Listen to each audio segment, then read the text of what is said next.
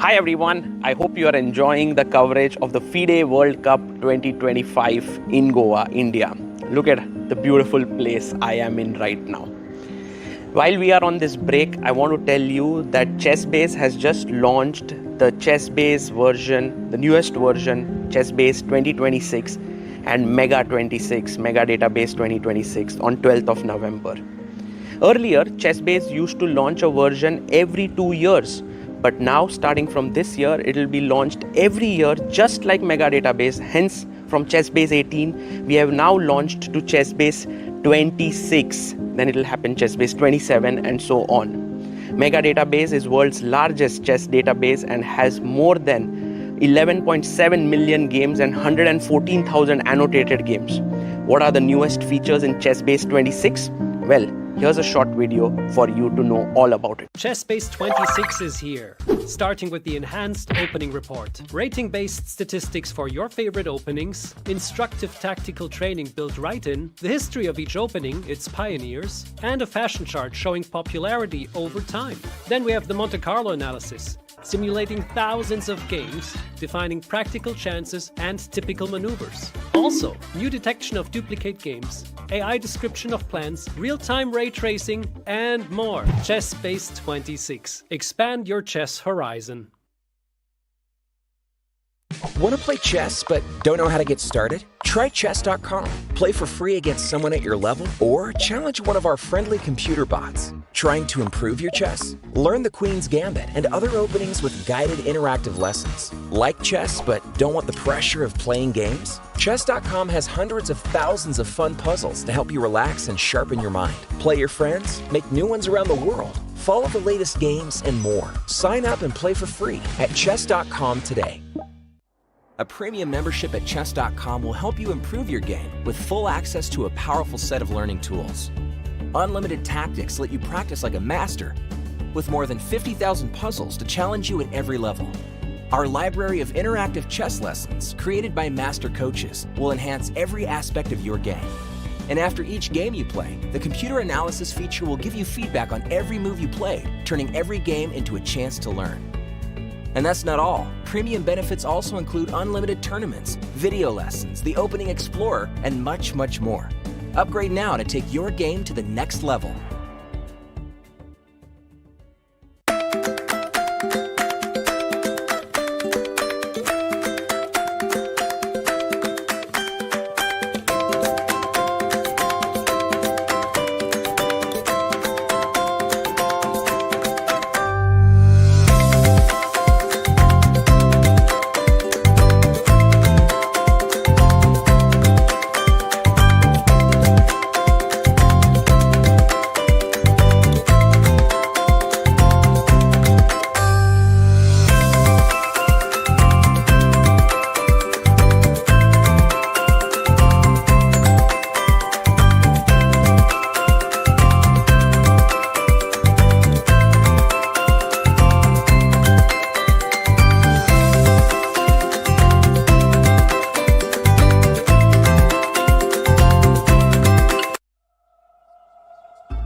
The crucible of competition, the eyes of the world.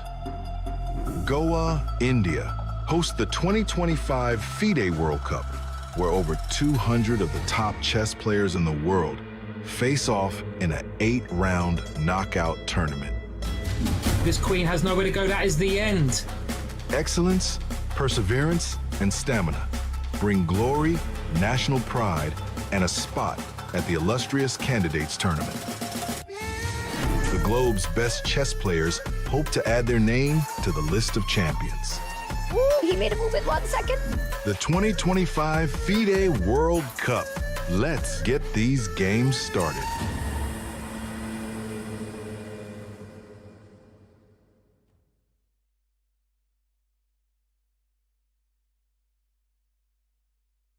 The most prestigious tournament in chess has come to India, the home of chess.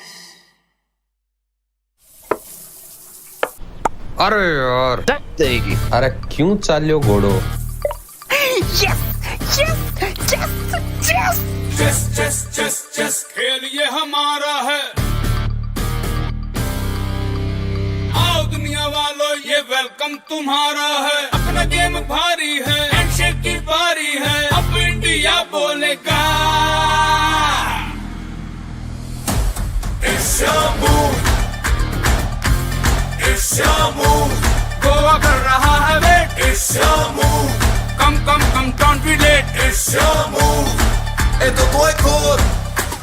चतुरंग के सारे रंग सदियों से हैं अपने संग।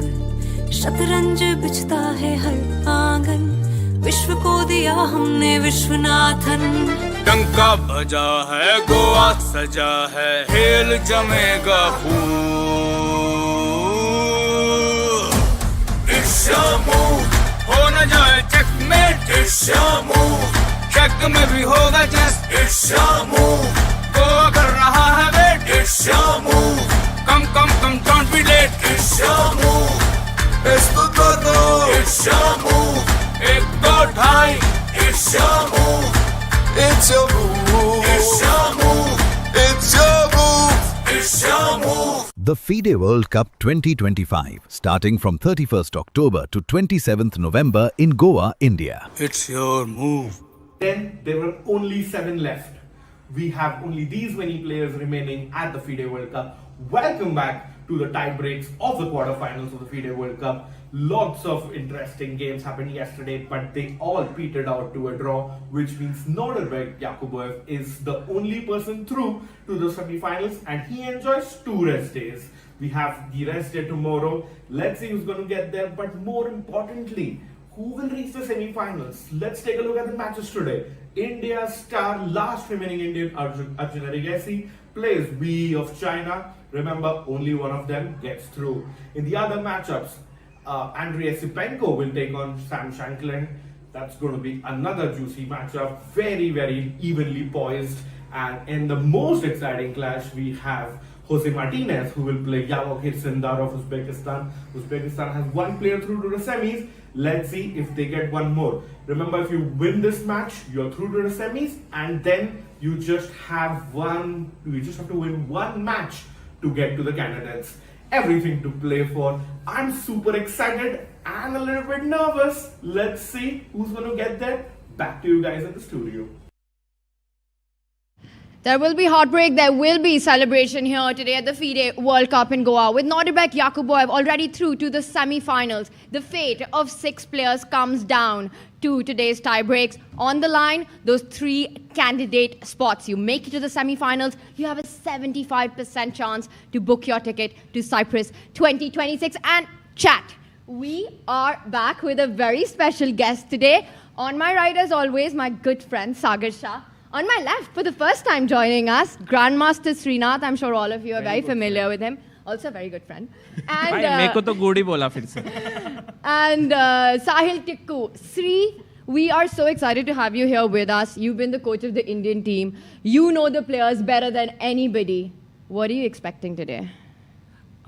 I must say Arjun is a favorite, but I'm as nervous and anxious as anyone today because the pressure of the situation, I think, adds a lot of layers to it.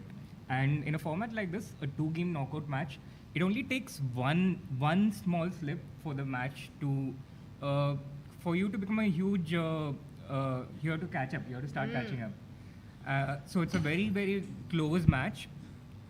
And yeah, the pressure, the moment, and also the fact that this is the exact moment where Arjun stumbled last time in the World Cup. All of these things make me a bit nervous. Any other situation? And he's there. Sri, he's already on the board. Sahil, Sagar, maza aane wala is what Sri is saying. Yeah, it's going to be super, super exciting. I am just glad that Sahil Bhai today came in his lucky kurta. Let's go. Bhai, Sahil Bhai, thank you so much for Dil doing that. Dehel raha andar se, like we know this is everything or nothing, do or die. Erigaisi Arjun, standing there with the black, sitting there with the black pieces actually, wondering, he could be like 1 hour or 2 hours away from that candidate spot technically. 75% chances, Tanya, as you mentioned. So he knows the stakes. Where he knows the stakes, he also wants to, potentially qualify the candidates. This couldn't get any better, yeah? Absolutely. The final before the final. Oh, I like how you said that. This was pretty much the matchup the one between the two highest remaining seeds here at the FIDE World Cup. Would not have been surprised if this was the finals or the semi-finals, but it is the quarterfinals. One of them will go back home today and one will go on to continue their run for that candidate's dreams. Arjun starts with the black pieces 3. We've been talking about this. Do you think in the tie breaks, starting with white or black matters? I think it's largely a personal preference, but players generally try to prefer the color where they can strike back in case something goes wrong. So that way having black helps in the sense that if you lose, then you have the white pieces to strike back with. But if you're white first and you make a draw or you end up losing, then it becomes a very difficult situation as black in the next game. Right. And if you win with black, then you're almost through. Yeah, opponent को जबरदस्ती push करना ही पड़ेगा with the black pieces. So exactly. It's an ideal situation. That's what happened in Arjun versus Leko. If we remember, Arjun was black in the first game. Leko didn't play well. Arjun got the pawn, he won. And then with white, he was never really in danger.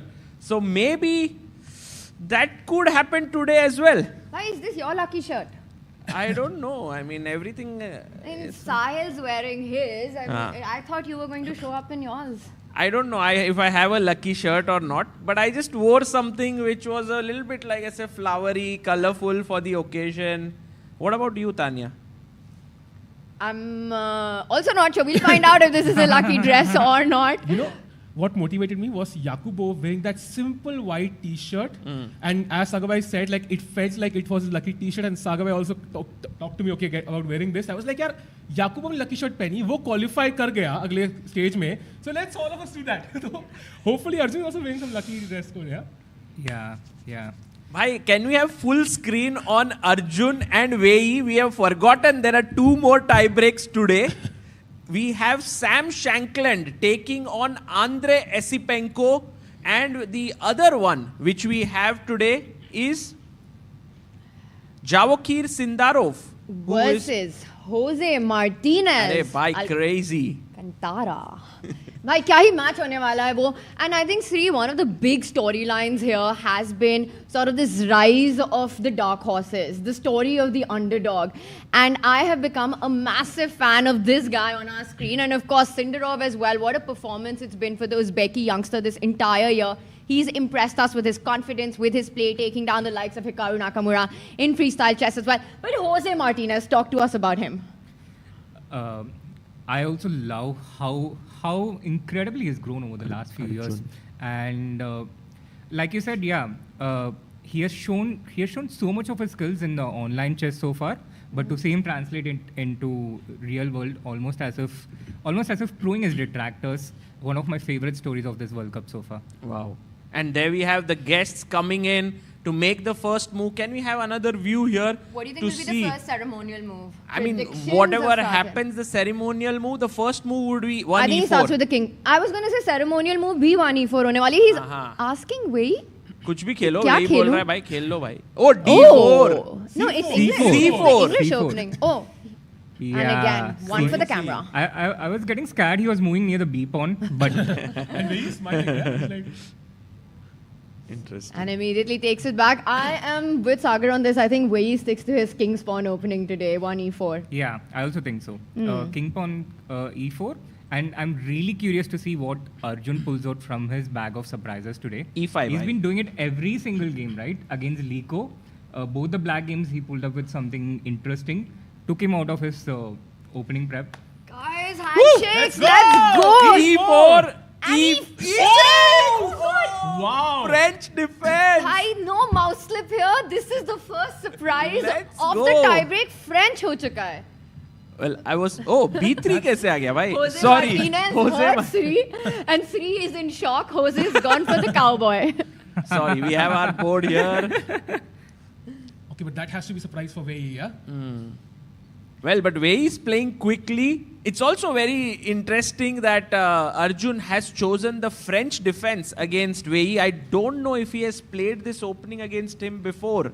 I don't recall Arjun playing this exact opening against Wei particularly, but Arjun plays a lot of French. Well, it's one of his childhood openings. And this variation with knight c3, knight f6, till a certain point was also seen in the first game of the Gukesh Ding match. Right. But Wei deviates, I guess. And this bishop e7, instead of playing knight c6, which is more common, is getting popular, yeah, these days. Yes, yes. And he just took on c5? Yeah, he took on c5, Wow. giving Arjun the option of where to take with. I believe from the time usage of both the players, they are not super well prepared, yeah, for this one. And this is almost a new move. So around 350 games played on chess.com, only 2 games when d takes c5. And the most common move, to follow up on what you're saying, Sahil, is developing the bishop to e3. Like you said, almost 350 games on that. There's knight e2 that was played a couple of times. There was bishop e2, and then d takes c5. Pawn takes pawn sirf 2 baar khela gaya hai, according to my database in 4, front. yeah, actually. It's been played by Hans Tikkanen versus Hilar Persson. That's the only Grandmaster game we have here. And Arjun says, okay, I just take with the knight. Sri, you look quite happy with Arjun's choice of opening right now.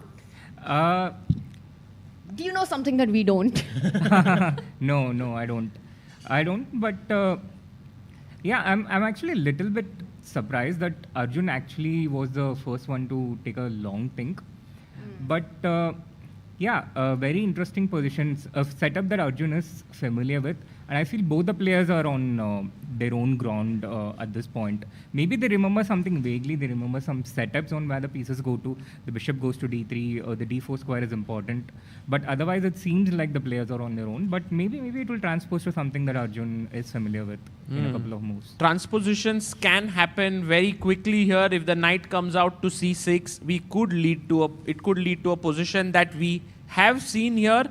But both the players treading carefully here, guys. One mistake could be fatal at this point. बहुत ही stress है. Absolutely. Immense pressure on both of them. And I would say maybe a little more pressure on the white pieces. A complex position. Again, if as white you lose control, you slip, it's going to be much harder to make a comeback in the match. And I think if Wei really wants to push this position with white, one of the plans, I was looking at some of the games that have been played, is, and I think he might go for that. H4 is super aggressive here. And Sagar, we might see queen d2 and a long castle by white. So opposite side castling, which basically means it's a race to each other's king. भाई crazy होने वाला है यहाँ पर h4 and the knight could potentially jump to g5 even if there is a pawn on h6. You know, it opens up the h file here. This looks very, very dangerous and very interesting. Like, what will Arjun do against it? Will he try to break in the center at f6 or knight c6? He might have to do something, right? Because there's no knight on f6. Queen can come to all the way to h5 when needed to. You know, g4 is also available. So somehow black has not even developed the queen side yet. The only question is you can't play bishop d3 just yet. So you can't bring that bishop into the game. That's the problem where he has to solve. But right now it does look like he's going queen side. This is a completely fresh position already. Sri, after h4, in fact, pretty much on the previous move itself, we haven't seen this before. So the players are on their own. And it's also, you know, with little time on the clock, we've gone into the rapid portion. Suddenly facing this can be a little concerning, unsettling for black when h4 arrives. Definitely. And also, I think it's very much in Wei's tail. He's very good with the initiative. He's very good with these attacks. So I think right now, Arjun does have some problems to deal with. a6, the last move that was played, is not particularly encouraged by the engines. It's saying, Wei, you can jump ahead with your knight already. Oh my God, plus 1.4 for Wei already.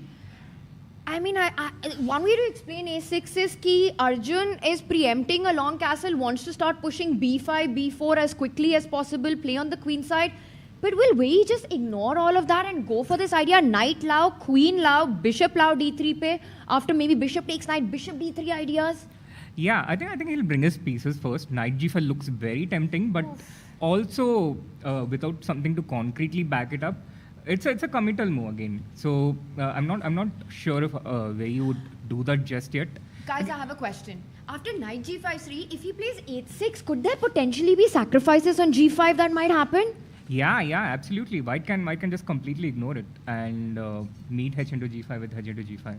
Actually, there's a very beautiful line here. You take the knight, you take it with the bishop, and then move your queen forward to threaten mate in one.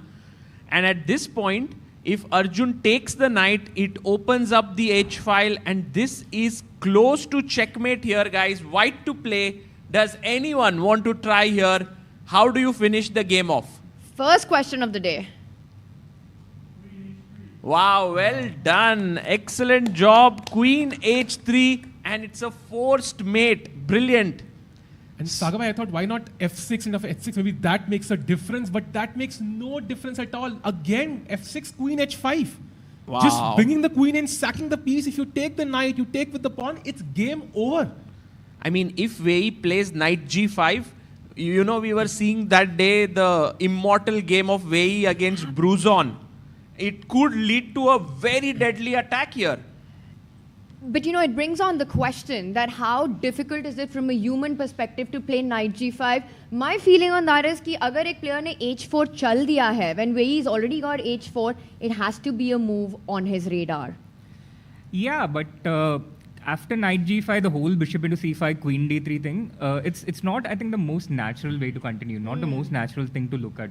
So unless Wei has seen it before or he sees things better, it wouldn't. As white, I would look to first build up my pieces, play some queen d2, bishop d3, long castle, and then go for something. Yeah, मेरे पास एक question है Srikley, because ये हमारे broadcast पे कल बहुत ही बड़ा debate चल रहा था on the miss by Arjun. Bishop takes d5. Bishop takes pawn. What happened?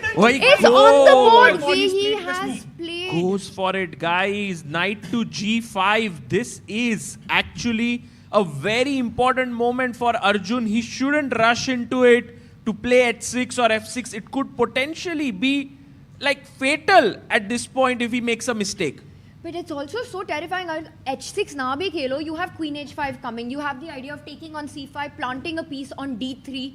h7 tender. Notice that e5 pawn. Bhai, jab ye pawn e5 pe hota hai white ka, always keep an eye out on that h7 tender spot, because black doesn't have a knight on f6. Yeah. What would be the most human way to defend here? My first thought is, what if knight c6?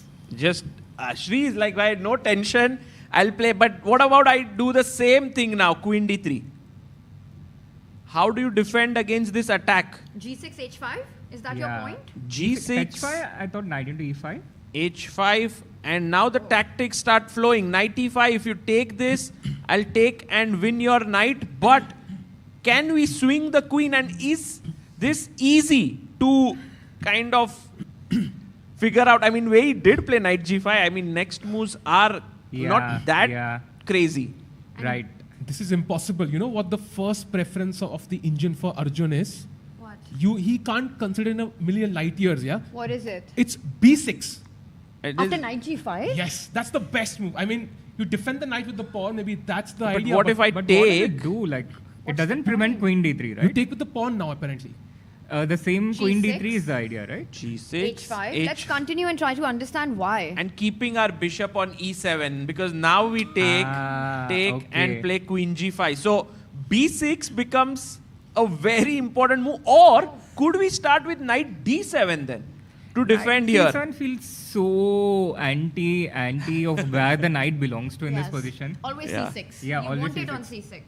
Already Wei is showing the drawback of Arjun not playing that knight to c6. Knight g5 is only possible because that knight was not on c6. So what you are saying is, if Arjun had instead of a6 played knight to c6, then knight g5 would not have been great because you already have d4. Exactly.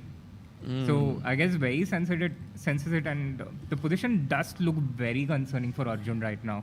Can we go full screen, and do we have that angle of Arjun? You know, can we focus on him? Because right now, I think he is trying to figure things out. Generally, Arjun never thinks for so long in the opening. Yeah, and I think this is the first ever time in this World Cup where Arjun has been out-prepared in the opening, right? I have never seen... It's a great point. Yeah. But okay, it's still a long way from an advantage to conversion. So let's see how it goes. Arjun just needs the slightest of windows to escape, and he's going to take it. Do you think, knowing Arjun as a player at this point, he would be feeling a bit stressed, or would he be like, okay, I can find a defense here? What kind of emotions flow? I think mixed emotions. He's certainly going to feel stressed. He's certainly going to be like, oh no, what did I do? What have I gotten myself into? But on the other hand, he will also have some hope somewhere. And that hope comes out at the first opportunity he gets, right? It's a mix of a lot of different emotions. One emotion is on top of the other. And depending on what comes on the board, if you give him the slightest chance, he's going to take it. Move 10 and Arjun Erigaisi is in big trouble. He's on a think right now.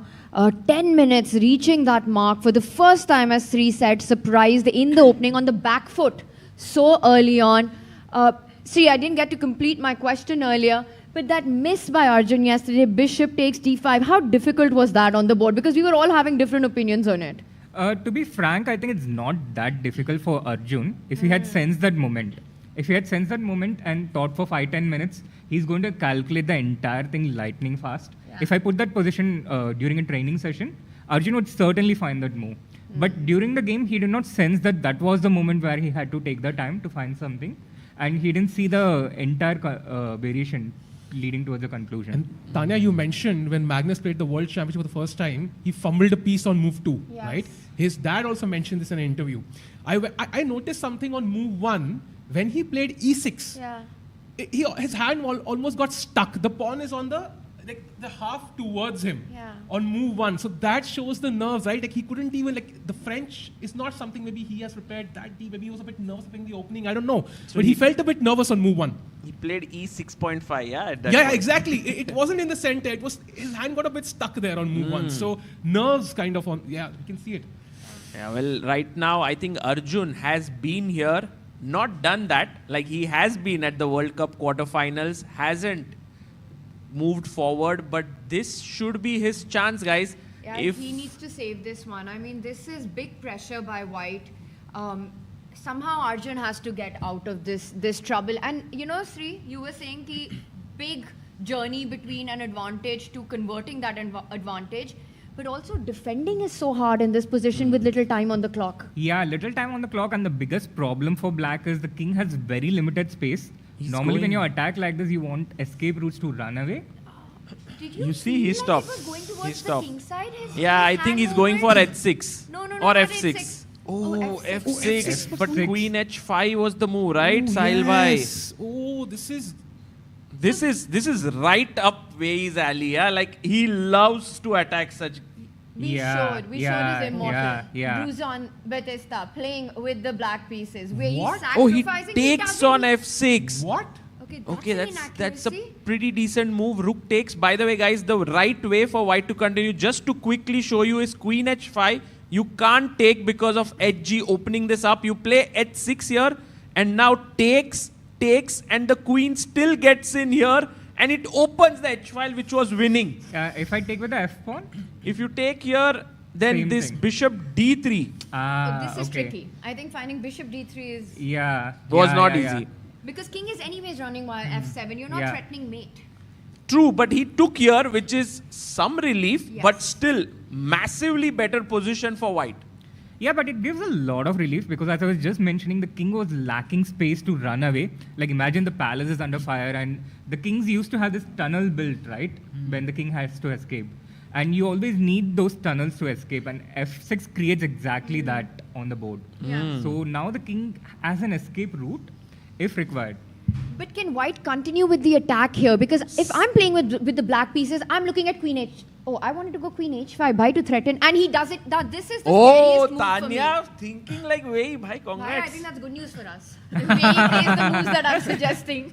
Yeah, well, it was a slight inaccuracy, but it was a good move, It was Tanya. a good move. And now Chess.com is ruthless. the only move is h6, which sometimes you feel like rook h6 khelna chahiye, maybe to attack the queen. But bhai, फिर queen आ रहा है ना? Rook h6, queen f7 check. So h6 is the only move, yeah? Yeah, h6 he will play, I think, pretty quickly. So the hand moves towards the h h6, pawn. and he plays it, and now... What's the follow-up By here? day knight ko, no one is ever going to touch it. White is not going to move it back. Black is never going to take it. So they both will remain here. And I think the best thing to do is long castle. Yeah, I like long that. castle. Get your pieces into the game, and then it creates threats like bishop into c5, knight e4. Oh, knight Oh, e4. that is Bhai, actually a very crazy, nice idea. crazy. Once the rook is on d1, queen pin ho jayega. So this Can is... we play like bishop d7, bishop e8, just kick the queen back somehow. वाह साहिल भाई, what a patient maneuver, yeah. मैं इधर tension में couldn't, like, I was like, let's go ahead, but what a nice idea. भाई piece ही नहीं अपने पास अभी active actually. Yeah, that's a good point, and I think it all depends on what way. It's now move by move, yeah? We can't make plans. What does Wei do? We have to react with it. This bishop d7, bishop e8 is quite a thematic resource for black in these French positions. Yeah, absolutely. But Wei has played the move bishop to d4. Acha, he's made his move. Bishop Yeah. d4 on the board, He bhai. played bd4. That's a mistake. Wow. Okay, but it's a very crazy move because the thing is, bishop d4 threatens to take here, but if, let's say, I mean, if we look at what the recommendation of the engine is, bishop f8, okay, Mara, non-violence. queen f6, and you are saying that now all your dark squares are very weak. f4 is a bit loose, and suddenly you don't have the attack. Not only that, I just looked at the top 3 moves by the engine. All of them are sacrificing the rook. देना ही पड़ेगा रुक. Dena hi padega. So you can't save it. But I'm trying to understand why that's the reason. What happens if you come back? Is there queen g6? Oh, it's mate. Exactly. Wow. Well done. Queen g6 threatening a checkmate, and if you take here, Just mate. take the yeah. भाई दोनों जगह पे mate है. It's mate on 2 squares. Next to each other. So then clearly Arjun has to give up the rook. I think he's going to. He's about to. I think Will he's he reaching play for it? the queen. Queen f8, I think. Queen f8 Queen is f8 is also a very good move. Because you want that bishop on f6. You want to take bishop into c3. So...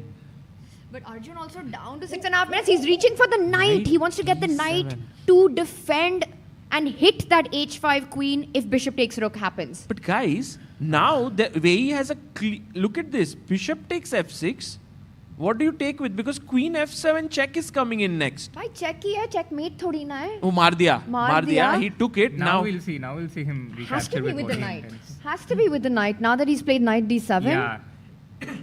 Because Queen other f7 check, king h8. Yeah, but we can also take with the bishop, right? Because if queen g6 trying to mate here, we have knight f8 some point. So could be that he wants to take with the bishop. you don't care about queen f7, knight e6. Am I missing tactics there? Queen Something f7. should come there, I think. Some knight e5 or something. Ooh, this will be a bad Oh, idea. no, not knight e5, but... He takes with the knight. He takes with the knight. So take here, check came in, king h8 played. What is it? Sahil डरा मत यार. Okay, there's a beautiful tactic here for white. And this is like reminds me of Saad somehow, but I don't know why. This is a beautiful tactic. Guys, for you white want to try Yes. white I to see. play? Yes, want to try. What's a good move here to simplify now that you have an exchange up position? अरे क्या बात है? Well done. Wow. Queen f6, and if you take with, let's say, the pawn, check here, and guys, Arjun is not going to be able to recover from this exchange, clean exchange down position. Yeah, this is looking tough. And queen into f6 is not that difficult to find. But with the bishop pair in that endgame, are there chances that, because I think once you see queen takes knight, Wei will go for this.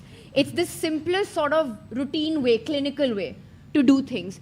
With bishop pair in the endgame, hope for Arjun? There is certainly hope. I think it's still certainly not game over. If I was white against Arjun, Yeah. I would certainly not feel confident even in that position of... Oh, he takes. He does it. We're going to find out, guys. Guys, Wei is on this amazing kind of finding one accurate move after another, playing brilliantly. The only hope for Arjun is now, by the way, double exclam there makes sense here. Takes. Arjun seems like he didn't see queen into f6 earlier, yeah? Because Like that. he would have responded instantly if he had calculated it before. And also the thing is here, Srinath, your move was really very interesting. Queen f8, because then you are not going into any queenless positions. You still keep the queens on the board. This is very good compensation for black actually. Yeah, absolutely. He was probably scared of this queen g6, I guess, here. Right. But on the board, this has happened. G into f6 taken, knight into d8, bishop into d8. The bishop pair position. Okay. How much would you say black's chances to hold here on a scale of 1 to 10? On a scale of 1 to 10, I Yes. think Brutal honesty. 3. 3, yeah? That's not bad. 30%. Okay. That's a lot. I would imagine 10%. Yeah, like real. No, I think that is too pessimistic because, okay, the pawn structure is not completely symmetrical. If black can organize his pieces together, he has the dark square bishop. White doesn't have any piece that can control the dark square. Yes. So black plays some b5, the bishop goes to b6 or c7 as you pointed out. And if black gets time to organize his pieces, then he can organize some counterplay in the center. The problem is during these moments, white will also advance his position. But I think it's still not, it's not a piece of cake for white to convert this. Okay, and there are always these f5 breaks which we have to take into consideration, because if that comes in at the right time, you just lose the entire structure, but it's not happening here. Because f5 we have d4. Yeah, and then e5. And then e5. Move. That's very happy space to be in. Yeah. So not the easiest to actually find out where he also wants to keep his pieces, develop his pieces, but a dream start position for him, right? Right Absolutely. Out of the opening. Absolutely. A dream start. Firstly, against Arjun, just to get a position out of the opening is a great work. And where he has got such a dream position where he's completely winning objectively. Objectively, right? Up material, up on the clock, but also nerves will come into play right now, because for Wei, he feels ki, yaar, ye to mujhe jeetna hi hai ab. I can't mess this up. Absolutely. And chat, what do you think? Come on, I think we have the opinions of Shri. Let us know what's your opinion. Does Arjun come back in this game? Because if he doesn't, he has to win the next one. That's huge pressure. Yeah, just to explain the format to all our viewers here who would most likely know it, but online, many people have joined in today. This is the quarterfinals. He plays long castles. And if Arjun loses the first 15+10 game, he gets one more chance. And then if he comes back, we go into 10+10 time control where there are 2 games. If that's also 1-1, we go into 5+3, which is also 2 games. If that goes 1-1, we go into 3+2. So total 8 games. And if everything ends even, then we have the sudden death. So total of 9 games in all can happen today. Bhai, I think there's one more 3+2. They will play 2 sets of 3+2 at the end. And then there's an Armageddon. No, bhai. Ek hi 3+2 hai kya? And the Armageddon is very interesting because it's 4 minutes with 2 seconds, but it's far way off. Basically, faster till the sudden death. Right. Is today's day. Acha, he stopped F5. I like this. No way does white get F5. I just block it. Yeah. Wait, why is bishop e2 the only move for white here?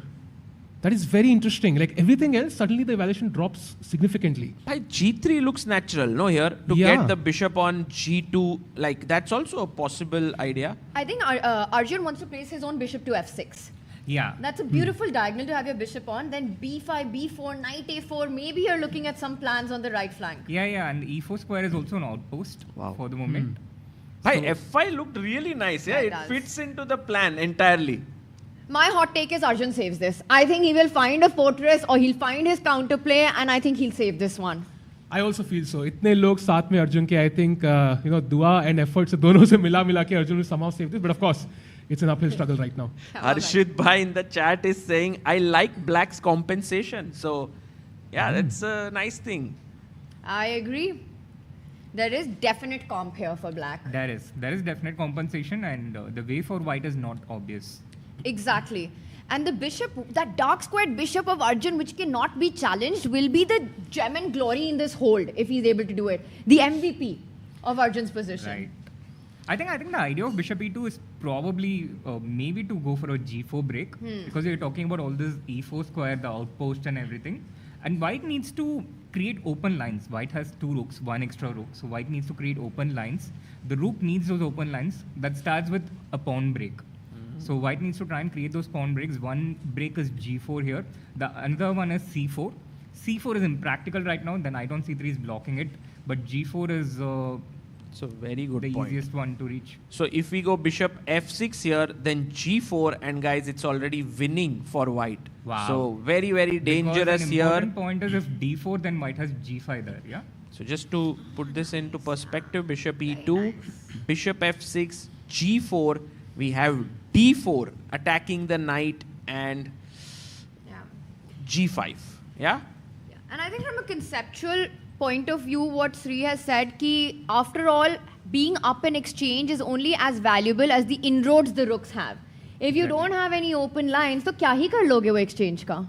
And also, Wei is still thinking. He's been thinking for a while, so clearly it's not that easy, yeah? Absolutely no. It makes sense from Wei's point of view as well. He has to adjust to new circumstances, and he plays bishop e2. Oh, he played it. I mean, Wei makes his move so quietly, sometimes we miss that he's made a move, yeah? Arjun, now with more time on the clock though, Sagar, almost a minute up, which is a long way from being almost 5 minutes down on the clock a few moves earlier.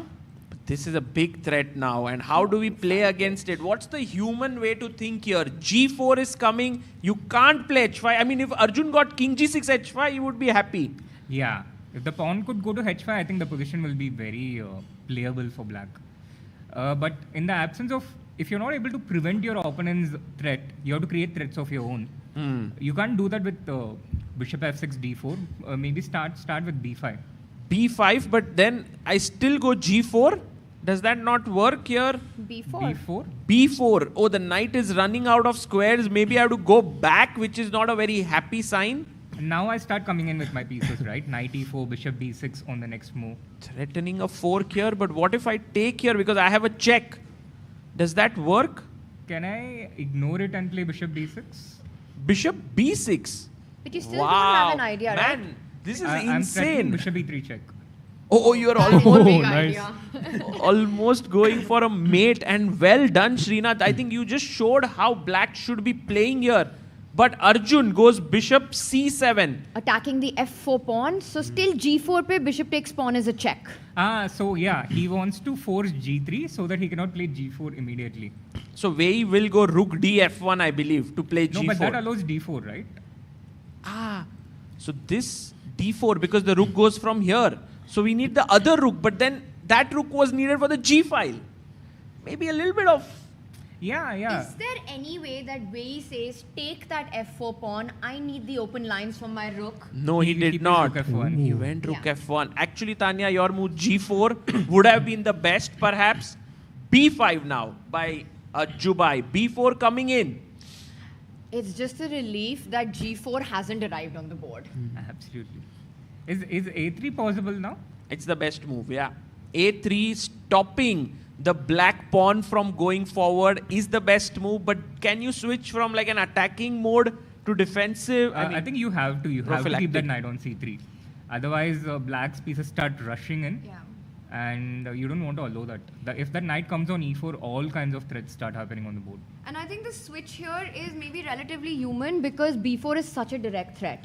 Yes. It's prophylaxis, you have to stop it. The knight from c3 will be forced to b1. King will get boxed up on c1. I think Wei plays a3 here. घोड़ा चले ढाई घर अज्जू भाई tiger आ रहा है भाई अज्जू भाई का जब तक घोड़ा है तब तक chances are there. Chat कह रही है 19 by 11 if you know. So I was wondering कि क्या कह रही है chat, क्या मतलब है? Apparently this नहीं बोलूँ ना मैं, रहने देता हूँ। बोलो भाई बोलूँ क्या? पक्का? भाई this was the date when India lost to Australia in the finals of the Cricket World Cup. अरे बढ़िया भाई, तो फिर आज Today we time change to that make it a story. better day for India, Indian sport today. Sagar is such an optimist. a3 on the board, stopping b4. So g4 is still a threat. On every move, Wei is saying, मुझे एक move दे दो, and I'm coming in with g4. Yeah, you're sitting on a time bomb here actually. As Arjun, you have to every move find something that poses Wei with problems. If you play a move like bishop d7, boom, g4. In fact, here guys, there's even a tactic to be found. White to play, anyone wants to try. Very nice tactic to just kind of close the game. And whoever doesn't find this tactic, I recommend that you get the 1 month free premium membership of chess.com. The offer is on, link chat mein hai. You can do as many puzzle rushes as you want, play as many games, post-game analysis, everything on the link. And the move here is, yes, go for it. Knight takes good. d5, well done. Pawn takes, rook takes with a double attack on c5 and d7. तो भाई ये तो एकदम ही dangerous situation है अर्जुन के लिए. क्या खेलना चाहिए तानिया यहाँ पर अर्जुन ने? What should he play? Very tough moment to throw that question to me. Down an exchange, knight takes pawn आ रहा है, g4 आ रहा है on the board. Arjun, he's on the thing. 3.5 minutes now. Both players under the 4-minute mark. Bishop b7 खेला गया है. Stopping knight takes pawn. Is this the moment that where he strikes with g4? Yeah, he goes bishop b7 and that's not a great move. g4 pawn push हो सकता है यहाँ पर. Right, g4, I think Arjun's idea 3 could be pawn takes pawn maro and slide that rook over to the f8 square, trying to target the f4 pawn. Yeah, he's just bringing in more pieces into the game. And it's possible, I guess, yeah. g4, f into g4. But the problem is then white follows up with f5. Wow, he's done it, yeah. I think Arjun lacked one move. Agar rook activate ho gaya hota na, I think he would have somehow put on more pressure. But now g4, black's pieces need one more move, but they don't have it now. Yeah, and the problem is after f into g4, bishop into g4, white follows it up with f5 immediately. So he's just breaking this whole thing, the whole pawn structure, the strong center of black. I have to say that Wei has played this quite precisely. When he got the advantage starting from knight g5, उसने Arjun को chance नहीं दिया to come back in this game so far. Yeah, absolutely. He has been absolutely precise from the start to the end. Till now. Yeah. Arjun about to take his decision. Will he Rook f8? just slide over immediately, trying to keep the center intact? He moves it to d8, reinforcing the defense on the d5 pawn. Arjun कह रहा है, ले लो भाई मेरा f5 pawn. I'll just take pawn takes pawn. Saying I'll try to hold that position. He wants to go d4, I think. Pawn takes G to pawn. f5, now d4 is the... He took it first. Arjun bhai ka position is very shaky right now. Not at all easy. But d4 is coming, right? Pushing that knight back, getting your own knight to the center of the board, knight jumping to e4. How do you stop this threat of d4 if you're Wei right now? I think you can't stop it, but you have to make way for the knight. So bishop d3 is my... Reaching for the bishop's 3. Actually, it's not easy. Bishop f3 is the best move. You allow like bishop f4 to come with check, right? Yeah. So it's not easy at all. No. Yeah, it's not easy. It makes sense though. It makes... my first instinct was to go bishop f3, but then I saw bishop into f4 check. Goes bishop h5. Comes in. Guys, while we are right now at this position, it is looking very, very dangerous. We have a very, very special guest in the fan zone right now. We have Jayant Chaudhary, the Minister of Skill Development, Education and Entrepreneurship, who's here. Thank you so much, sir, for being here. It's so nice to have you here. We would love to get your thoughts in and, you know, to understand a bit of really all the work that you are doing for chess in schools and the way you see chess as an important tool to spread education in kids. If you can just share a couple of things, we could get a mic for you. Well, first of all, you're the experts on the game. We are playing the long game in terms of incorporating chess into the way we look at education. With NEP 2020, sports is no longer a side subject or an extracurricular. Extracurricular also conveys that it's not serious. I think we need to look at sports and the impact, positive impact on learning outcomes for school children across ages, and especially chess because it's also called the gymnasium of the mind. So, you're from 360-degree fitness of our school children, their capacity to memorize, their capacity to learn, to comprehend subjects like sciences, mathematics. There's a huge positive impact if they just start playing chess. So we understand that and we're going to promote it. We're in a deep conversation with Chess Federation India and how we can work on that. I'm very happy that FIDE is also, this is a priority area in terms of policy outreach. And early next year in Bhubaneswar, they're actually doing an event on chess and education. So we'll be participating wholeheartedly in that. Wow. That's incredible. Thank you so much, sir, for, thinking so positively about chess. I also know yesterday there were so many chess boards that were brought in here that you were going to distribute to the school kids. That is so wonderful that you are thinking about giving it to the kids. They can take back home something from here. There's a beauty of watching a sporting event live. You're rubbing shoulder to shoulder. You're watching intimately players, sitting here watching you commentate. You get a whole sense of the back room, of the action, of the excitement. We want children to feel that, to get excited about the sport. We want them to engage at an early age with all sports. And therefore, we have a mandate that we need to have more unstructured time for children while they're in school. Wow. It's called Bagless Days. And I think we're going to come up with a guideline that all of these seminal national and international sporting events across disciplines, we need school children out there cheering for their athletes. And that's why from 2 schools in Goa, North Goa and South Goa, from the Jawahar Navodaya school, we have children who've come here today and they're very excited. Wow, that's amazing, guys. Let's have a big round of applause. And I must tell you, sir, you are lucky for Arjun Erigaisi, because since you have come here, Arjun's position has improved. His position has gotten better. At this point, maybe I should keep talking. Yeah, it's actually looking quite good. I just want to get thoughts of the experts here. Guys, do you think Arjun, because he was in a tough position here, is he coming back? Absolutely. One move is all it takes. Yeah, that knight g3 was a mistake. Suddenly pawns are getting traded off. He has a pass pawn on the f file now. There's definitely potential for him to hold this game. Yeah, so right now, just knight to g3, a big mistake by Wei Yi. He was +2 over here. He brought his knight and king f6, and Arjun has come in with his knight, snatched a pawn, and he's now putting pressure on this bishop here. Bishop f3, still under some pressure, but can he hold this? I think his chances have improved dramatically. Also the fact that Wei just has 30 seconds remaining. Oof. Wow. He's so close to that 10-second territory where he's playing on increment.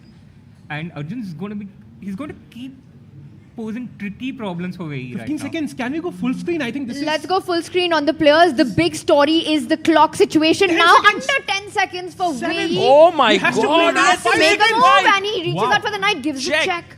And Forcing the Arjun, trade. bhai, bacha lo bhai, bishop takes. He brings his bishop in. Bhai, एक और pawn जा रहा है. By Arjun का confidence बढ़ते चला जा रहा है. He's feeling that energy in him. You can see it. Wei is nervous. He's down to 14 seconds on the clock. And this is not easy at all. F-pawn is ready to move forward. Wei moves his rook, trying to get it active on the D file, giving up another pawn potentially. But bishop takes pawn pe check hai bhai. 16 seconds to Wei. But दो pass pawn है now. F pawn, H pawn. You take on H4. King comes to G5. Tempo है bishop के ऊपर. I think this is more than sufficient compensation. Why will this turn around or what? Possible. Absolutely, absolutely. हो सकता है क्या Srinath? Also like bishop D7 here. Just bishop B7 and putting it here, yeah? Yeah, also it supports the F3 square, which is in the pawn's line in the future. Not allowing white to blockade that pawn with bishop F3. And guys, right now we are all kind of moving in with energy. Big. And Wow. Srinath calls it right. The move is on the board, guys. I think Arjun is getting almost ambitious in this position. He knows Wei ke paas time nahi hai. The bishops are doing a power play right now. He goes bishop E2. And guys, now it's dead equal. Ajubai is back here. And the big question, do you grab the pawn? Do you give a check? Maar do. Maar dete. Let's take it. Take the pawn, and Arjun will have 2 pawns here that will be moving ahead. And a bishop pair that we've been talking about as the potential compensation. It might be Wei right now who's thinking, bhai, main bail out kaise karu? How do I even just keep things under control? So does white stop the pawn now, or does he try to win a6? Like, it's not clear, right? With 8 seconds on the clock, it's going to be very difficult. Yeah, this is high stress moments here, guys. And look at the fan zone. We have packed house today. Yahan par pura bhar gaya hai. What is Arjun going to do, guys? He can be he's the only Indian in the field, and if he wins this game, very surely he will book a spot into the candidates almost. यार मतलब पहुंच जाएगा दरवाजे तक. And a momentum shift, right? Wei was completely winning. Suddenly, second game, he's the favorite now. He will have white, he will have the momentum, he will have the confidence, and he's about to play. Come on, let's go. Let's go. Ajubai takes the pawn. Takes the pawn, amazing. Good move. Bishop Expecting takes pawn. rook D6, rook D7 he starts with. And then rook D6 check is a threat. Bishop C8, rook C7. He'll keep pursuing that bishop. Let's go for a check, bhai. Let's go into the center. King aage aayega. This is an endgame for all 3 results. Anything can happen here. What do we do if he offers the bishop for trade? Do we take it? Do we not take it? Not easy, yeah? No, in general, I think you try not to take it. King you try E5 to keep the bishop going. Yeah, because If you take it, it becomes easier, a lot easier for white to stop that f pawn. Correct. I mean, speaking of skill development and the skills needed, Arjun ne dikhaya hai, fighting spirit is the biggest skill that chess teaches us. Never give up. Never give up, absolutely. And bishop d3 on the board. Now it's the question, do you start, bringing the king to the center? h5 he plays. He pushes his... It's the most precise moves, yes? Yes, yeah. तो दो pawn है अर्जुन के पास. If you think about it, guys, a rook is worth 5 points, bishop is worth 3 points. दो pawn जो extra है वो मिलाकर it's actually even material on the board. एकदम equal, बराबरी की position है. एक pawn जाने वाला है सागर, but it doesn't matter. It's not about the quantity, it's about the quality of the pawns here. The past pawns are going to be doing the talking, Sahil. He played with 2 seconds on the clock. Time ही नहीं है उसके पास 10 seconds फिर से. He's just playing on increment. Can we go full screen, Director Saab? If we can go here full screen just to show you the pressure on Wei. He takes the pawn on a6. A good move. White can easily lose this position. Yeah, absolutely. The hedge pawn runs very fast. Bishop g3, just push that pawn. Guys, this pressure is immense here right now. Down to last few seconds. Amazing move. Let's go. Beautiful move by Arjun, making way for the h pawn to run down the board. Abhi bhi equal hai. Draw ho sakta hai, but anything can happen. King d2. It's very difficult to play this with white. One mistake and it's Arjun who will be winning. Wei has to be incredibly precise fighting against the h and the f pawn. And the best plans, Arjun ke move simple hai. Push, push, push, push, push. Wei ke moves are not as clear. Bhai, push karo. Arjun soch raha hai, pehle trade karu ki should I push the pawn immediately? But he's also down to 40 seconds, guys. His time is also coming down. It's now going to be just based on pure Make intuition. A move, Arjun. You have to play on the clock as much as the board.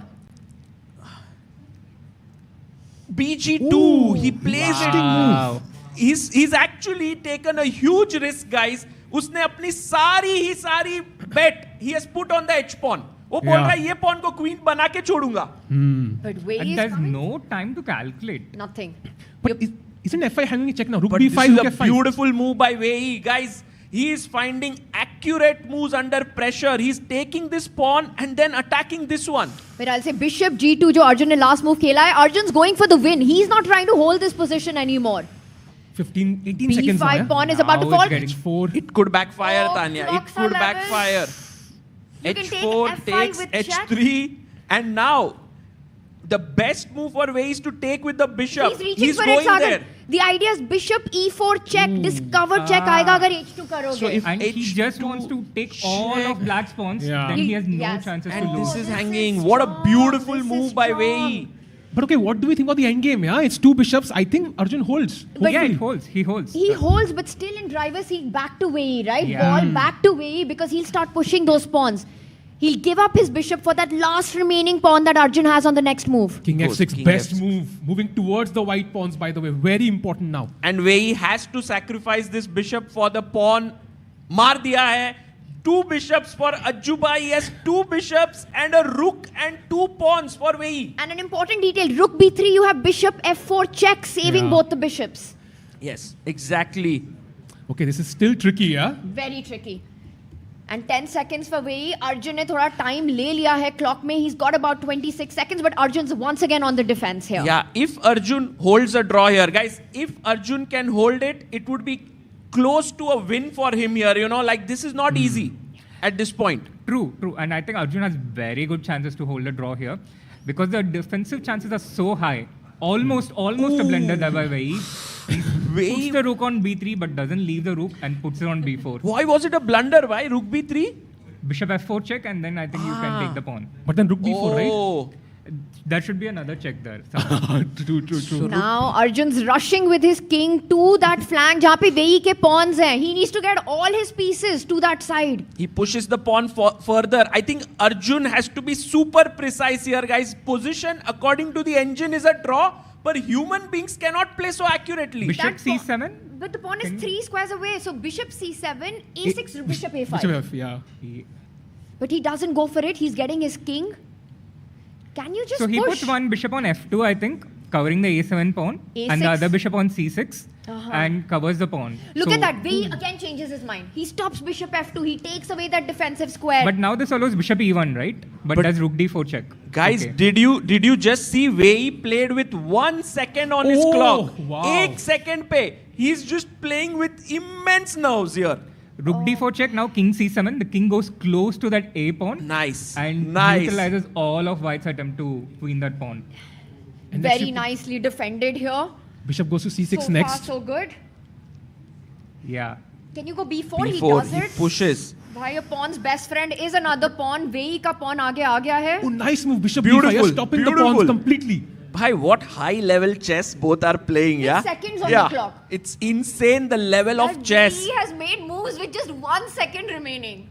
And rook to f4 brought in here. Okay, now, but Bishop how does... c3 now, I think. Yeah, how does the white pieces move forward? Yeah, you always have to defend b4 somehow. Somehow, Exactly. What white has to do is give up one of the bishops for these 2 pawns, right? Then it's a draw. Bishop versus rook. But it's not going to be easy to achieve that, Sagar. Wei will do everything to try to stop it. He's trying your idea. Arjun wants king a6, bishop takes pawn, king takes pawn. Right. The fastest way to mop up the pawns. Gives a check, expecting the king to move forward. Wei will give another check on the 6th rank, agar king a6 aaya, and that would be a big blunder. Yeah, he goes king c6. That's a good move. Arjun also being slightly there, trying to be careful. Don't go back to b7, Arjun. Check and you lose. You lose the bishop. No, he goes straight for the b4 pawn. Oh, he's going ahead. He's going for this. वो Wow. कह रहा है a6 करो, I'll take the a6 pawn. वो मार Then दूंगा. I'll take b4. फिर ये मार दूंगा. अरे यार. Crazy defense by Arjun Erigaisi in this one. Crazy scenes. Man, if Arjun holds this, that would be such a huge thing for him because he gets the white pieces in the next game. A draw is a great result. I think he holds it now. Now he holds it. He feels confident. He has enough time on the clock, I think, for this endgame. Wei has made the last 12 moves, Sri, with 2 seconds on the clock. Yeah, Wei is incredible. He's too good. The Wei gambit. And this is like a nice fortress. Yeah, now the white pieces can move forward. How do you push the pawns? How do you push the king? Now he's attacking the pawn. He's attacking the pawn there. Gives a check. You ये can't मर push रहा the है. pawn. ये मर रहा है.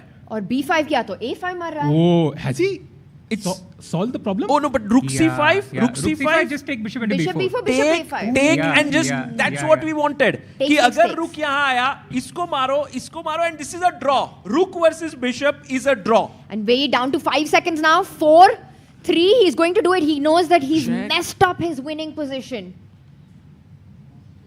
Arjun just within reach of that draw. Wow, what an incredible game this What is. a fight. What an What a incredible fight. game. A seesaw fight. In a position that was hopeless for Arjun Oh, after 10 he's moves. done it. Let's go! He's taken the 2 pawns. Amazing. He's taken it. Check, takes here. This is the live board, guys. Arjun is now in a theoretically drawn position. I think we have Arjun's former coach. So when did last Arjun look at this endgame, Shri? I don't know about that, but I'm pretty sure it's embedded very deeply in his brain. He doesn't need much revision for this endgame. Yeah, I He's think gonna hold it. he can hold this. Arjun can hold this, guys. In these positions, you just need to know which corner your king needs. Oh, he doesn't even try. Oh, let's go! Let's go! Arjun Erigaisi, well, when it comes to chess, you make your own miracles on the board, and that's what Arjun's done. What a Houdini escape this was by Arjun. What a save. I think we were on the edge of our seats for this entire game. And now we move into the second game. Whoever wins goes into the semi-finals. I want to get your thoughts, sir. Jayanji, how did you feel watching this like nerve-wracking action? Draw chori. I know the way you're commentating also. I think my blood pressure has gone up. Yeah, but Arjun, I mean, the way he played here, guys, it's too good. Just what a way in which he played. I think today, sir, just a final question to you. You made the first move. We have Arjun playing here in this tournament. How did it feel to just see that Arjun has a chance here to continue, maybe even win this tournament? If he wins and he wins the contender, as I understand, then it's Gukesh versus him for the title. That's really big. I think every Indian player who wins at this level is creating maybe hundreds of more players walking in their footsteps. And that's great. So we've got about 16,000 people currently tuned in watching this match live, and they're convinced that you are Arjun's lucky charm. With the mic in my hand. Well, we can invite you here, sir, for the next game. No. You guys are doing a great job. But yeah, this was just brilliant. We also have our AICF president here, Nitin Narangji. How did you feel seeing Arjun in action? Kaisa laga aapko? Absolutely on the edge of our seats. Everyone has been like that. And looking you guys commentate, you've actually raised the heartbeats of every Indian watching this match. So more than Arjun, you guys are like pumping up the entire enthusiasm around it. It was a great match, and I hope he wins in the next one. That's what we want, all of us. Yeah. And also, I mean, it's wonderful to see also the director of sports here, sir. Kaisa lag raha hai aapko for Goa? How are you feeling? It's amazing. I think today is a big day. To see more interesting semi-finals, we want Arjun to be into semi-finals, and that is what we are looking for. I'm sure next game is going to be more interesting, and hopefully we'll win. And finally, Lukash, how is it feeling for you? This is just boiling into such an exciting event. This is what we are all waiting for, I think, in this event, this format with tiebreaks. And I think not only Indian supporters are very excited of listening the way how you are presenting chess. Just keep on doing, and of course, I hope Mr. Minister will be helping with the speed for the next round. Thank you. Sure the fan zone, everyone who's there is full paisa vasool. Today the fan zone looks so beautiful and so nice to see so many. I also saw some school kids in the background. They were coming in, and I think that is just wonderful. Yeah, there we have some of them who have come in and are seeing the action live. And Sagar, I think we've got some action that's still going on. A huge update. Sam Shankland did lose to Andrei Esipienko. So Sam has to win that second game, and we've got one more that was still and on Jose its own. Martinez When did he actually withdraw? beat Oh, Javokhir wow. Sindarov. Guys, Jose Martinez, the guy from Mexico who's just not ready to go back from here, he might well reach the candidates, and it would be such a huge thing for the entire Latin America, South America. It would be incredible. Chess is so unexpected. You know, starting May, Wei was completely winning. Other two games were dead drawn. And suddenly it's the complete opposite. Yeah, unka result aa gaya and Arjun's game ended in a draw. Crazy. Wow, so that means that Sindarov and Sam in a must-win in their final rapid game if they want to continue their candidate's dream. And for Arjun, I mean, that's the big story for us, right? Sri lost after move 10. Exchange down on the clock, and then making this comeback. Absolutely, Tanya. I must say that Arjun goes to the next game with a little bit of psychological advantage. Because firstly, it's so incredibly difficult to get an advantage like that in the opening against Arjun. And you get that, and you're still not able to win even from that position. So if I was playing against Arjun, I'd be wondering, if I can't win from that position, how do I beat this guy? How do I do it? And he's going to be playing with black. I mean, for Wei, psychologically, a very difficult spot to be in right now. Yeah, and imagine playing the black pieces now. Oh. You've literally played at least 10 moves with 1 or 2 seconds on the clock. Your heart is racing. I'm pretty sure, like, if we had a heart rate monitor, it would be 150 for Wei. Oh. So he would be feeling the pressure more so than Arjun. And the switch on that is Arjun's confidence has to be skyrocketing that I can't lose any position today. He's playing the king right now, yeah, and he's potentially one game away now from a candidate spot. That is huge stakes. I mean, it's going to be an insane game, Saga bhai. Yeah, I'm actually kind of, oh my God, I can't believe what I just witnessed here, guys. We were actually doing so many things, and I think the way in which Arjun saved it, if there was one moment which we had to put our kind of finger on, maybe, Shri, if you could just throw some light on that. Where was it? Where the game changed? I don't know if there were so many moves that happened, right? I guess there was this one point where Arjun played D3. Arjun played D3. And at that moment, Wei played knight to G3. That was a critical point. So already by this point, Arjun was setting critical problems to Wei. He was making inaccuracies, like bishop h5 was an inaccuracy. So the big mistake generally is preceded by a few inaccuracies. You already start making those little mistakes in good positions. And at this point, after D3, Wei had to be precise. He had to calculate, but he didn't have the time to calculate. And Wei is very calculation based, unlike someone like a Magnus, who would have intuitively played a stronger move earlier, in my opinion. So in this time control, this is the advantage that Arjun has as the match goes longer. That since Wei is so strongly calculation based, in these critical moments where he has less time, Wei has very good chances to make mistakes. Amazing. Well, Shri, I have to ask you, are you having a flight to catch, or do you have the possibility to stay with us for another 15 plus 10?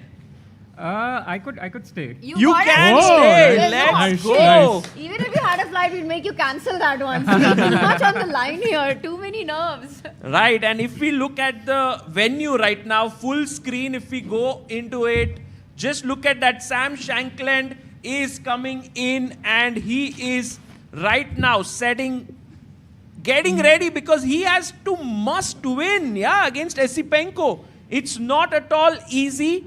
The way he's, played this tournament suddenly on the back foot. But remember, Tanya, Shri, against with it, Sam had lost his first 15 plus 10 game, and he had made a comeback.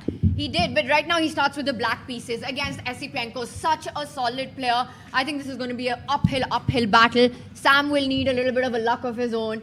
Maybe create the kind of miracles that Arjun did. But one player who's been making miracles happen has been Jose Martinez. I mean, he made his intentions clear. He's always been known as a stronger, faster format player. And today, getting that first win in. And we've got Amrita joining us. Let's go. She's the Hello, lucky charm for our Indian players. Amrita, how are you feeling after that भाई draw, Tania सहज का kurta tie breaks में बचाता ही है साहिल का Sahil, yes. Sahil bhai, the kurta has worked wonders today. We managed to get a draw, and the handshake. Wow. The players are back. Sagar वीवर in Hindi commentary और पूरा गेम देख रहे हैं क्या ही बचाया मतलब और सब हिंदी चैट में सब लोग हार्ट्स डाल रहे हैं अर्जुन के लिए even before just so that he can save that it was such a beautiful thing दिल से दुआएं निकली. And it was done. I will say though, it almost feels like the law of averages, right? Arjun missing a huge opportunity yesterday, and then the goddess of Kaisa saying, you know what? Today, we'll give you the luck here, and surviving today. Absolutely. But Tanya, today you are looking like goddess of Kaisa. Oh. Goddess of chess. Kya baat hai. Thanks, yaar. Wow. Tanya, how to react to such a compliment? I don't know. Speechless right now. But Arjun playing with the white pieces. Guys, first move prediction. E4 यार. E4. D4. Yeah, but pura momentum is with Arjun right now because for a way to go back and like he would be so much dil mein kya hi dard feel hota rahega. If he manages to recover and even draw this game, I think it will be huge. Yes, I am with Amrita on this. I think for Wei, right now in his mind, it's how do I keep this match level now? Arjun, I'm expecting to have some opening surprise come in. Usne E6 खेला था, French खेला था in the first one. I think with the white pieces, he's definitely got something up his sleeve for this one. Wei under pressure. Let's ask all our viewers here, how many for one E4, move one? One E4, not too many. One D4. Okay, a few. E4 is more. Except one E4 and one D4. Anyone? Oh, we have a couple of hands. One E4 on the board. Khela gaya hai. Let's go. Which Oh opening? my Okay, God. Sicilian or E5? I'd say E5. Yeah, I think it will be E5. Berlin. Oh. Berlin. E5 Goes on for the the board. Berlin. Oh, the Petrov. Russian defense Arey on the bhai, Petrov. Why Petrov. 95 knight f7 नहीं आ रहा है? That would be too much, I think. He goes bishop No, but D3. Arjun really likes this variation of the Petrov. He likes this structure. And Bhai, what is to like in this structure? It's symmetrical, no? Or no, but after takes? It comes to E5. The pawn comes to E5. The other pawn comes to C3. So you see there's a lot of imbalance created. Oh, but Wei didn't take it. Actually, black could take it right here and create that imbalance. Right. He decided to go BD6, and Arjun says, take my pawn, Wei. Your king is still in the center. Wow, you know, Srinath might even miss his flight today. I don't have a flight. He doesn't somebody beautiful, he might miss to go there. I am not Dubo.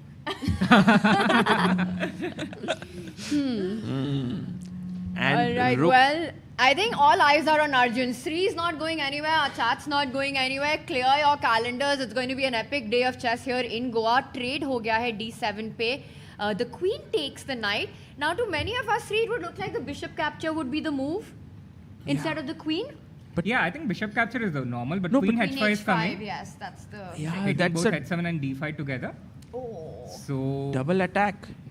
Oh, Sagar, question for our chat. Yes. The difference with queen takes knight. Queen h5, threatening mate in 1, g6. And can we snatch this pawn? Of course, it's a pawn. I'm a pawn grabber. What a question. Guys, black to play. Anyone? Let's go. Yes? Okay. Bishop h2. Beautiful. So quick to spot the check and win the queen. Well done, guys. Beautiful. So this is right now the position. Arjun did go queen h5. Why Arjun is going for... Okay, right. Provoke karo g6. At least long-term weaknesses hoenge around the king. Some dark squares will be left. I think h6 is very dangerous here. I'm always eyeing sacrifices on that pawn. And then there will be also rook lift, yeah? After h6. Yeah. Too dangerous. So Tactical g6. queen. But yeah, dark squares are so weak here, Srinath. What do you have to say about it? Personally, firstly, the fact that Arjun is playing so fast makes me feel so good. Last game was so nervous because Arjun started thinking first, but now he's still in his prep. And yeah, you're correct. The dark squares are so weak. There is some initiative, and there is enough imbalance to create chances in these types of positions, although they look so equal in general. Bhai, I think in this position, you can actually get your queen to f6. And look at this, Tanya. Say, le lo bishop mera Ye, bhai. ye move. And if you take the bishop, it's boom. Mate in Wohi mera forced idea tha. I mate. wanted to start with queen f6. But Oh. same idea, great minds. He plays it. The third great mind. Let's go. Okay, queen f6 or bishop h6? He played How to bishop go? h6. Khela. Ab rook attack hai, so he'll move the rook away. Also wanting to get bishop f8 as a defense. Only move, by the way, guys. D8. Rook d8. Because Why not if rook 8? Then Oh, you takes 6 and d5 mar gaya. Exactly. Queen d5 and d6 is hanging. Sharp. भाई क्या ही stress है अर्जुन की family को कितना stress Oh, रहेगा yeah. सोचो अज्जू भाई को अभी क्या फील हो रहा है I the know, whole I India know. Is stressed right now I know that's why I prefer to be part of the action, you know. So otherwise I would be anxious. I would be a nervous wreck. Okay, Vei playing precise. Rook d8 finds the right square. He comes Oh. back now. Arju brings that bishop. This is such a deep move, right? Like if you have not prepared this, you would naturally go to f1 to keep your rook open. But because of prep, he goes to e2. And look at this. He's moving quickly. g4. Arjun knows his stuff, man. You mean he's well prepared here? Yes. Wow. I mean, he's at 16 minutes. Got more time than he started with, but I think Vei also so far at least familiar with everything. But now, this one, I don't think he's familiar. g4, is that the new move here? Seems so. No, not yet. No, this Queen has into been f3, played. the only move, bishop into f3, again natural. And now I guess black goes bishop to e6. Bhai, bishop e6 is the move here. By the way, one high-rated game in this position that I have is Niels Grandelius with Lenier Dominguez, both strong grandmasters. They've reached this position before. And there's another game of Nils in the same position with Matt Yilmaz Yerli. So this is the Nils Grandelius line that we are looking at. 2 games already played. And Arjubai, even here, plays a4. Very quickly. Super speed. Oh, this one is out preparing Vei, that does mean. Yeah. But let's try to... And he has also gone into a position where he's not going to win immediately. But he has this slight nagging pressure that he can keep playing on and on the queen side. But how do you tell about those double pawns on c file which look useless? Exactly. It's a very good question.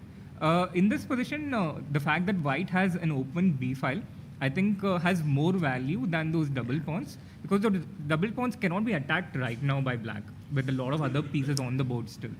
And I also love how, Sagar, you highlighted bringing the e1 rook to b1 so that for the response of b6, you have a5 at the right moment. And suddenly both rooks are attacking that a7 weakness. Wow. And how is the idea of rook b1 and later a5, a6 khelo so that your rook can be on b5 attacking the d5 point? Yeah, definitely. All of these ideas are in the air. Arjun seems to have looked at it deeply. Let's see if after bishop f8, if he... Oh, immediately. Bhai, ye bhi prepped hai. We are on move number... Guys, we are on move 18. Right? Okay. But this position, exactly this position had come before. Rook d7 bhi khela gaya and h3 was the move. Arjun's gone h4 instead. New move, finally. On move number 19 is when we reach a fresh position. 19th guys. November also it is today. Guys, I have a question for all of you. We had like made a sort of two-liner for Arjun कि घोड़ा चले ढाई घर, अज्जू भाई tiger, but घोड़ा तो दोनों exchange हो गए, तो कुछ बिशप पे बना सकते हैं क्या? Because this is the game where he has two bishops now. So if anyone comes up with something cool, shout it out. Oh, you already? भाई तानिया भाई.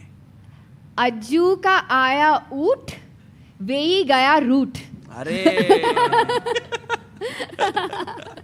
Chalega, I tried. Nice one, Tanya. Nice one there. And that too so quick, just like Arjun's prep, yeah, here.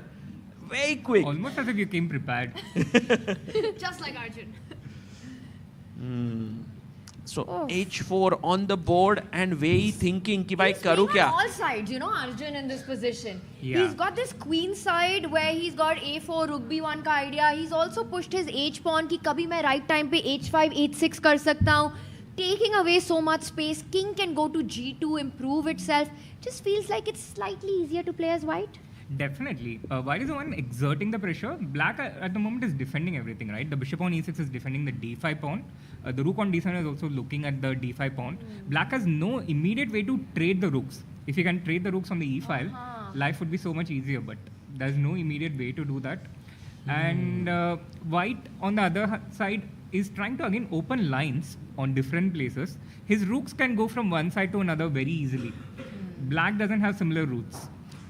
And also Arjun has 4 minutes more, जिसका इधर 0.5 तक या 0.7 तक तो we should be counting, which means that Arjun has a really good advantage.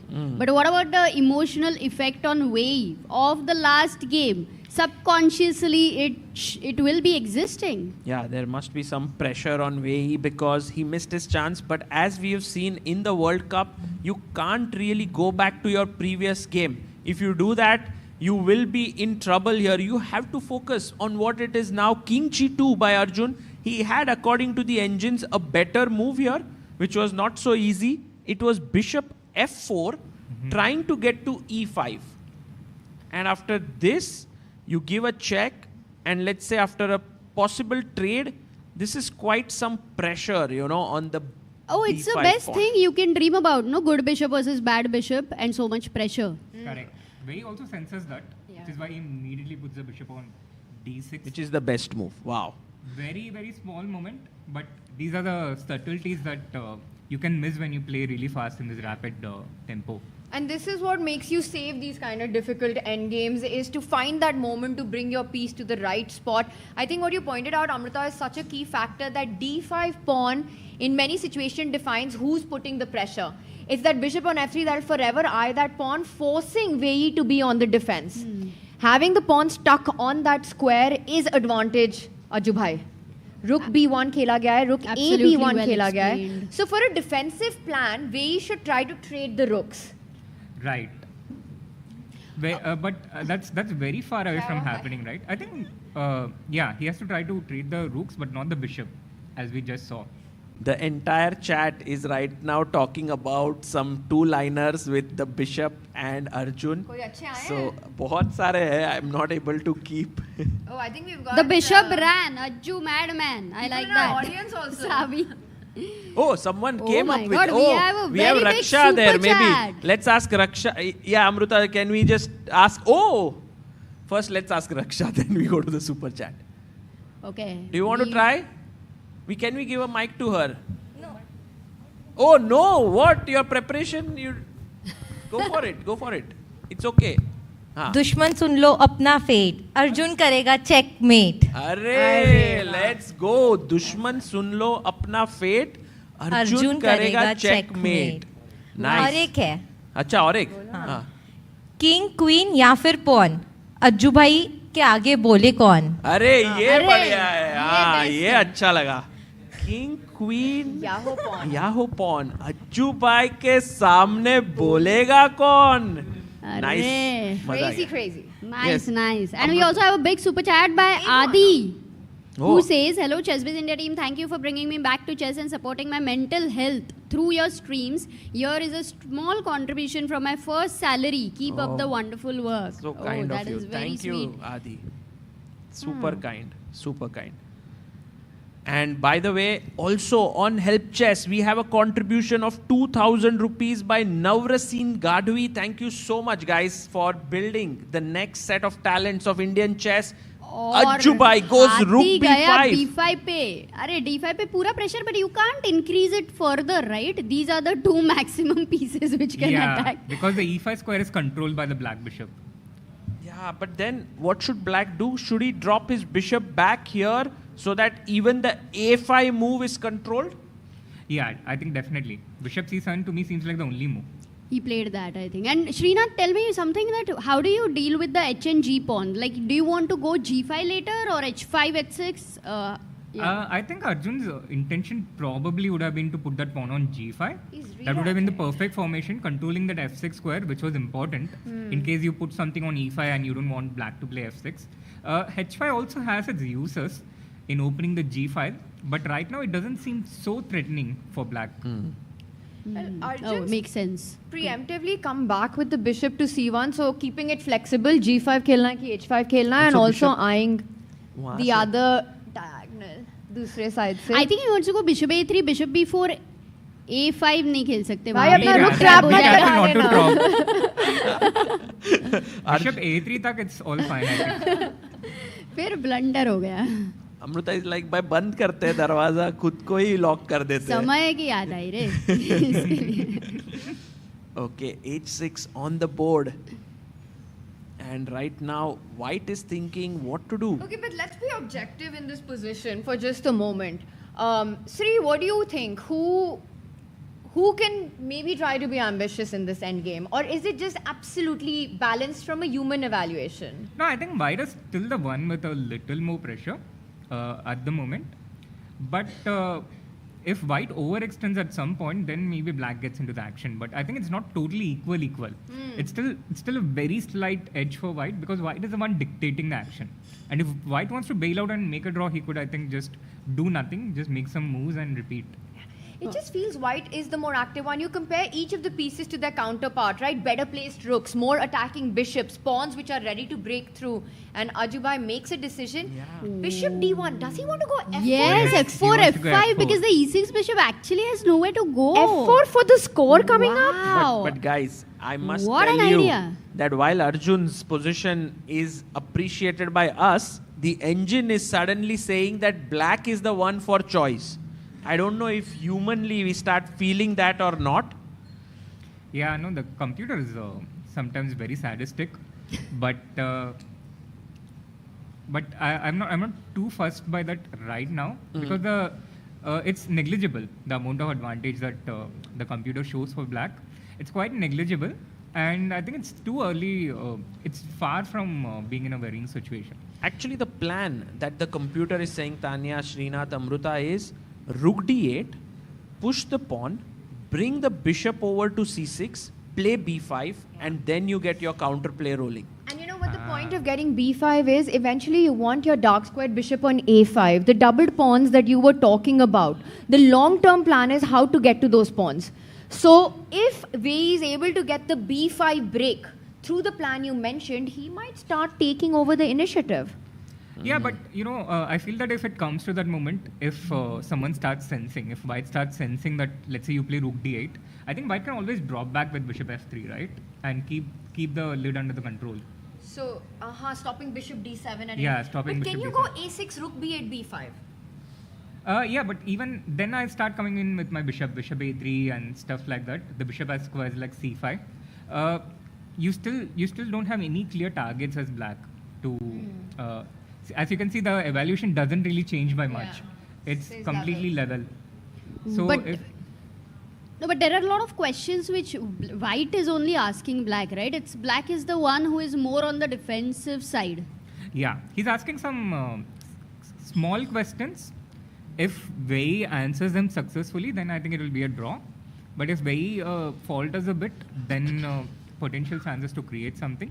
But at the moment, yeah, it does look completely equal. I think the one small chance Arjun had was earlier when he had to put the bishop on f4. But once that was missed, I think the position went to equal. I think I see Wei, he's reaching out for his rook to e8. And guys, I want to just take up like 1 minute to show you the other games, what's happening, because Jawokir Sindarov is in a must-win against Jose Martinez here, and it's a crazy game that's going on. Jose Martinez doesn't care if he has to win or draw. He's going all out. All out, bhai. Doesn't matter. I mean, what is even happening here? Jose's king is in the center. He's coming for white's king. Rook takes pawn. Mara gaya hai. This is an insane game. The engine gives this as an advantage to Sindarov, which is good news for him to equalize. But practically, this does look very dangerous. Sagar, white is 2 pawns up currently. The pawns on the queen side have no counterparts. Yeah. So Jose either has to checkmate or he's lost. There are no two ways. You know, if you didn't tell me the earlier result, I would be thinking that Jawokir was the one who won the earlier game. Jose has to play for a win. Okay, so this is there. And guys, Sam Shankland, don't count him out. He is having a good position against Andrei Esipenko, which means potentially all 3 games could go into 10+10 segment. Aaj kya hi? What a Kadi fight we are having here. No one wants to go back home. Yeah, of course. घर जाके क्या करेंगे सागर? घर पे क्या रखा है? तुम्हारा तो घर भी नहीं है. Including Sri doesn't want to go back home anymore. He's like, flight tomorrow. Absolutely. I want to be here. By the way, some moves happening by Wei. He's gone for a plan that Wei had, not Wei, but Sri had hinted at. I think he wants to go back with the bishop to d7. Yes. Get those rook trades in. You're eyeballing the a4 pawn. You're looking at that a6, b5 break. I think Wei is playing this very strong. Actually, one important detail which may have been missed by Arjun was that even if you go bishop f3 now, black can still play bishop d7, completely ignoring the d5 pawn. Because after rook into e8, rook into e8. Oh no, bishop g4. Is that a problem? Directly, yeah. Bishop takes pawn. Ooh, what a tactic. I'm not sure if that works. Because you hit back at d5, right? Yeah. Takes, and then takes here. But actually, this move, bishop d7. Yeah, bishop d7 is the problem. It's a killer because blow. After rook into e8, the d5 pawn is impervious. White cannot take with the rook because in the end... Can we ask our viewers here, guys, black to play, what is a good move here for black? Wow, who said that? Very well done, DQ. Bishop c6 traps the rook, although the engine does prefer to snatch even this pawn. Because the rook is not going anywhere. Oh, it's trapped for eternity. Bishop c6 coming next. Wow. Trapped on the center of the board. Nice. Not something you get to see every day. Yeah. I think the dream position would be to have the pawn on g5 and somehow light square bishop versus that endgame. g5, you have to be careful of some discourse. Yeah, I think Abhi we nahi, shouldn't immediately overexpand. I'm not talking immediately as an idea. Right.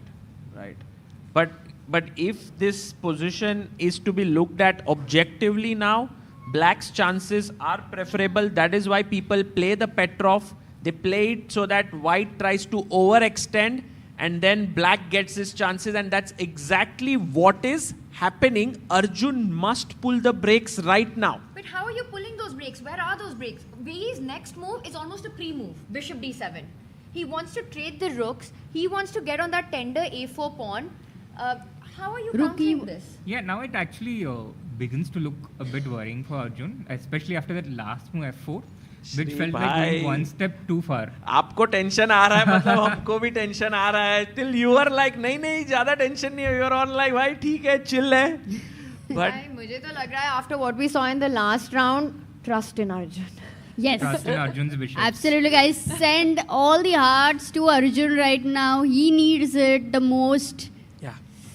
he needs this support, but he needs to make some good moves. Otherwise, Wei will be all over him. I think the best way to defend here is to go rook b1, bishop d7, and now don't trade or trade. Let's say you trade rook e8, and now maybe this move a5 could be Like, because you want to enter. B takes A5, rook B7. Yeah. This makes sense. And then if rook C8 here, then you have A7 hanging. Yeah. So maybe this is somehow that Arjun needs to be super careful and like, okay, these are the breaks, I believe. Yeah, these are the emergency breaks. But in a way, Wei actually recovered. We can say that. And the emotional pain of the last game, he's just forgotten all of that. And that shows his elite, class over here. He did it. Speaking of elite class, same with Arjun. I think he's got Sagar's plan in mind. Key A5 will be the resource if bishop falls to D7.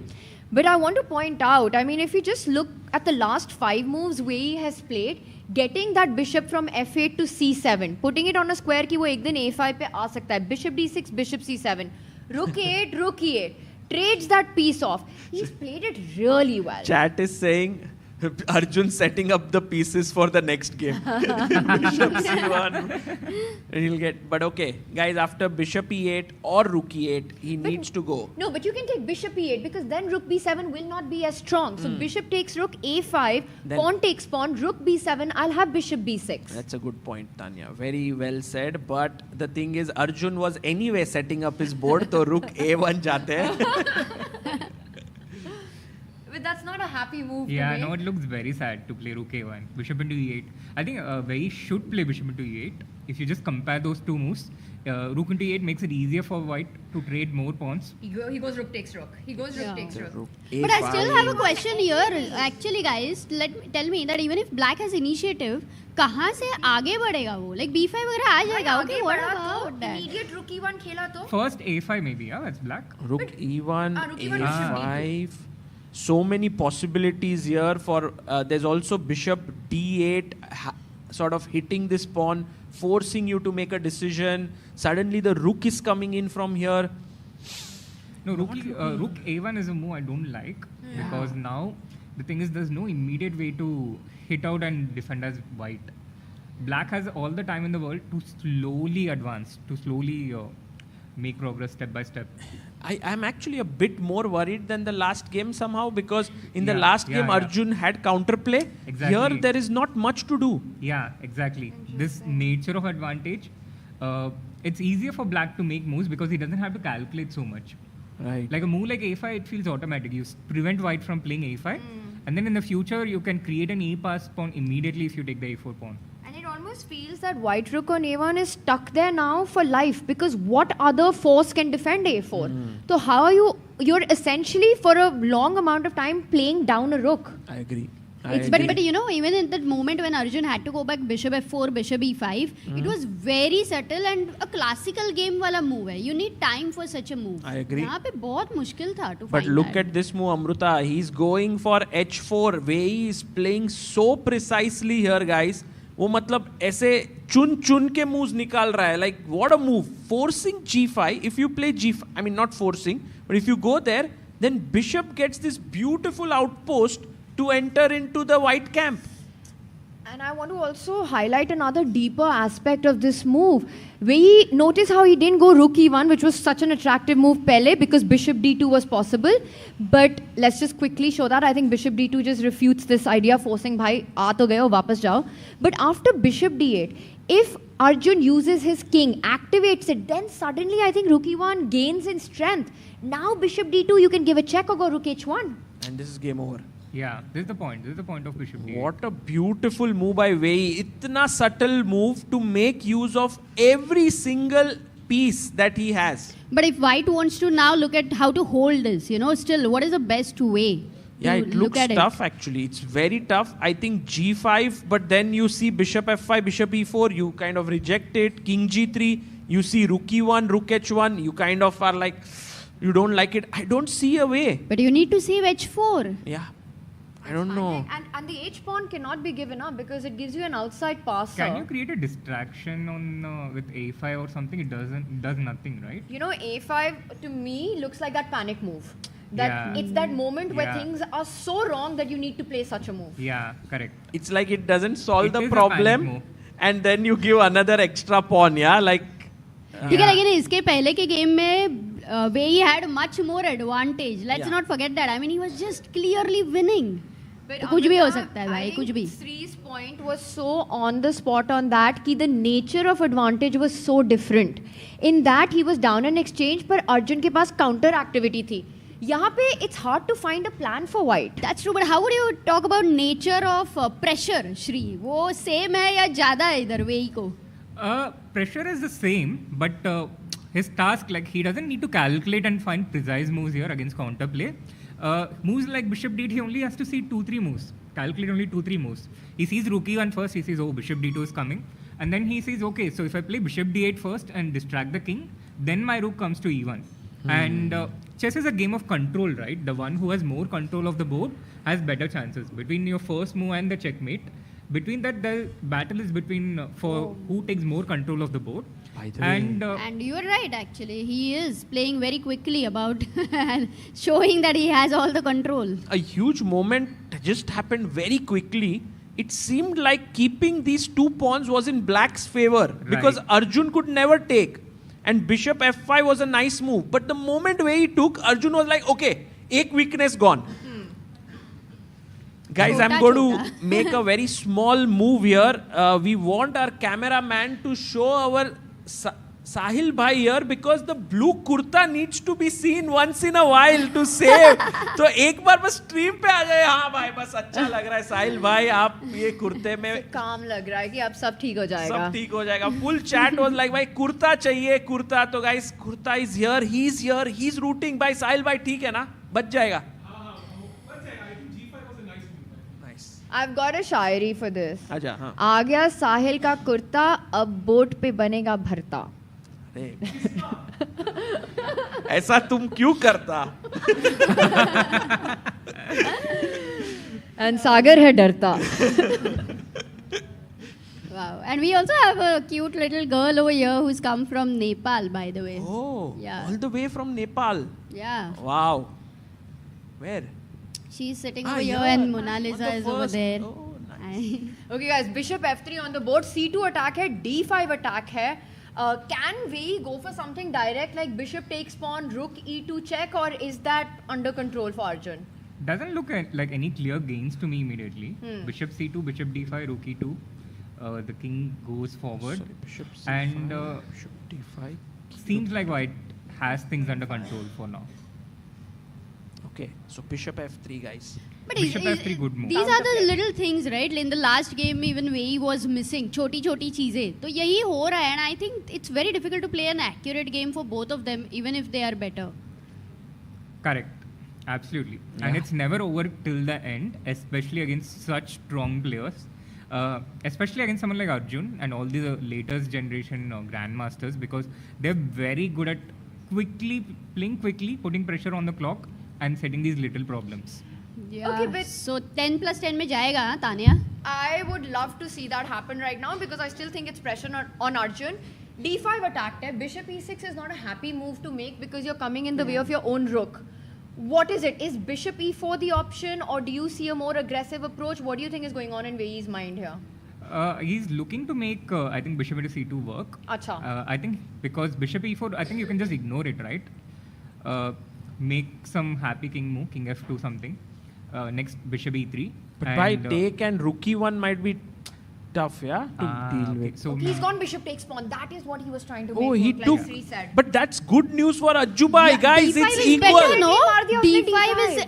Tell me something. Isn't it like double pawn liya, or isko to acha pawn mila? Exactly, and it means but then that. Why is Wade going for that? There has to be something more. I think bd3 and rook e2, perhaps. That's what he's thinking. Something where he's going for it. bd3.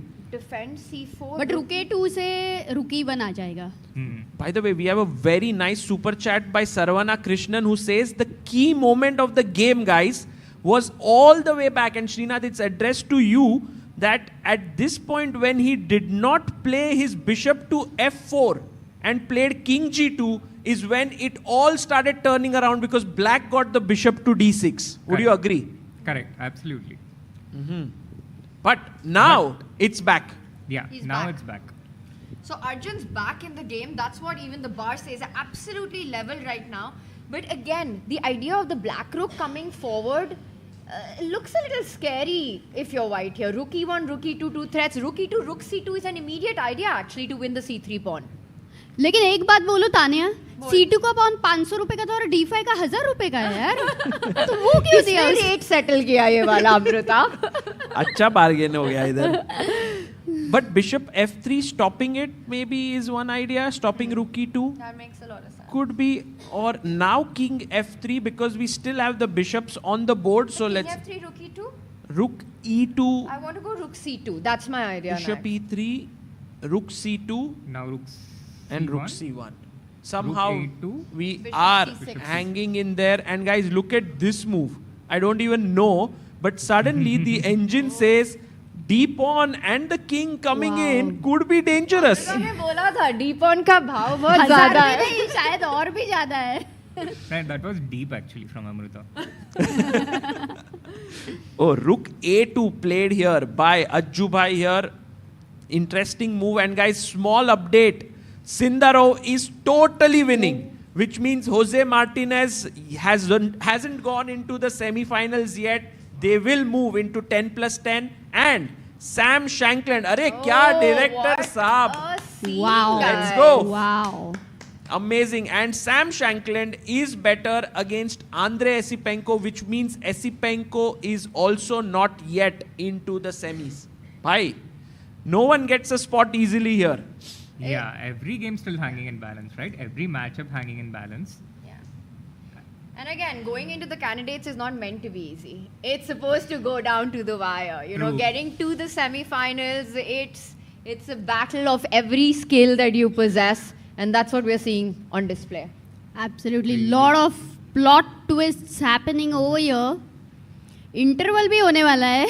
This is a great movie. I think we have people here watching. Yeah.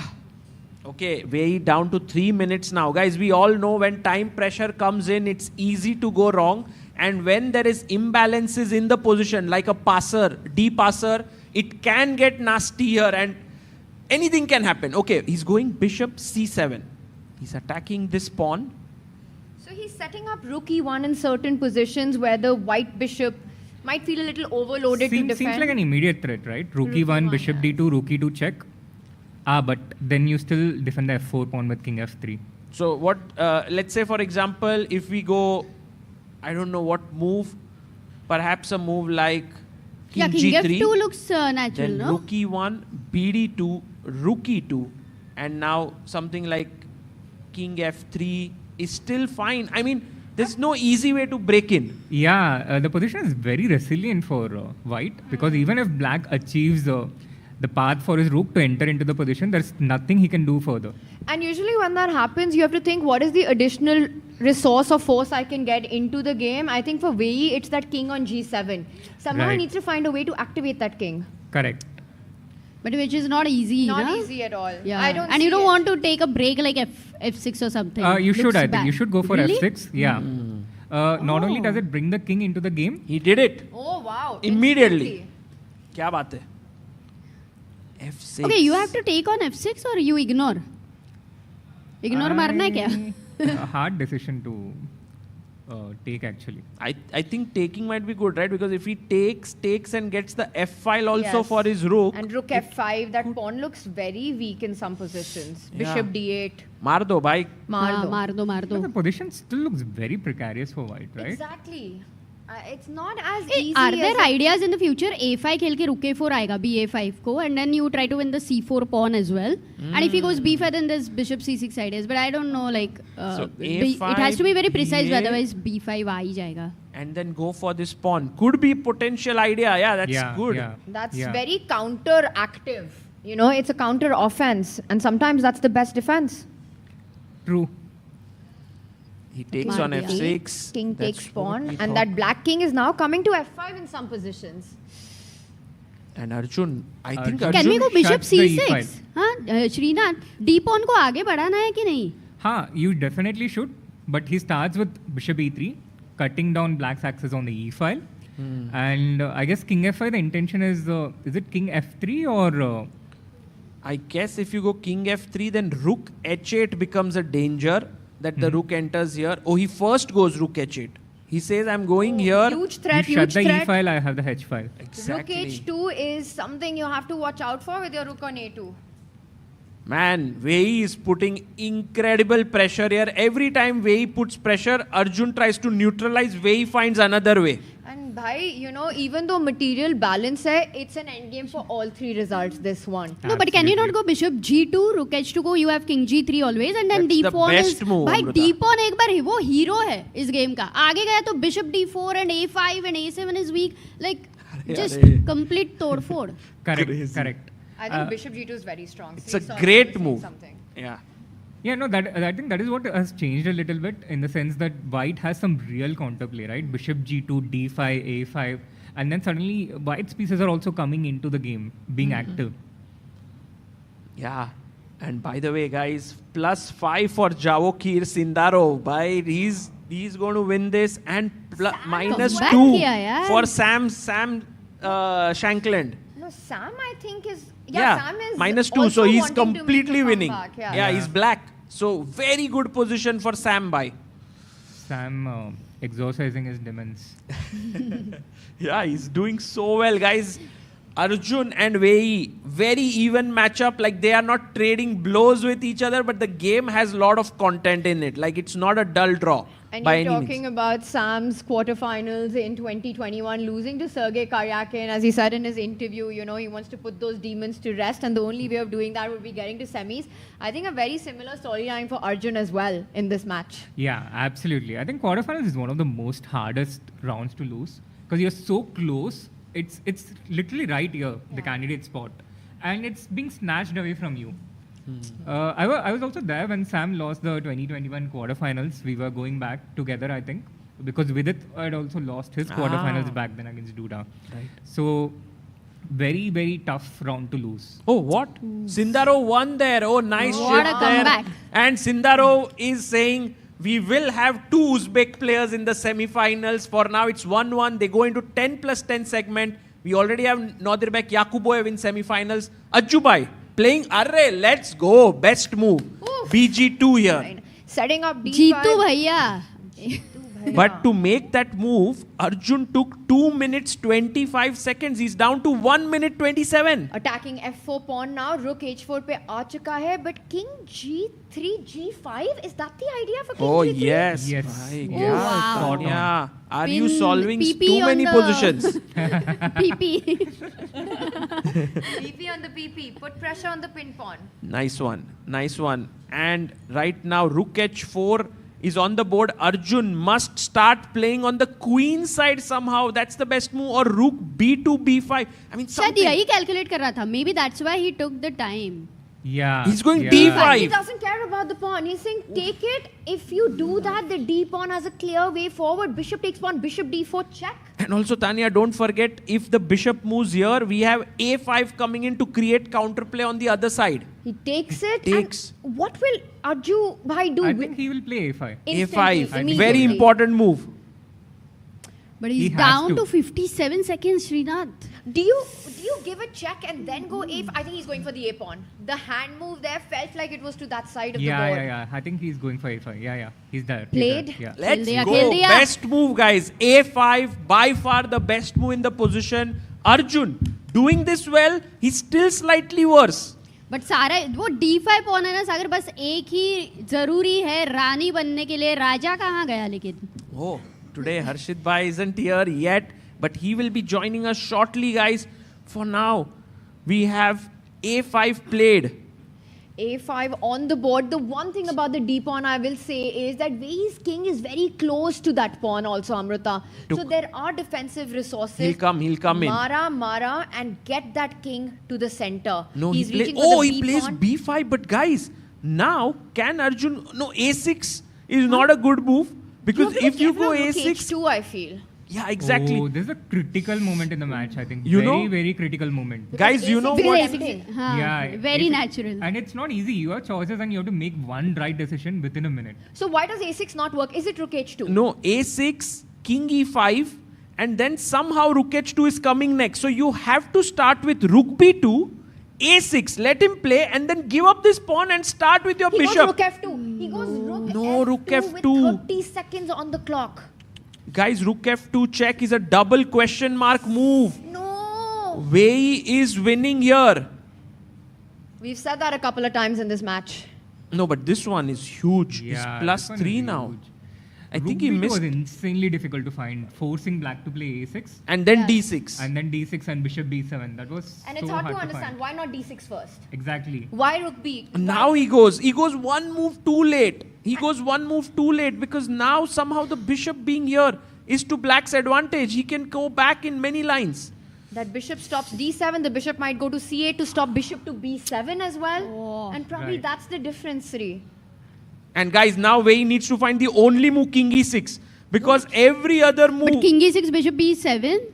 Yeah, it's And then you pick up all the It's not pawns, easy. no? It's a6, not b5, easy at all. c4. It's still not easy. Yeah, it's not easy. I mean, king e6. Tell me why not king e5, No, for there's still example. King e5 is also good, but it's like king e6 is plus 3 or plus 4. Okay, what about bishop c8, which is very natural to stop bishop b7? Yeah, then bishop you... c8, rook d2 perhaps, forcing Yeah, I this. think rook d2 is coming everywhere. So king e6, maybe the idea is rook d2, king d7, is it? Ah, that's a great point. If you go here, king d7, exactly.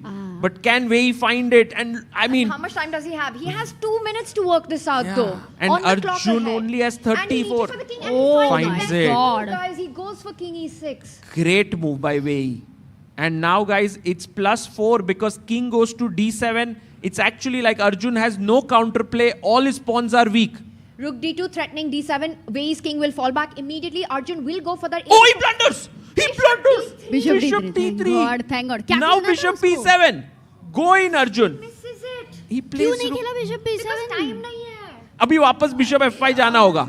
He has to go bishop f5, rook d2, king d7. Where he needs to find this to win. Because if he takes this pawn, rook f6 and Arjun is back. It's not easy, guys. मार दो pawn को, मार दो Wei. And Wei has a little less than 2 minutes. Arjun, so as long resourceful. as that a5 pawn is alive and you have this bishop b7, bishop into a6 idea, I think there's still hopes in the position. Yeah. Yeah, It's huge not over. hopes. That's a great point Guys, there. this is a roller coaster. Lot of plot twists ahead. कुछ भी हो सकता है इस game में. D pawn alive है. A6 pawn मरने वाला है with bishop b7. Rook अंदर आ रहा है. Guys, I can tell you, even this line with bishop f5, rook d2, king d7, bishop यहाँ से ये मार के king को निकाल के d7, कुछ भी हो सकता है. मतलब it's not over.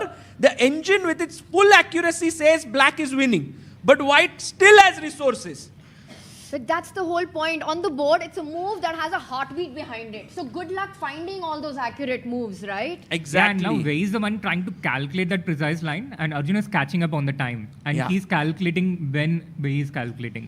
So Arjun's next few moves are going to be instant. 50 seconds left for Wei. And that's what I like was that. Wei's demon Yeah. in that last round. He had no time. He was playing on 10 seconds and gave up all his advantage. And he's reaching He's for the about to play. bishop. Bishop f5, good Comes move. back. Arjun instantly puts Instantly the rook rook on d2. I don't think Wei repeats. I don't think he repeats I- this He goes king Definitely d7. not. No? Definitely not. He goes king d7, Yeah, 100%. he has to because there's no other move, right? Yeah, I or mean, maybe some rook h7 something. rook to keep h7. things- Unless you feel that you just want to draw and go into the best of two. Oh, he's coming back. He's coming back. By the way, very tough move for Arjun now. Rook h7. He needs to find rook d5 somehow to bring his king in this way. No, it black's is... idea is rook d7. Yeah. So you see rook d7 and then you try to rook d5, rook d7. What happens? Rook d5, rook d7, king d4, rook d6, and then king c5, and You white have to holds. go to Oh A6 my pawn. God. But you have to Too calculate tough. with Or do you go 23 bishop seconds on the c6? clock. Bishop c6 stopping rook Ajubai. d7 is so attractive. I think he's reaching for the rook. Ajubai, is my go feeling. for it. Oh, he's going bishop No, c6. he goes stops rook d7. I felt that was the more human move Yes. to me. But now rook h3 check. That's the problem. Everything else is okay for Arjun. Check here is a big problem. He And goes then the for rook it. comes to d3 next. Yeah. But it's completely busted. Yeah, he's in trouble. He's in big trouble The here. point is कि d7 के बाद you'll always have king e7 once the rooks are off the board. So rook d3 coming next. But And no, king you f4, can king block with the f6 is bishop. very- He blocked with the bishop here. And guys, now the pawn is pushing forward, so black needs to block it. But now he has improvement, no? Bishop no, g4 Oh, he ideas goes also. bd3. bd3 खेला गया है. He goes bd3, and now Arjun has an amazing move somehow. I don't know. d7. No, it's actually lost. d7 king takes pawn.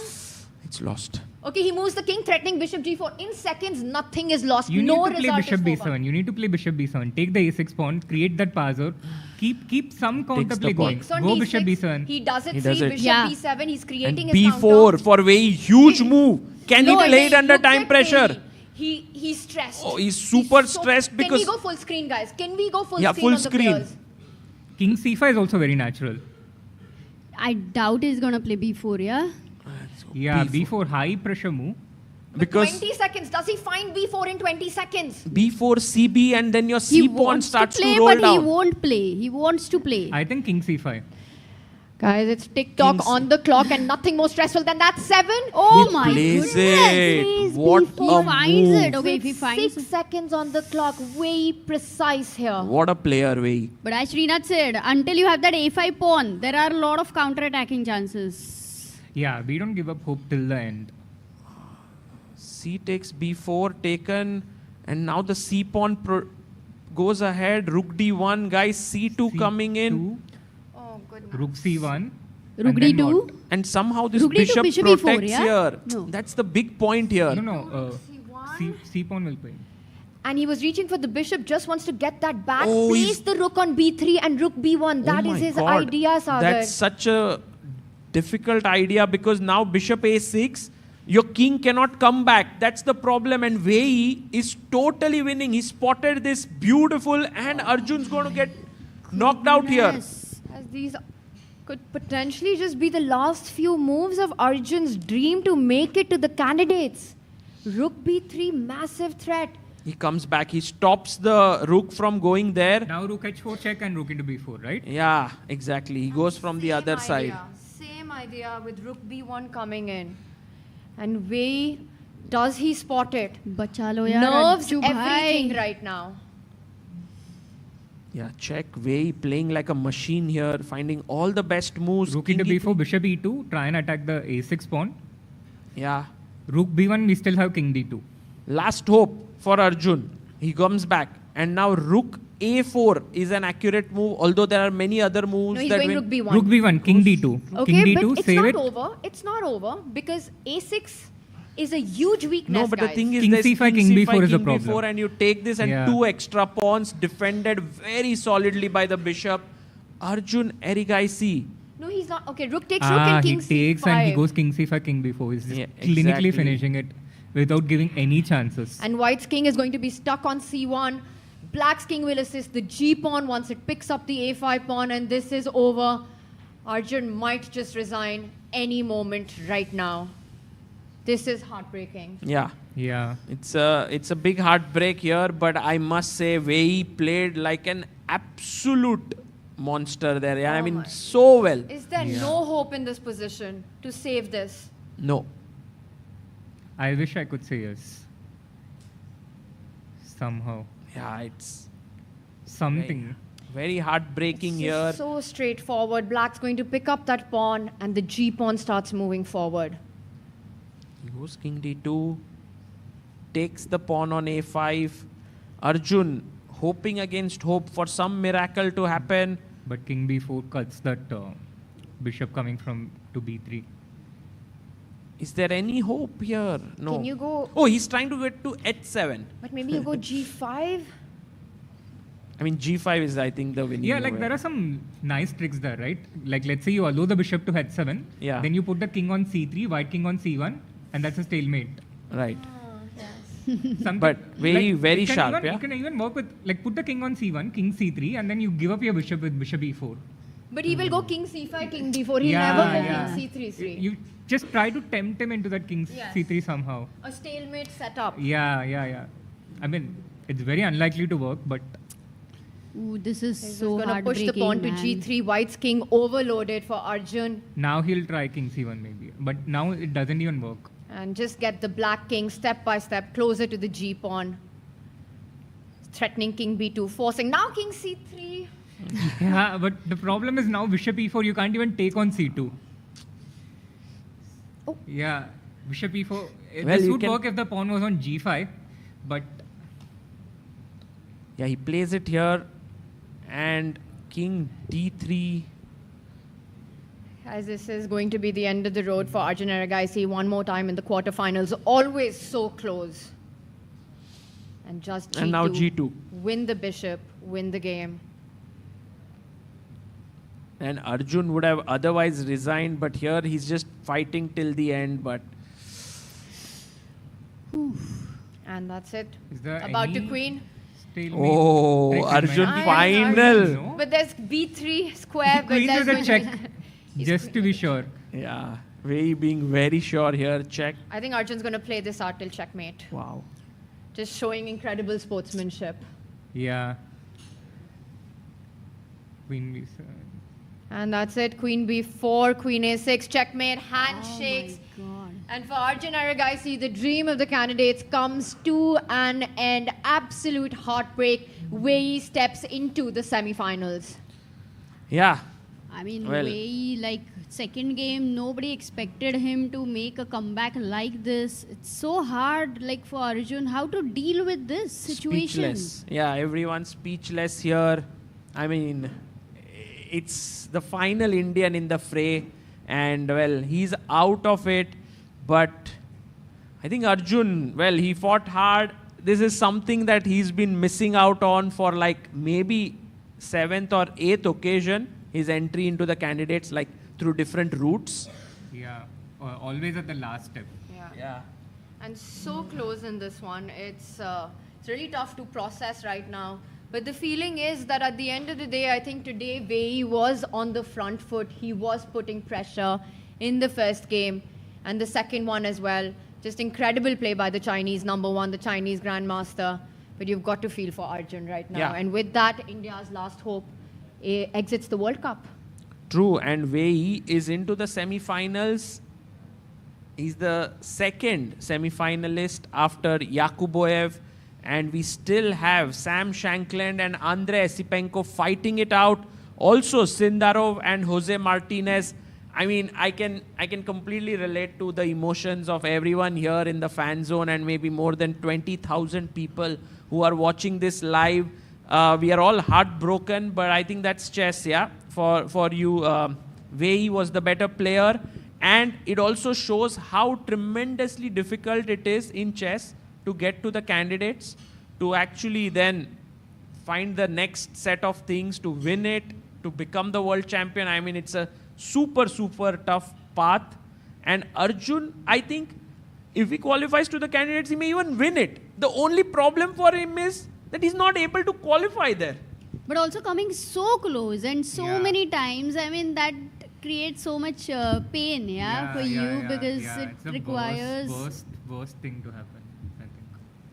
Yeah, I mean, what would you say to Arjun here, Shri? Like, just, I mean, I know no words can actually make someone feel good after such a result, because so much, it meant so much to him. Also, the path where he reached here was quite smooth, right? He didn't really have bad games and so on. So at this point, just what is it to cheer him up? I think, it's impossible to say anything to make him feel better at this point, because you're not going to give him what he actually wants, the candidate spot. People have various coping mechanisms. You try to put it on something else, like Anish mentioned earlier.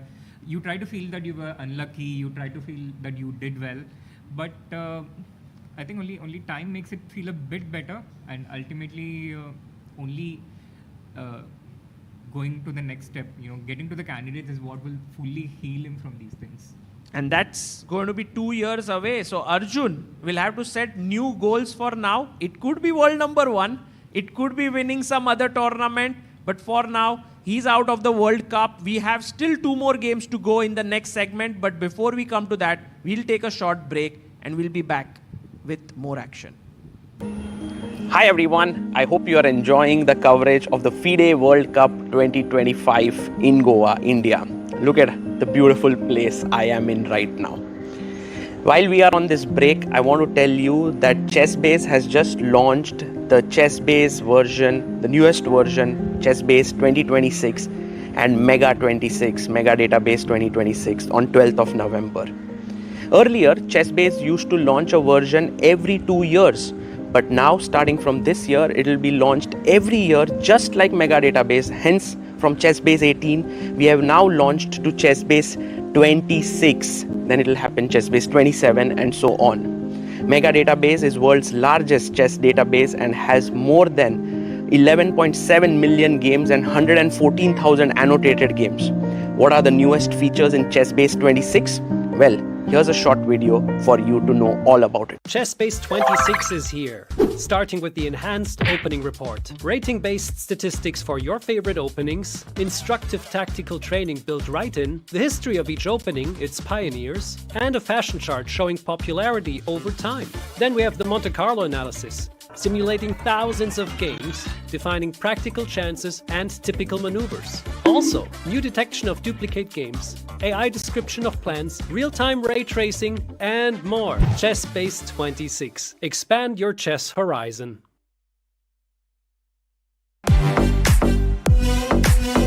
In December, the world turns to Doha, Qatar for chess at its fastest and fiercest. The 2025 FIDE World Rapid and Blitz Championships bring the globe's elite to battle under lightning time controls. December 26th to December 30th, Rapid and Blitz formats designed to reward precision, courage, and creativity. In the heart of the Middle East, Doha offers more than a board, a world-class venue, a cultural backdrop, and a stage worthy of legends. With a €1 million prize fund on the line and the title of world champion at stake. The 2025 FIDE World Rapid and Blitz Championships, the ultimate test of fast chess. Want to play chess but don't know how to get started? Try chess.com. Play for free against someone at your level or challenge one of our friendly computer bots. Trying to improve your chess? Learn the Queen's Gambit and other openings with guided interactive lessons. Like chess but don't want the pressure of playing games? Chess.com has hundreds of thousands of fun puzzles to help you relax and sharpen your mind. Play your friends, make new ones around the world, follow the latest games, and more. Sign up and play for free at chess.com today. A premium membership at chess.com will help you improve your game with full access to a powerful set of learning tools. Unlimited tactics let you practice like a master, with more than 50,000 puzzles to challenge you at every level. Our library of interactive chess lessons, created by master coaches, will enhance every aspect of your game. And after each game you play, the computer analysis feature will give you feedback on every move you play, turning every game into a chance to learn. And that's not all. Premium benefits also include unlimited tournaments, video lessons, the Opening Explorer, and much, much more. Upgrade now to take your game to the next level.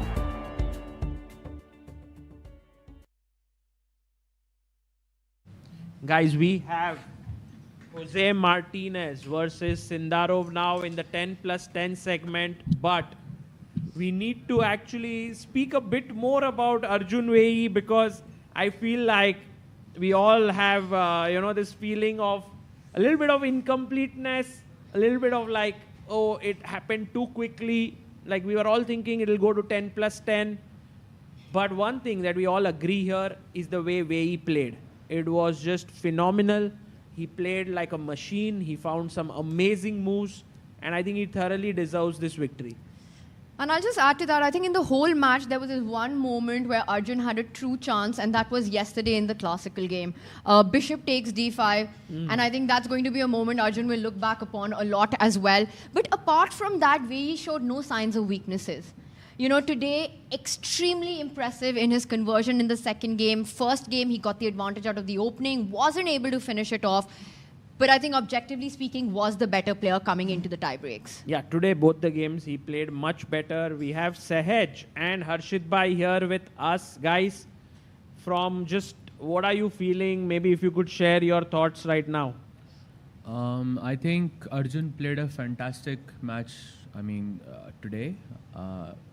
But I think Wei was just unbreakable. From the beginning, it felt like he was a different person.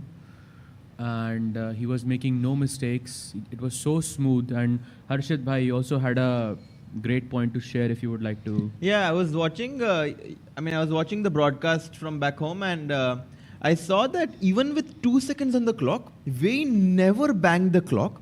He was so calm. He always like swiftly made the move on the board and pressed the clock, even if he had 1 second. And this just goes to show the composure he had during this match. And sometimes you just have to tip your hat towards your opponent, say, you are the better player, come back home, take the defeat and be a better player for the next tournament. And I think that's what Arjun is going to do. Fantastic run in this tournament, reaching to the quarterfinals. Not an easy feat at all. We saw the likes of Gukesh and Prog tremble in the previous rounds. Arjun, the last warrior from the Indian contingent, we have to give him a round of applause. I mean, he played fantastically well.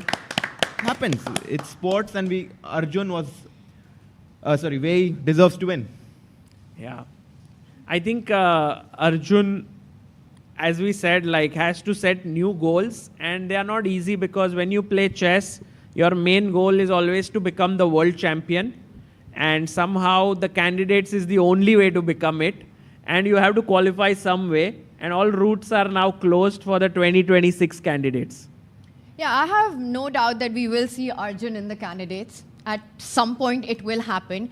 I think the difficult thing to process is that it just felt that he was so close. On paper, also a favorite in this match. Was having amazing run, winning so many of his matches in Classical. Felt like Arjun was really in form the whole tournament. And then, yesterday, being on the front foot there, being in the driver's seat, coming in today confidently, blitzing out that French. So just, I think, processing those emotions, not only difficult for those watching, but for us on the panel as well.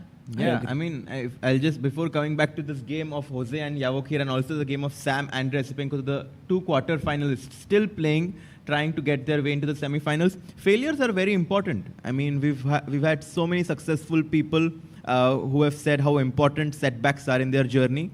Because besides the setbacks, you will never know what you're lacking. And I think Arjun, I'm sure, is going to try and go back to his drawing board, understand where he went wrong, where he can improve, and trust me, in 2026, we are going to see an Arjun we haven't seen before. So let's brace ourselves for 2026. Yeah, and I must also say, like, at this point, it's so incredibly difficult to achieve things that, some of the youngsters have achieved in chess, which is like getting a candidate spot, winning the candidates and so on. So sometimes we feel like, oh, this should happen again. But actually, what Gukesh, Prag, even these young talents who have now going to qualify from here, for example, Sindarov and maybe some other players like Jose Martinez, it's not at all easy, guys. In chess, it's super difficult to reach that level of candidates. Yeah. Okay, guys, we have 2 exciting games going on in front of us. Let's see what's happening here, because Sindarov bounced back in a must-win situation with black. And what's happening here? I think Sindarov won with white, but what's happening with Shankland was so surprising. He defeated with the black pieces in a must-win game. How was that game? We didn't see much. He just completely outplayed. Yeah, he was better like throughout the game, and then it felt like he was there to win. Well, let's switch our cameras as well to the players. I've got the board up here with me. A very symmetrical position right now, Sahaj. Sam playing with the white pieces here after making that comeback win. To my eyes, it looks completely equal. Correct. The same pawns on both sides of the board, pieces. Is there anything that anyone has to play for here? I think it looks very comfortable for black for me. It kind of reminds me of that game where black goes rook c8 and rook takes c3. What's that game, Sagarba? You are amazing with these things. Rubinstein, Rotlevi. Yes, Rotlevi, Rubinstein. Yes, amazing. It kind of reminds me of that game. I think black has gotten everything you can kind of hope to achieve. The queen can jump to b6, rook can go to c8 and d8. And yeah, I mean, I think one sort of bad thing about white's position is that bishop on f4 maybe is better suited on b2. Maybe that's where the weakness in white's camp lies, and I prefer, at least optically, I prefer black's position. Thoughts on that, Harshit bhai? Yeah, I think right now it's very equal, but that doesn't mean that this will end in a draw. Very often people think that just because it's equal, this is a draw, but that's not the case, Tanya. Yeah, and I want to just touch upon momentum because we as commentators talk a lot about that. A player who takes a lead in the match, if the opponent makes a comeback, it goes into a different format. Is the player who just made the comeback the one with the momentum? Do you think we are kind of seeing that narrative play out? And how accurate is the theory of momentum in chess? I think at this point, it's all about who wants it more. It's about who wants it badly. And I think both players right want now it are saying so that so bad. badly that it's very hard to get a winner out of, in this matchup. And it almost feels that whoever qualifies is equally deserving. Yeah. You know, you don't want to lose either of these players out of the 4 remaining ones. The path that they've had, the way they've taken down the top-seeded players, the higher-rated players, finding themselves in this quarterfinal, getting it down to the wire of 10 plus 10. It's almost like everyone deserves to go through. But this is sports. And someone has to lose. Someone has to lose. Someone has to win. Look at that last move, pawn to e4. Yeah, it feels white like is a free pawn, but of course you cannot take it because the knight on d7 is hanging at the end of the line. So if you take bishop takes pawn, it would have been trades and d7 would have fallen. But now it's a threat, guys. now it's a threat. Now it's a big threat, but can white push the pawn forward to e5? Looks a bit dubious to me, as black gets a wonderful square on the d5 square for his knight and bishop. By the way, guys, I read in the chat that there is one very nice aim that Arjun can have for this year end. The World Rapid and Blitz? To become the world champion in Rapid and Blitz. Yes, you let's know, go, that Arjun. could be a very nice aim. You know, you always need, as Srinath also said, you just need something, some kind of a hope, something to deflect your mind, not to keep kind of being in that. And if you have a new aim, you know, already start working towards it. What do you think? I want to ask Harshit and Sahaj this question. You know, we're talking about making a comeback from a difficult moment like this as an athlete. 2 quarterfinal exits from the World Cup for Arjun. What do you think will be his big takeaway from this match? Like you said, you kind of fill those holes, you know. It's like a slingshot, these setbacks, that you use it to only propel yourself forward. What do you think are the takeaways for Arjun in his match against Wei? I mean, first of all, that it's not easy. It's not going to be easy to qualify to the candidates. Yes, you are one of the highest rated players in the world, but, you know, when something, I mean, the value of getting to the candidates is now higher for Arjun, which means that he's going to work harder for it. Because he did not qualify twice, the third time, the lucky, you know, they say third time's the lucky charm, but I mean, I'm sure that for the third time, he's going to be even more focused. He's going to come with even more preparation. And, I mean, sometimes, you know, even if you play your best, your opponent plays a bit better than you, you can't really help yourself. I think that's greatly pointed out by you. Another thing is that I think faster chess is where I think Arjun... I mean, Arjun was playing so smooth throughout this event. In the classical format, I think he was by far the best player, no questions for me. His game against Ceremonial was just, I mean, Knight H3, it was just beautiful to witness. He had no obstacles throughout. But I think in faster chess, it was very shaky. But I guess that's how fast chess goes, yeah? It's not easy. Yesterday, maybe that bishop d5 moment keeps coming back now. But okay. No time to delve on it. Guys, black is already looking nice because somehow the black pieces are more cohesive. It feels like the bishop on b7 looks more active than those white 2 bishops on e3 and e2. And Sagar Bhai, I think black can already start setting up threats in this position. You have ideas like knight g4, the other knight jumping on to e5 to get rid of the defender on f3 to attack h2. And the queen sliding into 8 at some point, also an idea, putting more pressure on the e4 pawn. We have a very nice super He goes knight g4, so he is going for the bishop and maybe a potential checkmating threat on h2 with knight e5 next. Exactly. Knight d5 is coming in next.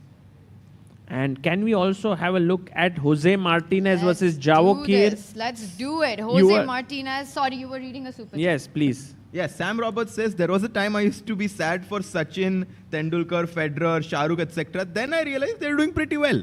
I can't have what they have in 10 generations. Yeah, maybe we can't play like Arjun in the next 10 lives. Yeah. Pata nahi, shayad se. All right, well, this is Jose's position with the white pieces. He had taken the lead in this match, lost the second game, Sindarov bouncing back. Now Sindarov with the black pieces in this one, and it looks like white has made a lot of expansion on the queen side right now with that last move, b5. But Sindarov's knight just jumping in. Guys, Sindarov a favorite on paper, I want to say, rating-wise. Where is Jose's best shot? Is to keep playing b3. I mean, somehow it is working for him. In the first round, he plays one b3. In the second round, he plays b3 on move 2 or something. So clearly that is working. Keep doing that then. But don't try this at home, guys. I think time scrambles is where he has his best shot, because when there is 6-7 minutes on the clock, Sindarov can prove his superiority in understanding of the position. G5, G4 at some point could be black's way of expanding on the king side. And queen G5, queen H5. Very nice idea that you pointed out there, Tanya. So guys, what do you think is going to happen in both these semi-finals? From what you have seen, quarterfinals, between Sindarov and Jose and Sam and Andre? My feeling is that Esipenko and Sindarov are still the favorites to qualify.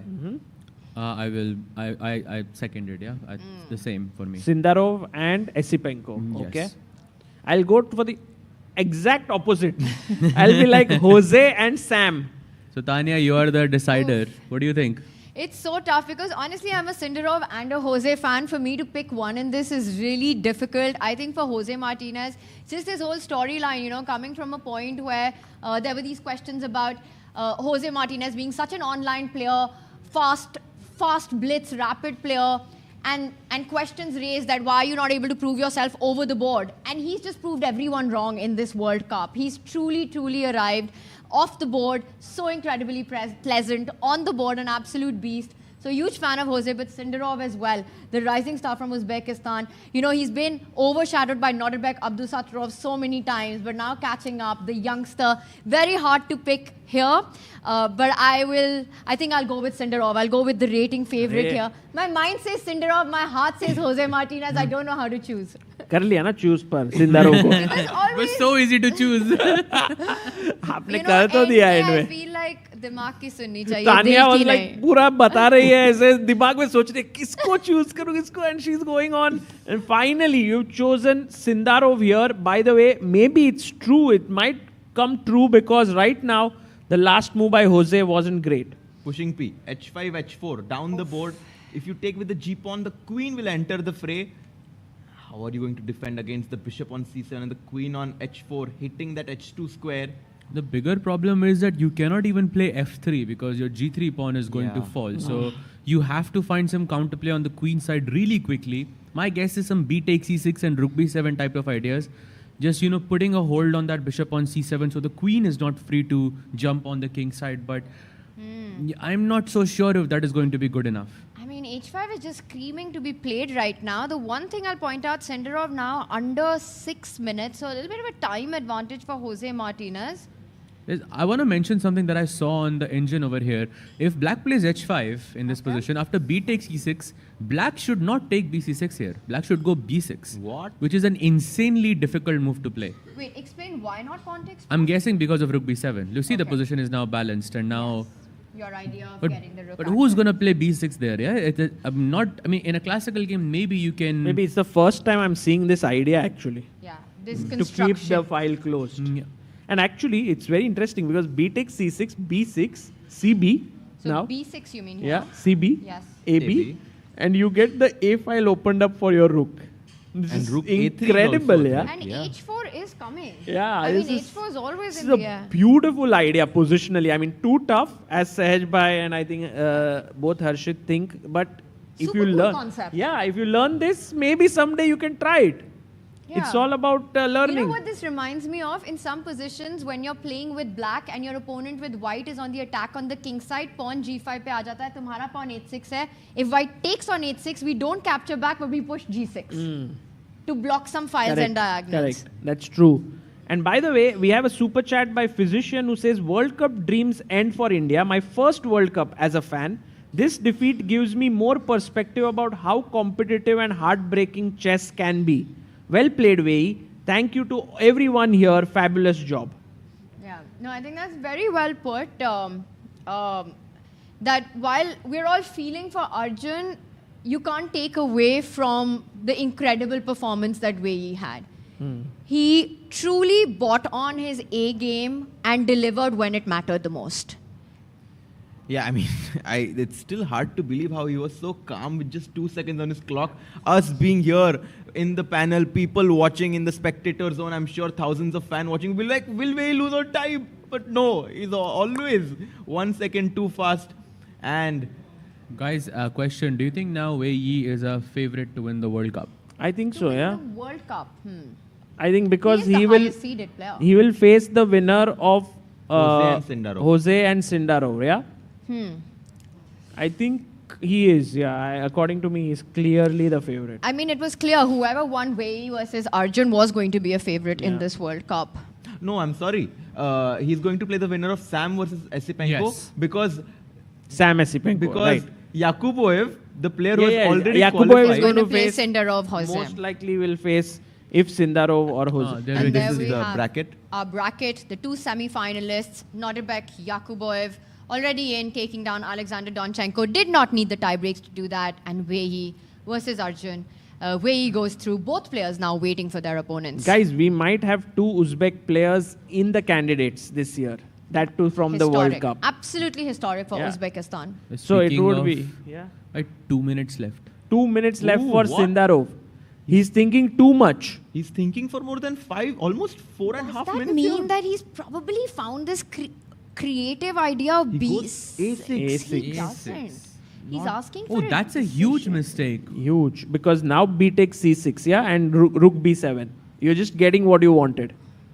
And Black hasn't even started the pawn Oh, roller. exactly. Spending But it's too much not time. the best move. There's something here for white which we are not able to see. At least I'm not able to see, guys. Are you able to? I think the whole point is that Black has just taken too much time. Just That's why the bar has gone ऊपर Why से 4 कि minutes? भाई बहुत time ले लिया No, तुमने he does तुम्हारा have a advantage point, लिया. like 4 minutes and 27 seconds. And I have another point here. If I play B6 in this position, are you not supposed to go back bishop B8? भाई B6 बहुत But गलत even लग if रहा you है यार. are forced to go, I get it. Rook is horrible, but भाई एक बार H5 H4 आ गया ना, ये bishop will not Yeah. need the rook. Mate हो जाएगा. Mate हो जाएगा H2 पे, कुछ तो करके. By the way, what's happening in the other game? Here, Yeah. A6 was played. Game between Andre and Sam seems like Esipenko is taking over the initiative in this game. What happened to White's pieces? And look at his last move, bishop to C8. I mean, that's pure class. Wow. Rerouting his bishop to this more central square on E6, controlling D5, and maybe having the option of F5 as well. That's pure class right there. Well said. But Well said. Black has just overtaken in the last few moves. We left it feeling कि भाई White should be fine, Black should be fine, position in the balance. I'm going to do a super quick action replay to see what went wrong. We left it here. Rook D1, Queen unpinned itself. E4 we saw. Bishop E3, Knight G4 came in with a huge tempo here, attacking the bishop, threatening Knight E5. Again another tempo, tender spot on F2. Forcing White into defense, getting rid of one of the defenders with Knight E5, Knight jumping back, and King F1. Interesting. And Right, maybe probably F4? Trying to unpin, maybe go F3 in case, you know, there are F3 and F, yeah. F3 and bishop F2 or something like that. Or wahi hua Sahaj, F3 happened, Knight got to the center of the board, but Black has made so much progress. Meanwhile, White setting up for freestyle chess. Bishop F2 was played, Bishop G5 attacking the rook, has no squares, can't take yet. Queen on A7 is hanging. E5 खेला गया, Bishop आगे आया, Queen unpins itself. White is just like surviving कि जहाँ square है वहाँ पे रुक डाल देते हैं, you know. There are not enough squares left. Very ugly position for White's pieces. No coordination. The one target I see is the B5 pawn. Yeah. Also, you never can take that knight on D4 because after E takes D4, the queen on B8 will hit let's the show pawn that. on H2. That's just going to be lights out Double attack. immediately. By the way, guys, look at what beautiful variation Jose did. You know, like Wow. I can't imagine, like when I saw the engine, if we go like 2 moves back when he played A6, I thought B takes C6, B takes C6. The engine was saying take the knight, and Jose did it. Fe comes back Queen D1, attacks G4, kind of forcing H5, let's say, And then A4 and pe then jump. Queen A4 to attack C6. H4? Then भाई C6 और E6 और सब नहीं मरेगा. सभी मर रहा है with check भाई. The whole house falls. Okay, so Queen D7 maybe to stop. But then वो attack बंद हो गया उधर. Then Rook B7. And yeah, white is clearly better. I mean, Jose showing some class here. And H5 played. So we might see this variation on the board as Queen A4, one of the most obvious moves in this position. And notice how all of black's pawns are on the light squares, making them a huge target for the queen, inviting the attack on these pawns. But the white bishop on C3 is so bad right now because it's completely blunted by its own pawns. But bishop A5 aa gaya. And Queen A4 played. Queen Let's A4 go. played. Queen A4 played. Man, Jose. Great chess. Jose is doing it. 1.5 minutes for Sindarov. Somehow the best move here for black is so crazy that... To just give up the pawn, Yeah, Rook A7. No What way. is Rook A7? No way, Jose. No, this makes no sense. No, What if queen he finds this, then maybe... Finally, this was my dream. We had to get you to say it once at least. But what's the point? Rook A7. Firstly, it's such an ugly square for the rook. Second of all, queen takes pawn comes in with another huge threat. And then Queen F6. You defend the E6 pawn while keeping the hopes of H4 alive. Oh, he goes Queen E8. But guys, this is not a good move. Now Jose needs to find this very nice move. Bishop A5. Getting to rid trade of your the bishops. worst piece here, as Tanya, you pointed out. Just get rid of that bishop on C7, and then the white rook will jump into B7. Invasion on the 7th rank. भाई कितना सुंदर game है ये. Vamos. If you play bishop B8 or something, then still Rook B7 and Jose is just cruising here. Bhai, 1 minute for Sindarov. And he goes Rook B7 Rook immediately. F7 instantly replied to that attack on the bishop. Sindarov defending everything so far, but that means he's not being able to attack. Yeah.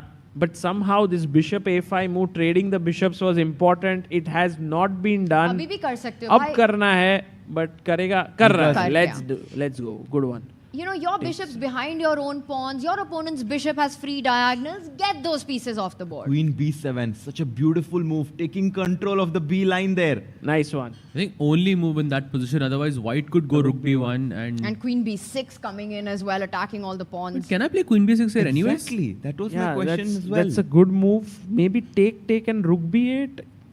Or do you start with Rook B8? But Rook B8, Rook B1? Or then Queen B6, I can go Rook B6. Yes, that is not happy. So let me just show that quickly. Queen B6, Rook B8 might be a huge mistake because after Rook B1, you are trading on white's terms. You're going to end up losing a pawn or even worse. So not Rook B8, right?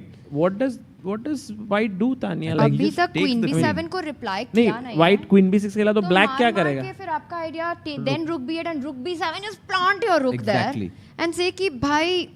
And then when A4 comes, play A5. You have to play A5. If you don't and allow white to get those connected pass pawns, that would be... Just get this, force Rook B1. Maybe just get your king first. And after A4, your idea. Muy importante. Stop it. And then you bring the king either like probably all the way to B7 and maybe black can also play for a win. No, maybe not. Yeah, because you have Rook H1 always. King F1, King A2, Rook H1 type of ideas. You can target the H5 pawn. But yeah, I think Sindarov is out of the woods. Very important move, Queen B7. And these moments are what differentiate from suffering for the next 30 moves and praying that you hold it, or just solidly, with confidence, holding the position to a draw. Right. You and must be feeling comfortable here now. Yeah, this is good position The for problem is na ki white rook ke paas koi access lines hi nahi hai ab. You've just taken away the only open line in the position. Whatever white plays, black's going Rook B8. Can we go F3 here? Very crazy move, but so risky. खोलना है सब. But it makes sense. I get where you're trying to go. But it's such a good move. Wow. Oh yeah, the bar didn't move, but I just want to say this move requires guts. Your queen is offside. Black can take, and then you're just looking at this G3 pawn that can be targeted. Maybe move the king, get the rook on G8, maybe slide the queen over to G7. Also Rook F8 immediately. Rook F8 coming in, queen so far away from defense. F3 is super gutsy and a bit scary. I mean, if you want the rook to get active, तो खेलना पड़ेगा. Correct. But this is the same guy who played B3 on move 1. Yeah, that also takes a lot of guts to, especially in the quarterfinals of the World Cup, and still be able to win. By the way, guys, Andrei Esipenko on the push in his game while that one remains in balance. Bishop aa chuka hai E3 pe, rook land kar gaya A3 pe. Rook takes bishop is a massive threat. Yeah, I mean, if you move the rook to B2, defending the bishop on D3, rook takes D3, still winning. He goes rook C5. And let me just show that super sharp tactic. Bishop C4 would have won the queen. But he goes Amazing. rook C5. He saves his bishop on D3. And rook B3 played by Esipenko. By the way, guys, we were speaking about this candidates perhaps not having a Russian player, but actually it may very well have if Esipenko wins here. So I think there has been not a candidate since a long time that has not had a Russian player. Like always it's been there. It's a tradition. It's a tradition, and maybe this time was the first time, but Esipenko is like, I'm still there, alive. Queen D1, but the advantage keeps getting bigger for black. What to play? Rook B2 or? Maybe just take on F2, take the pawn on B4. No. Keep it simple. It's just a free pawn up. Queen S7 could be a Oh, he's threat. reaching immediately for that pawn. He says, I am happy if you take here tactics, but where? Just pin on Queen pin A7 maybe. or Queen D6? Queen A7. Queen A7 is the move, D6 yeah? or Queen A7? I like Queen D6 also. So we are going to see what he has in his mind as rook takes E3. He didn't take the Queen pawn. C1 played. Too many problems. LPDO, lose pieces, drop off, Queen A7 or Queen B6, and suddenly you can't move your rook away if you defend. And I just took a sneak peek here. Bishop C4 was a killer, stunner move here, winning huge material, guys. Amazing nice move. move. So nice. Queen C1.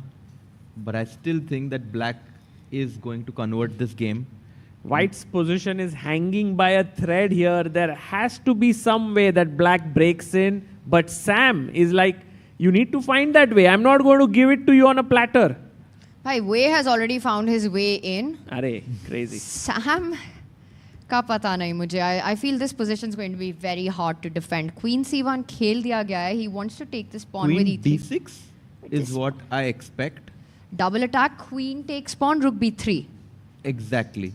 He played Queen D6. He played Queen D6. The point is, if you play bishop takes B5, I can play rook takes B5. Oh. And that would be bad news. And let's ask our chat. Chat, are you as sharp as Mr. Raja here? Bishop takes B5. I'll just have that on the board. And it looks like he's giving up his rook. Did you have a late night last night or something? Guys, That you're blundering? black to play. Late night. वो तो रहता ही है भाई हर्षित भाई. He's just blundering pieces right now. I don't know what he wants, Sagar. By the way, Jospam has been thinking for And about draw, 4 minutes. Because he offered a draw and it's a draw. Draw for Jospam. Meanwhile, a lot of right answers in chat. Adik Lennon, Roshni ji, Preeti ji finding Queen D3, winning the rook back, material back with interest. Jospam saving his game there, that one. Which means that we will see them play with an equal score in the second game of the 10 plus 10 Sindarov. Will Right, play with this the was white the pieces. final position. Queen B7 ke baad, he offered a draw and draw was accepted. Yeah. Right. Tanya, let's go to the what's other happening? one. Bishop C4? Immediately Is that the line that you were mentioning? Yes. in a different position, same motive. Oh, by the way, Bishop takes C4, Queen C5 is not possible because Oh la Let's la. ask, let's ask, Oh let's la ask. la. Chat. And this time visualization. Bishop takes bishop, queen takes rook, white to play. Did not see that coming. Too good. Too good. White to play. Can you pick up the rook if the bishop is traded on c4? Maybe just drop back. Guys, the question in the chat is how to recover from Arjun's loss for the chat. Guys, good idea is to come to Goa to chill. Chill करने के लिए आ जाओ. And chat super sharp here. Shaurya, Kavya, all getting the disco tactic on the board. Bishop takes bishop, queen takes rook, bishop takes pawn, losing the queen no matter what you I was capture with. expecting one of those Hi, sacrificing. Yeah, actually, Tanya, do you listen to Sadistic Tushi? No? Yes, Bhai, you must have seen it before. The Instagram I've seen a few, but not too many. What is it? Tell me. Can you do a sadistic tushi here? आप करते ही हो, you are almost there every time. And pawn takes the bishop and the fatty queen enters in and something like that. Can you do it for this? And say bye-bye to the fatty queen. on C5. Sacrificing the juicer and goodbye to the fatty queen. He was here. I think he's still here. Although I don't see him in the fan zone, but He Oh, was BC4, Oh, by the yeah. way, rook comes to d5 and now Oh ho. queen. भाई यहाँ से Mistake. मुझे लगा अभी तुम ओ हो. भाई कितनी प्यारी move है. Suddenly you forget that there's another side of the board and you come in with an attack. Yeah, h2 is hanging. H2 is hanging. King G2. What's the plan? पर भाई क्यों ये इतनी गलत मूव थी? Like what Why could king black have G2? played? By the way, Queen H6 also a huge mistake. Yeah? I see that. वही बोल now. रहे हैं भाई. Queen B6 पे जाना था मेरा for some वाला reason. था oh ho. That's what I was going for. Okay, But why? h4. H4 खेला उसने, okay? Yeah, he Was goes that H4. Oh, he's returning the favor. Again, now Queen A6 supposedly or Queen F6 attacking the golden pawn. And Is also the way. threatening C3 भाई disco के साथ queen check देते हुए. 1.5 minutes for Sam. In the heavy piece endgame, it's all about king safety. The And- black king very safe on G8 and a bathtub structure. A bathtub structure is highlighted in red there. The white king, no shelter. Why white king? But if you go to G2, there is shelter. But then the second rank weakness. Yeah, then the second Rook's rank is coming weak. in with checks. And he goes for He goes for Queen queen F6. F6. Threatening the F3 pawn, also supporting the pawn advance from C4 to C3. And also guarding this Beat- B2 square. Why king G2 को check दे देंगे हम. भाई queen takes e3 मार देते हैं ना, क्या problem है? Rook B3. Rook B3. Oh, Rook takes C3 maybe you can. Rook But that takes. just looks so risky. No, but just take it भाई, risky या Rook ना F8. risky, take it. भाई F8. double up. Double take- up वापस आ जाएंगे rook d1. Take first, think later कह रहे हो आप. हाँ, we have to take. Sam भाई. And now down to less than 1 minute. Maybe we वापस- can go full screen. What's happening there? भाई 50 huge seconds. trouble for white If here. Sam loses this, he will be in big trouble, but he has shown he can win with black. Rook Takes e3. C3. And the rook does come to the B file. Rook B1 in positions. Watch out. Rook Rook d1. B8 Rook played. d1 आ जाओ भाई. भाई rook D1 आ जाओ. And where is the follow up after rook D1? Can't go rook E1 because F3 is tender. The C pawn can also roll down the board at some point. I also like the idea of Rook B3 just to target the golden pawn on F3. The stakes you can capture back with the pawn maybe. Goes queen c3. Oh, Rook B1 check, no? Rook B1 check. The king runs up. Rook Wow. B2 check. That's a good move. Queen I- C3. King H3. Rook d2. Rook d2. No, No? then queen Queen takes queen. C3. Oh, queen is that. And there's no back rank because the rook on D2 is pinned. Let me just show that. Rook B1, king G2 or king F2. And after rook D2, you can take the queen because bhai, the computer doesn't allow me to give a check on D8. But you can play king H3, I guess, and Rook H1 check and king G4 by Bindas. अरे भाई, क्या कहाँ बात जा रहा है कर रहे भाई हो king? Bindas. Too much. भाई ये बोर्ड पे खेलना बहुत मुश्किल है to Yeah. imagine that you're just bindas marching your king to And H3. that to the time now, guys. 39 seconds for Sam. एक 1 check आ minute. चुकी है वो तो E2. king E2 he uh Where गए is the हैं king? भाई That's a huge blunder. Oh, it's going to be mate. it's king of the completely losing. hill. Okay, Oh, but how that's to a win? mate, How to actually. win? How to win? How to Rook win? B2, Rook D2, Rook D2, king D2, queen D8. King E2, queen D1, king Oh. F2, queen F1 mate. Oh beauty. Oh, bhai, queen d8 too tough. Check. And Even what queen what if Queen D6 is D6 there. also Queen works. D2 You runs can't into take with rook this. B2. King D2 is what Sam has seen, but you give He a check. goes for it. he finds it? And He we're going finds to it. see this He's line found being it. He's played found it. out. Esipenko के Let's चेहरे just- पे दिख रहा है. Yeah. उसने ढूंढ लिया है. Let's just see the players Take play it. this out. Takes He's the going to rook. do it. He's calculated, bhai. वो Yeah. he's seen it all. आराम से rook हटाएगा. Queen takes rook में pin, and I think And you Sam saw realizes Sam it. there. You saw that reaction from Sam. He knows this is over. King takes rook, you get checkmated. Queen takes rook, you lose the queen. Is Sam about to resign? Yeah, he's shaking his head there. I think he's going to offer his hand in resignation as there's no move to save himself here. Queen D8 check if you take with the king. Rook B2 if you take with the queen. And that's it. That's it. Andrei Esipenko Too good. Well played takes by the Andre. lead in this match in the 10+10, which means now it's on Sam who has to make a comeback win to take it to the third tiebreaker. And we've seen it. Sam can do it. Let's see if he can do that again. By the way, guys, in our fan zone, I'm really amazed by the few people who are sitting in. You know, like after Arjun lost, many people left. But I see few people here. Maybe if you don't mind, we can show you on the... maybe we can give a mic just to get your thoughts. Like, what is it that makes you be here, and what is it if maybe we have a couple here also, if you would like to share your thoughts. So nice to see that people staying back. Yes, it's working. Hey, hi, Anuja here. So it was a great commentary. I mean, first of all, we both came from Pune, mainly just to chill. And as you said, it was a watch party and we wanted to attend. And yeah, of course, we were rooting for Arjun, but other players who are playing, they are also great players. And you don't get this chance that often, that you can see Wei and other players so close and then get to hear the commentary as well. So I think irrespective of Indian or not, they are great players and you should support. So I think it's a great chance to be here and I didn't want to miss it. That's so nice. Wonderful. Thank you for staying back. And we are very grateful that you are here and to see this. Excellent. And Tanya sir. Yeah, that means we're going into our second tiebreaker. Dono matches jayenge. Abhi there's a scope for comeback. Pehla wala draw ho gaya. Hospam versus Sindarov. That's ended in a draw. Jose is going to win next game. Bhai, Jose is going to win. Meko pata hai, honestly, even right now, I feel I'm still coming to terms with what happened with Wei and Arjun. Acha. I just was, hearing her speak as well. So true that World Cup has so many incredible stories and narratives. And I think one by one in this World Cup, from my personal perspective, like seeing our Indian players and our big hopes kind of get eliminated round after round. First Gukesh, then Prag, then Hari, and then we had Arjun, right? And it just felt like this was going to be that one World Cup where Arjun's come so close and he will make it to the candidates this time.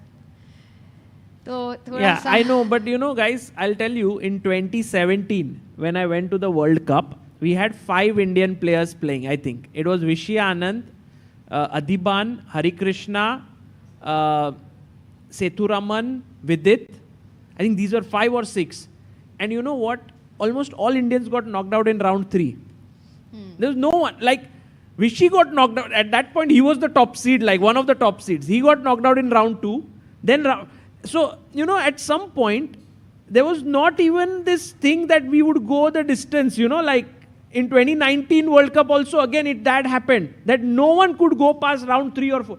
Actually, right now, we are in such an amazing position that someone lost in a quarterfinals, and we are like, bhai, theek nahi hua. Matlab, Indian chess has grown so much that we are so upset with the quarterfinals loss. But I think you're absolutely right on that point. Like, it just shows how far we've come, but also how far you come, the expectations rise as much. And that's just the nature of the game. That's the name of the game. Last World Cup, we knew that we will have a player in the semi-finals.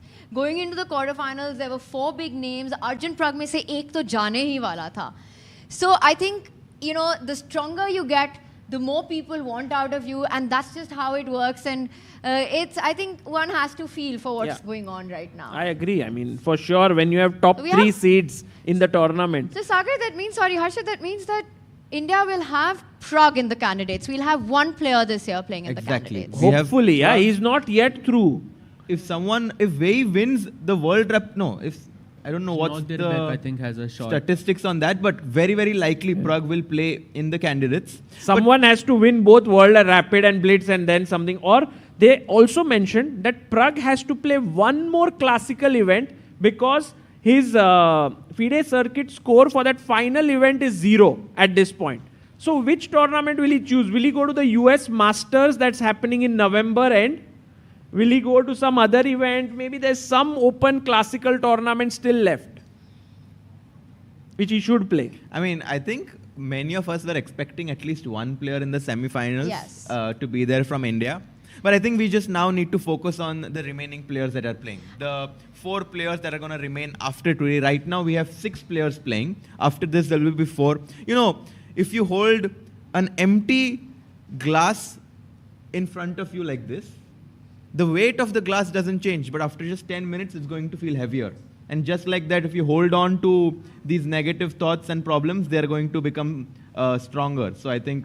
Bhai, Guru Raja. Kya baat hai?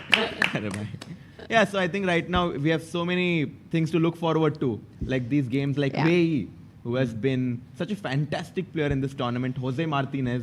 And I think we need to appreciate these players a bit more as well. I think we've been really appreciating them. There's no question about that. I mean, their storylines, their narratives, the big upsets that we've seen them have through the way. It's been just awesome, awesome to watch them in action.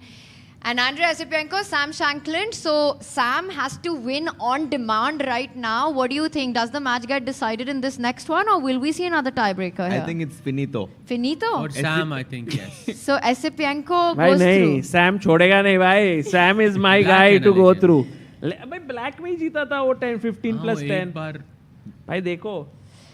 It's going to be Sam Shank the Tank. He's what he needs to do. Sam the Tank. Oh, by the way, guys, what a great storyline this is, right? With Wei reaching here, and he reaches the candidates, then he wins it, and then he says to Dingler, and I'm going now to face against Gukesh. You know, that's like another amazing storyline. Reclaim the title that was lost. Yeah, Chinese world champion, Gukesh goes and takes it, and then another Chinese player comes and says, okay, I'm going there. It's also a nice story. Okay. Well, that's still, I mean, there's still a lot to fight for in the semis as well, because let's not forget, it's only guaranteed to the two finalists. There will be a fight for third place. And out of these four players, but to your point, I think Wei, a huge favorite, simply his strength, his form right now, not just the numbers on paper, but the way he's playing, a huge favorite to be in Cyprus. Correct. For sure. I agree. No, but in Cyprus, you said, or here in Goa?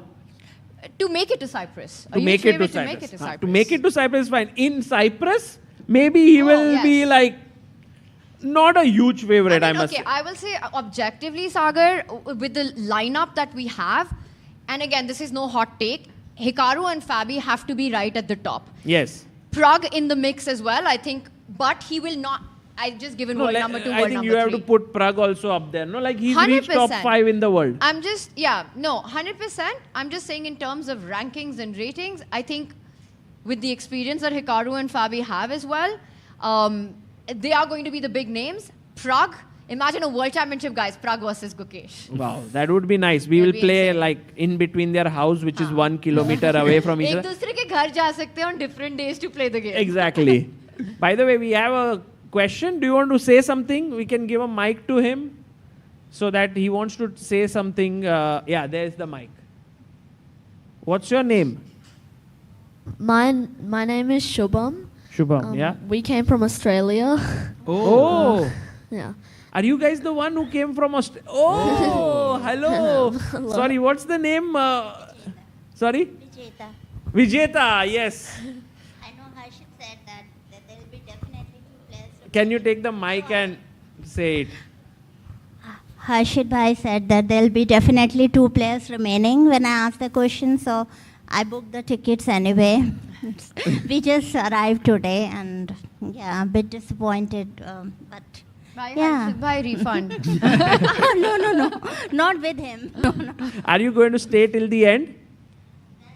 Booked it. Even he had his exams, but he's in his school's top chess team. So his school excused him from exams that you are going to learn, and it's a chess because he's in the school's top chess team. So they said it's a learning experience. So he has to go back and take the exams now. My son Shivam, his name is. By the way, he wanted to know in this game. Yeah, tell What Shubham. happens if king takes d2 in Sam King Shank? takes d2. Let's work this out, Shubham, in this position. Let's try to see. Like, put yourself as black here. Yeah, black How to black. would you continue? Well, it's actually my brother's question. Okay. But Shivam, right? Yeah. Yeah, Shivam, king d2, white's king is out in the open. You have to get to it. How would you approach this Typical position? big brother. Yeah, tell your little brother to ask the question. We can pass the mic to that. So I was thinking, Checks captures threats, remember that. because I knew what happens if queen takes. I was sitting in the hall very confused what happens if king takes, but I thought that maybe something like rook b2 or rook b2. Rook b2 and then the king will try to run away. You have to find a way to get the queen into the attack because that would be deadly. So what check can you give? Queen to the e6, Queen d6. d6. Queen d6 check. White can't block it, so I only have one move because if I go to c2, that is a mate in one. Just queen d1 and that's game over. Yeah. So king e2. Queen d1. Exactly. Oh, okay. King Running. f2. And then queen f1. Mate. Very good, exactly.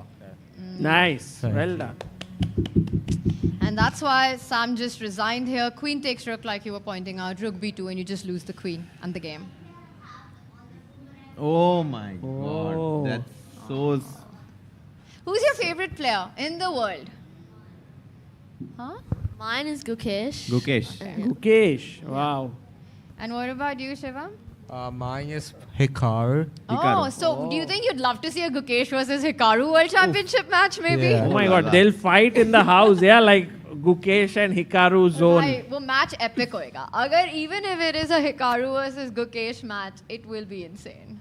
I think any World Championship match is going to be awesome. True. True. Like Fabi, Hikaru, and Prag. These three players, like right now I'm thinking about it. Which player would you want, like which player do you think would pose the most problems to Gukesh? Magnus, maybe? Yeah, Probably. Table smash guaranteed. I would say like Hikaru probably. Hikaru or Fabi? I would say Fabi. Fabi. I would think Fabi. Yeah, very tough pick out of the two. Because Fabi and because Hikaru. Prag has a pretty not so great score in classical chess against Gukesh. So perhaps I mean, I really wanted to say Arjun, but he's gone. Right? Because Arjun has had a very good score against Gukesh. He does With well. Fabi, on the contrary, he defeated him in the Olympiad in actually Chennai. Gukesh has a great score against Fabi. Exactly. Like he beats him so many times. Including in the Olympiad in so many key matches. I think twice he's won against Fabi at the Olympiad. Yeah, I have to say. 22, 24, and both. Budapest. And also when I went for this champion showdown, Gukesh beat Fabi several times there as well. Actually, that means that on score, Hikaru's been the tougher opponent for Gukesh. Than If we Fabi. purely look at the head-to-head. Yes. But Wei is also there. Chat से पूछते हैं कि उनको कौन सा world championship match चाहिए Hikaru, I think who if do he, you want should challenge Gukesh in 2026? I think Hikaru, if he just goes into the tiebreaks, like that's where Hikaru becomes a heavy favorite. That's why I'm just. I think classical. पर अभी तो time है ना but world classical में there championship is match को. Of course, but classical तो में तब there तक is. गुकेश अच्छा हो जाएगा रैपिड और ब्लिट्स में. नहीं? Right, of course, but I'm just saying that classical में I don't think there is anyone who can pose him problems. Really? I don't think so. Wow. Arjun was that guy, but I think after today, I don't think there is anyone. Lot of. Oh, Anish is also there, guys. Don't forget Anish versus Gukesh. That's also exciting. You know, Anish, until now, whenever he played candidates, he was like, let's be solid. Let's play solidly. But now this time, he's like, अब तो जीतने के लिए खेलना है. What else? Yeah, he's You done know, everything. Who else is saying अब तो जीतने के लिए खेलना है? Who? Sam Shankland. अरे क्या बात है. On the board. Has minutes nothing before. else. भाई can we Has to go all full out. screen on Sam? क्या ही focus से बैठा है यार. Look at that. When you are in a must win, the way you have to come there, and he's looking at the board, like with his eyes open. Yeah, no meditation and or anything. It's for Sam again, exercising the demons from the quarterfinals matchup. And that score was also 4-2 right now. Esipenko is leading 3-2. Yes. Man. And this happened deja to vu. Sam exactly in the 2021 match against Sergei Karyakin, where it was in the second tiebreaker that Sam got eliminated. He was leading in the classical, come back by Karyakin. Leading in the next tiebreaker, the first one, Karyakin comes back and takes it in the second tiebreaker. And we're going to have handshake and lift off just in a few seconds from now as Sindarov gets to play with the white pieces. If he wins, it's over. He's through and going to face his compatriot Yakuboev in the semi-finals. If he loses, that's it. He might help Yakuboev. Yeah, maybe, yeah. Because I think Sindarov has a second here. His name is Madaminov. And perhaps they all will help Yakuboev then. You know, actually, I was when I was coming to the commentary room, I saw him in the lobby, and he looked so nervous that it was such He was a nail. commentating, yeah? Because he generally keeps a phone and he's, I think, commentating for Us Chess broadcast. No, he was. I think he was just watching the game on his laptop in the lobby, and he looked, I mean, visibly a bit stressed. This was when Sindarov was down, like after he lost the first game, and he was about to win the second game. So it was very, very nail-biting moments. for him. Guys, for Sam Shankland, a must-win. Jose and Sindarov still. A draw means we could have the next tiebreaker. And they're like, चालू कर दो भाई, हम दोनों भाई, board पे बैठे हैं, क्यों nerves रुके? होता है ना. You want the games to get underway because उससे पहले stress रहता है. एक बार moves start coming Exactly. in, you get locked in. And Jose Martinez maybe deciding which opening to play. Usually he opts for Handshakes. Sicilian. And moves But on the C4. board. English, C4, C5. C5. Copycat chess so far. Again, doing the same, knight c3, but now I think we'll see a deviation. Yes, we do e6 played. Symmetrical English, I think transposing into some Sicilian if he goes e4 in this position or d4. All right, well, this one going to be a slow development in the opening. I'll quickly jump over to Sam because Sam's approach has been one which black pieces take in a must-win. B3? What is Bhai, B3? look at how this started. Hey. E4 pe Sam ne kiya D6. The perch defense, and now after D4, knight F6, knight C3 pawn bachaya. He goes for this Philidor setup with E5 finally. But Tanya, what is B3? I've मेरी समझ never नहीं आ seen रहा this in my life. And now B3. इस quarter final में सब लोग B3 क्यों खेल रहे हैं? Yeah, B3 has become very trendy here in Goa. To put the bishop on B2, right? Yesterday we also saw Esipenko do that against Sam in some other line. Bishop B2. But I've actually never seen this because usually white opts to develop his bishop on c4 and castles. Very innovative approach by Esipenko. Looks nice though. In a situation where he only needs a draw. Yeah. Goes queen d2. By the way, this Philidor setup worked beautifully for Sam against Vidit, right? Yes. So he's trying to use that. And you know, there's a big chance we might get castling on the opposite side. So that already creates the first imbalance in the position. Yeah. And I'm surprised Esipenko is readily going for this because, you know, one might think that you want to play solid, you want to castle on the same side as your opponent, but he's like, nah, I'm fine. I'm ready to go in for a big fight here. He goes. But he won't long castle. He won't? No, he'll play bishop E2 short castle. Why to long castle? He can just play like... Why he's going for it? King Oh! Amazing. I don't care. Esipenko is ready. He says, bring the fight on even though I need a draw. Not sure how good of a strategy this is. Only time will tell. Mazedar. And also now black has ready-made plan with B5, A5 and A4. Just attack karo. B5 might be met with D5 on some occasions. He goes for Late. a Goes for great B5. call there. He goes for B5 B5. instantly going for that idea. And now if D5, नहीं, वो just bishop to- निकाल रहा Bishop है. D3. Guys, I have to tell you, not a big fan of white strategy here. I just wanted to short castle, get a nice advantage because my opponent played Philidor. Bhai, Esipenko is saying मजा आना चाहिए. Qualification हो या ना हो. Let's enjoy. Look at this. If black goes short castle in this position, G4. अरे भाई. अब कैसा लग रहा Take है it, हर्षद rook भाई? G1 and you're a happy camper. True. I think that's a great point, Sahaj. By G4 से ही attack करेंगे. Let's go G4. I think, you know, these players I've noticed, they always take this time out to put the king on B1 whenever they've castled on the long side.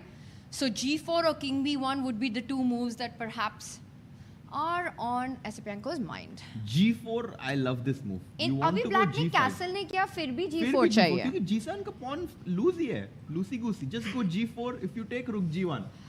Loosey-goosey. It's a loose goose. भाई हर्षित भाई आज आप कुछ ये you didn't bring any snacks or anything. Always. Where is it? हाँ यार मेरे को भी भूख लग रहा है. I have Yeah, this yeah, protein biscuits. What? What about the Very other good. stuff? Treptin ये ले. ये नहीं चाहिए. दूसरा लाया तू? Tanya is like, give me something that tastes good. No, Don't no. give me healthy stuff. Oh my This god. is the one that I like. Thank you, bhai. Very kind of you. Oh, G4. Oh, let's score, go. guys. Carry the G pawn. And यहाँ पे commentator ने like ये सब तो ठीक है पहले मैं खा लेता हूँ. Can we have the mic? I think you have a question. Oh. No question. Oh. Oh, you brought Oh. what is it? What is it? ये खुशी तो देखो. नहीं क्या है? Oh, Tim that's so Tam. nice of you. Oh wow. Hi, No, you have to eat it. We'll take one piece later. It's for us. Wow. This entire thing. Wow. These guys are. Oh, you brought like entire stuff for us now. I'm feeling sorry, yeah, that Indians are out. But we are here, bhai. But actually हर्षित भाई ने जो बोला ना 2 Indians are going to, है ना, आप उसके वजह से ही बुक किया ना ticket. You had cancelled it. Yeah. You had cancelled.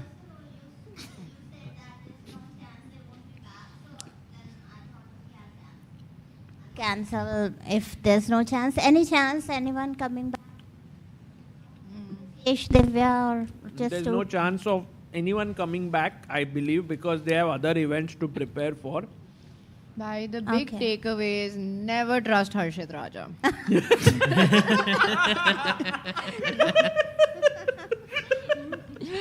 That's what we've all learned in this World Cup. Harshit bhai. Harshit bhai. Harshit bhai. I should have booked it in the beginning. I think the first 3 weeks okay. would have been better. But Next time मुझे message करना मैं आपको बताऊँ. oh, please. Actually, in Australia, we live in Gold Coast, and where the Olympics are going to happen, and they, his school organized a meeting, parents meeting with the Olympic Committee, and they were asking for suggestions to how to make Olympics, especially the 2032 one. So we were suggesting that can you include chess in that, because host nation can nominate one sport which is not traditionally Really? played.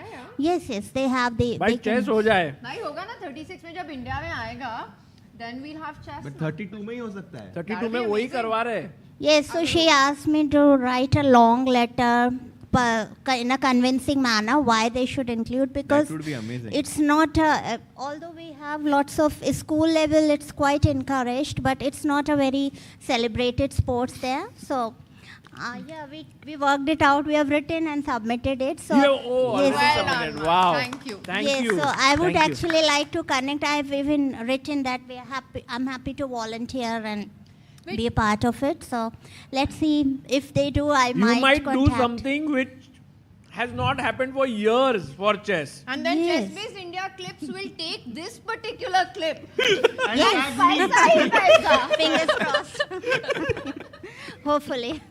Let's so I go. might get in touch with you. Like they were saying, we have no idea who to contact. No, once the commentary ends, we'll come and meet you right now. Yes, So thank absolutely. you so much for coming all the way, and also, भाई वो chocolate का packet किधर गया? अरे उधर रख दिया. Just welcome to stay at our house. Oh wow. Thank you. Thank you. Usually what happens is that the host country nominates that sport जहाँ पे they also feel that they have very strong athletes. To also try to showcase their talent, hopefully win a medal. But Kuibakorov played really well with Prague in round 2. He's from Australia. He almost knocked him out. And Almost knocked I out mean, Prague. that's a good opportunity for them. By the way, Sam is making couple of very, very dangerous moves with bishop on b7 and g6. And the king is still on e8. His chances look slim right now. What about Jose? Can we go to Jose and Sindarov? No way, Jose. Bhai, a very different queenless middle game is what we have here, because simply queens are the only pieces that have been traded off. And in this position, though material is balanced, I think generally this pawn formation, white with more space, black having a weak d6 pawn, bishop on g2 nicely placed, the knight about to reroute itself to greener pastures here. White has a pull in this endgame. All right, ignored by the panel there. No, I mean, I was just सब thinking chocolate where खा रहे हैं बैठ के. No, I was thinking where the knight on e1 is trying to go, because knight e1, knight d3 is one idea, but the other idea could also be to just go from c2 to d4 and trying to get to that c6 square. So भाई that- queen कहाँ चली गई पर? भाई exchange हो गई. कब हुआ कैसे ये? हुई? Should we just back up a little bit? Like hedgehog structure में queen is so important for black, right? तो कुछ तो queen b8 खेला and then you took queen takes b8. So just quickly an action replay. And white again played b3 in this game as well. b3 is the star move And of this quarterfinals. just here, Sagar, to answer your question, the queens came off the board. b3 happened, bishop, actually I was going to say came out to b2, but didn't. I like how Javokir has played this. Yeah, this could become very difficult for Jose because he likes sharp positions. He's playing not only the board, but against his opponent's style. I agree. Bishop e3, we can never give up our bishop there, and after rook d7, knight e1 and knight Bhai, d8 back. Knight takes pawn, black to play ho jaye. Knight takes a7? Knight takes pawn. Let's Rook see A if ठीक लग रहा है ना? Actually, I was thinking knight वहाँ से निकल के d5 खेल लेते. Guys. Like I said, never trust Harshit Raja. Guys, black to play. King F8, prophylaxis. Bishop G2, well done. Bishop takes bishop. King takes. King takes. Good A7. vision. Quick. Rook takes A7. Sometimes you miss these moves. And well done. And even our chat, super sharp here, Sagar. Everyone finding the tactics. So setting up a cheapo, as we call it, Jose Martinez. So what does white do here? Does he continue with his plan? Oh, he goes bishop f4. Now, Repeat. Oh, but no, there's it attacks the d6 pawn. D6 is attacked. It's a different position, Sagar. He takes the bishop on g2. King takes. And the point is now you can take it because there's no rook d8 doubling down. PP on the PP nahi hoga. तो knight B7 पे अभी खेला तो A7 मर rook जाएगा A7, knight A7 मर रहा है. No, but then you have rook A8. Knight c6. Knight E8, I think, is the only move here. And that's ugly. Oh, no. That is so ugly. Knight e8. It also looks beautiful, Tanya, to have those two knights on the last rank. Mike. Ah, okay. चल पानी भी दे दे. So Knight knight e8 is the only move to defend. Knight b7 runs into knight takes pawn. Knight e8. I think white continues with this plan of rerouting the knight, right? From e1 to d3. And he goes knight e8. Knight e8 खेला गया है, so you want to go to d3 and then where do you want to go next? b4. a6. Then where do you want to go next? कहीं तो जाएंगे. And b8. Finally. You ही चला. I also like E4 here quite a lot for white. Just to like get that Maroksi bind type of structure, gain भाई आप space on लोग the सब center. right हो रहा है भाई आप लोगों का. Sorry? आप लोगों का सब right हो रहा है. आपका नहीं सहज का prediction सहज सब right हो रहा है. भाई सहज भाई is too good at predicting. I would never ever bet my house Sagar again. और मैं grandmaster बनेंगे कभी life में. नहीं. He will say नहीं. Hard no. हंस रहा है. कुछ बोल भी नहीं रहा है. That is honestly the worst answer you could have given is like laugh at us, Sahaj. भाई knight e5 can I'm come. not laughing at my answer. I'm laughing at. Okay, this doesn't make me look good, but yeah. And the question. मैंने सोचा नहीं इसके बारे में बिल्कुल भी. Knight e5. Let me think. Huge threat on the भाई board. तो सोचो भाई. Actually, C5 is a even stronger threat. B takes Wow. C5, knight takes C5. Oh. And suddenly the rook is only trapped. Let me just show this because it's so beautiful. King f8. Let's say king f8. And c5 you can't take with this pawn because rook hanging है. इससे मारा. तो knight takes c5. Pawn and suddenly the rook on d7 has no squares, bhai. Too Rook good. trap हो चुका Rook है. trap if पर b हमारा c5. knight भी trap हो चुका है. Too सुंदर. Rook c8 भी आ रहा है. No, this is just over. Yeah, rook c8 and you have no time. I कभी guess. कभी knight उधर D7 पे trap लगता है, but actually it's the one who's attacking. And he goes a6. Jose kicks that knight away from b5. Let's bring it back. Knight C3, easy. Still C5 is a kind Don't of a go threat. to d4. Never even think of putting your knight to d4 because e5 will hit both your bishop Wait, on wait, f4. wait. Is that working? Because do I not have a tactic there? E5, yeah? कोई tactic होगा मेरे पास. Apparently Okay, it was but working. guys, listen. This endgame is going to be played for a long Yeah, time what right about now. Messi? Let's head back. Sam Shankland in a must-win. Oh, एक long pawn castle. नहीं trade हुआ है, एक piece नहीं trade हुआ है. क्या Any उसने long भी long castles? उसने भी long castle कर भाई लिया. Sam Shankland is like saying कि भाई मेरे को king side पे जाने को बहुत डर लग रहा था. I'll go queen side. Amazing. भाई मुझे बहुत ठंड लग रही है. मैं बोल रही हूँ उनको कि थोड़ा टेम्परेचर बढ़ा दो. You know, I think a move like A4 here is quite interesting for white, just to provoke black to play B4 and bring the knight back to E2. And okay, some problems on the queen side, yeah? A4. g5. I like this move. And quickly takes h takes g5. And now where do you go? Do you go forward? Do you go H5. back? He goes forward because F4 is juicy but stopped. Exactly. He comes back knight e2. But I like black's chances now, yeah? Somehow you have these dark square weaknesses.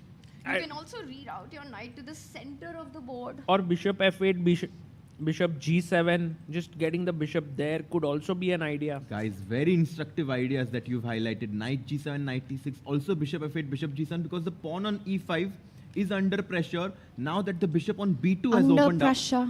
up. Big press. c4 maybe. Or it's too much. Why it's too much? Too much, too much. It's okay. Oh, c5 कर दिया उसने. c5 played. He said c4, nice. c5, so now But this is forcing a a decision in the center. Positionally dubious idea or not? Because we can go d5. No, D5 is a... c4. Yes. Oh, it traps the bishop. So Sundar. white has to basically go pawn takes pawn, and play c4 himself. Why you said pawn takes pawn? Which one? E5. E5. Because if you I take on think. c5, knight takes c5. Yes.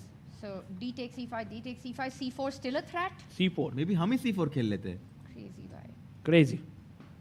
But then the d4 square is weak and knight g7 e6 by Tanya But can how come are to you d4. reacting? Do you just block it with b4 B4. first? Before I go bishop c2, and now I'm threatening something vicious.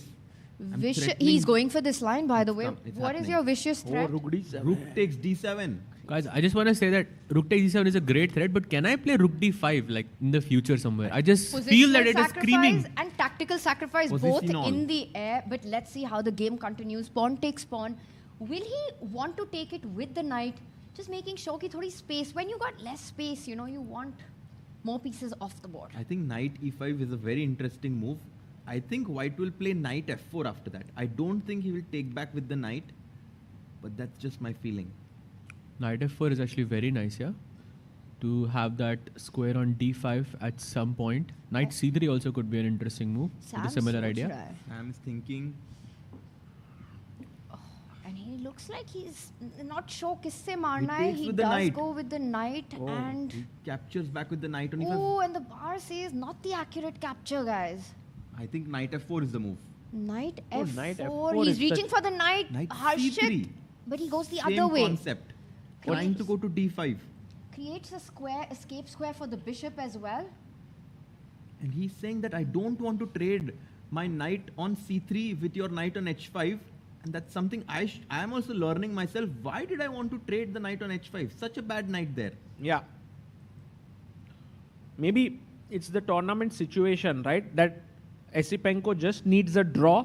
So maybe you think like, let's simplify. And that was the mistake also Vidit made against Sam, and Sam managed to beat him. So here Esipenko keeping that best move strategy alive. But now if you want to create some imbalances, you would want to trade your knight for the bishop. But you really want to do that because it's an ugly bishop. No, but then Plus rook white d3. always has knight d5 at the end. And he goes rook h e8, Bishop e2. Such a nice move. Bishop e2. Now knight is coming to d5. And also this is hanging in some lines, creating a weakness on the h-file, Sagar. And now knight d5 is a huge threat. Huge. Because if you can exchange that light squared bishop on b7, black is left with no good piece. Sahaj bhai, any hope for Shankland here? I think this is the end of the road for him. Mhm. It looks very, very hopeless, the position. I mean, to win. भाई मुझे ऐसे लगता है सहज भाई ऐसे वो final word बोल देते हैं ना ऐसे भाई उसने ये predict किया था. He had, when we were talking about favorites and predictions, he had picked Esipenko. Bhai, I think Sahaj Bhai is that turtle that we had in the World Cup. I don't know if you guys remember. नहीं, octopus. Yes. Ah. What was his name? Paul. Paul the yeah. He knew everything. Yeah. He's the crystal ball. Yeah, Sahaj Sahaj, bhai. I have a lot of questions for you later. That's for a different kind of a show. but- Many people have here Bhai, questions. पूछना है तो पूछ Do you low have अपने any future question के for बारे में. Sahaj? Any future? No. Anything. Hey, क्या कुछ? Oh, there. Sahaj bhai, maybe after commentary, many. Yeah, sure.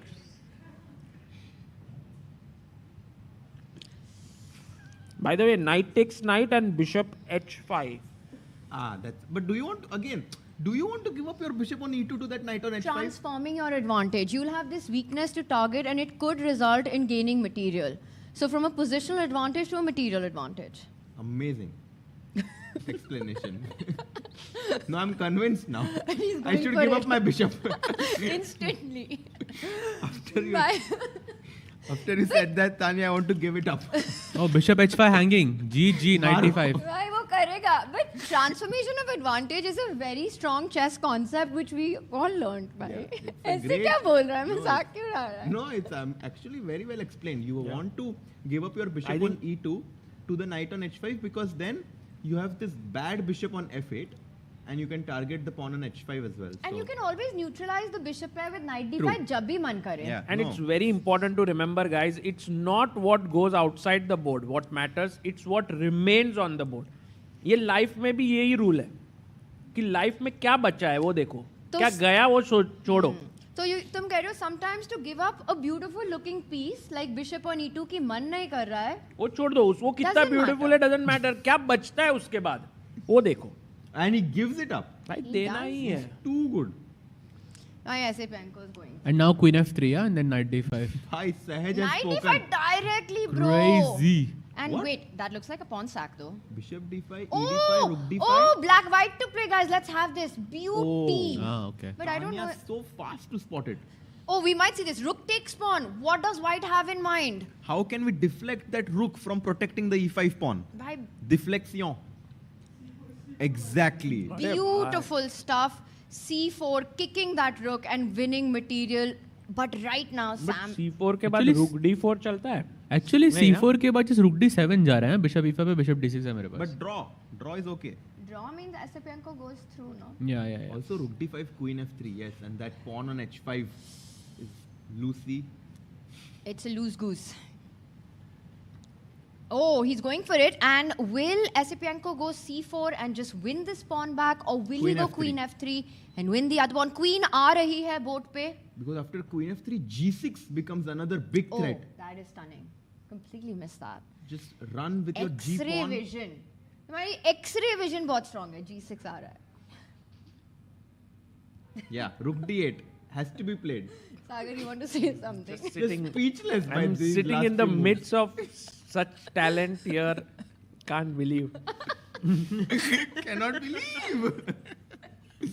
Rook D8. D8. Queen F6. Queen F6, Defend let's कर go. लिया. Bishop को Should we go? G6 मत करना. Queen F6 खेल लेते Yes, हैं भाई. 100%. But also Queen F6 hits this pawn. I'm just a little this thing about Bishop D6 and defending everything maybe. Yeah, Rook D1. Yeah, Queen F6.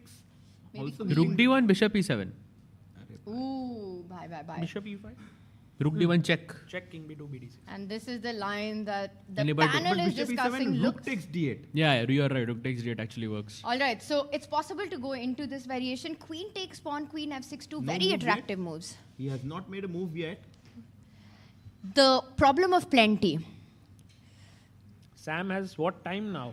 3 minutes 59 seconds. By the way, just want to give an update to everyone. Looks like Sindarov is pushing for the win against Jospem, and he Why seems to have G6? a going great G6? advantage. G6? What a Wow. move. What What a about player. pawn takes pawn? G6 पहले समझते हैं क्यों अच्छा है? Bhai, क्योंकि rook takes pawn. You're going for the mate now. अच्छा, rook D1 A6 is hanging controlled. है. Queen defends this. E सब कुछ weak है. Rook C6 threatened है. He takes on G6. Rook takes G6 played. White is down a pawn. But But rook Black's C6 king is coming. weak. Rook A6 is coming. H5 is hanging. G5 is tender. Actually, Bishop E5 is also a threat now. Bishop E5, Queen E5, Rook Oh. B6 check, It's and it's a checkmate. mate. Nice spot, bhai. Thank you, bhai. Bhai, Bishop E5, beautiful. Rook B6. Beautiful tactics. Mamma mia.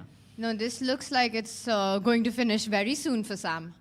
And this means this might be the last game in the quarterfinals, as Sindarov has now gathered a huge advantage. Can we have a double board view just to keep an eye on both if it's Oh, possible? that's so nice. Such Double a nice I don't call. know. Double dhamaka view. That's Arey, what we're... Arey, kya baat beauty, hai. beauty. Shout out to our production. And B5 played on the top board. Bhai, kya ye view hai na? We can comment it on both. Crazy. B5 ऊपर. हाँ, ऊपर B5, नीचे नहीं कोई. King A7, stopping that idea bishop takes pawn. That's the What purple now? board that we're talking about. Bishop takes pawn doesn't work anymore. काफी confusing है, but ठीक है. हाँ, थोड़ा सा. Why ये free का pawn क्यों नहीं मार रहा है Queen H5? मारा, There we he's go. going for it. Yeah, he's going to chop it off now. He's like, Maru can I? And finally he takes it. Now the E5 pawn is also under attack. But I mean, also think about the fact that Sam has to win this with the black pieces. There is no chance, right? All the Very pawns, I mean, सब कुछ balanced है यहाँ पे. Correct, Bishop भी same color का है आपका. Agreed. And guys, what about our top board right now? What do you think that knight on C6 on the red board for Sindarov looking strong? It's worth at least 4.5 points. Oh. भाई Sindarov क्या ही खेल रहा है, and the Uzbek players are really clutching it, yeah, in key moments. Like if you think about it, Jospem is the same guy who beat Hari in tiebreaks. So, I And mean, Nodirbek in classical. yeah. 2-0. And Sindarov is just making it look easy right now. He's just playing so well. He won the last game. Then now he's... Sindarov was the only player to defeat Jose Martinez in any format in this tournament. Wow. Jose Martinez did not lose any single game except his last one. And he might be having his second defeat in a row as Sindarov is pushing. By the way, on The purple board. Sam has blundered. Let's go. Let's go full screen on Sam and Asipenko, should we? Because I think the other one again will go on for a while. Yeah. This could be the knockout moment right now. Do you guys see tactics? E5 is hanging. Do you Queen just E5, big blunder. Isn't Bishop E5 working? Exactly. Just take that pawn. He's reaching for it. Sagar attacks the queen. He takes with the bishop, with the queen would be a blunder, as rook d1 check would be lights out. Queen Bishop C5. Queen c5. Sam Shanklin looking for tricks on the back rank. By or rook with the G7 c-pawn. check. 7 check. Rook G7 check. Oh my. Rook G7, Bishop G7, Bishop B8 and take Bishop the A7. Oh no, then there's Rook D1 mate at the end. Bishop A7, King A5. Queen Bishop takes queen and B8, rook D1. King B8. Bishop Bhai, B8, King queen B8. h7 check. Simple chess. King B8 also works. Simple chess. No style leader. Yeah. Queen H7. Plays it. Because white also has queen h1 check. If the king goes back to a8. Wow. Full But rook board a6 mate hai bhai. By rook a6 bhi mate hai, sab kuch mate hai. Sam might resign. And if you go queen e7, you just trade everything, Rook G7. pin and win. That's over. That's the last move. Sam Shanklin And will... I mean, Queen E7 is possible, but just take the queen. And rook Bishop G7. takes and Rook G7. This seals the deal, no? Asipenko is going to make it to the Look at that semifinals. stare. Look at that He's staring stare. at him. That is what tells you that this is over. And we have the match set up. Wei versus Asipenko. Kya baat hai? In the semifinals. Too good. And Asipenko opens the bottle of water a la Prague. Bhai, sahi hai. And for Sam Shanklin, it's not going to be in this World Cup where the demons are put to rest. Another quarterfinals exit. Yeah. And look at him. He kind of just... Doesn't want to go back home. Guys, just think about like another event that was going your way and now suddenly you have to go back home. It just happens so quickly, yeah? And look at him there. So upset. So unhappy. He really wanted to qualify. Comes back and you can just And he trade, knows chop, chop, pin, win, game over. Man, this just goes to show the brutality of this World Cup. He fought here for 2.5 weeks, played fantastic chess. Look at But the way the he's memory making he's moves. going to take back is this bittersweet loss. Rook G7. And very much the final move of the game. The rook comes in, gives a check. The king will go up. He's rook d7, bishop f6. Oh, bishop Bishop f6 check. Oh, don't play bishop f6. Final trick tha, bhai. Sorry, bhai. Bishop d. Just take the pawn and go king c3. I think Yeah, that's that's simple what enough. he's doing. That's exactly what he's doing, Sahaj. King c3, king c4. Oh, and he resigns. He resigns. Oh, and Sam Asipenko versus Wei. What a match. Look at Sam there, baapre. Yeah, this is a tough moment for any chess player. After having such an incredible run in this tournament, taking down the players that Sam did, starting from Vidit, getting into the quarterfinals, and just a tough moment to deal But with. He's one of the most hardworking grandmasters in the top level circuit. Has been looking for that candidates for such a long time. Has played several World Cups, Yeah. but he exits this Lots one. to be proud of for Sam Shanklin. Should have his head high up as he exits from this World Cup. And Asipenko, on the other hand, is in the semifinals, but we have another game. Can Jose Martinez hold on to this position, guys? Is it the end of the road for him, or he can fight on? Because I think the advantage is not yet decisive for white. Also, it's level material. At the end of it, black doesn't have, white is not up a pawn. Yes, you have pressure on b6. You have a really strong knight. But again, what Sri said, converting an advantage is a whole different story. Exactly. I'm a bit scared if white can somehow get rook a1 to a8 and have mating ideas. He goes g5 first. But you know, Harshit bhai, you can't go to a1, right? Because of c4 pawn hanging, or you'll anyway I sack just it. wanted to sacrifice it. But then just rook a8, knight e7 check Looks threatened. dangerous. But rook a8, you can even sacrifice your rooks for the c6 knight, maybe. That could be potentially. Yeah. a drawing Could be, chance, yeah. yes. So g5, g6 played. And Jose By the way, here rook a1 is the best move for white. Oh, wow. And And Jose is down to about a minute on the clock as well. G6, it weakens some squares around the black king. A nice spot for the bishop to jump into at the right moment as well. Rook A1 is such a clutch move. He goes Rook D2 though. You know what he wants? He wants Rook H2, Rook H1.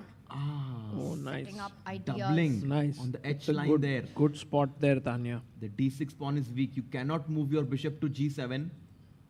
Cannot. And when you do that, I'll trade that bishop and anyway threaten checkmate. E5 ना? Yeah.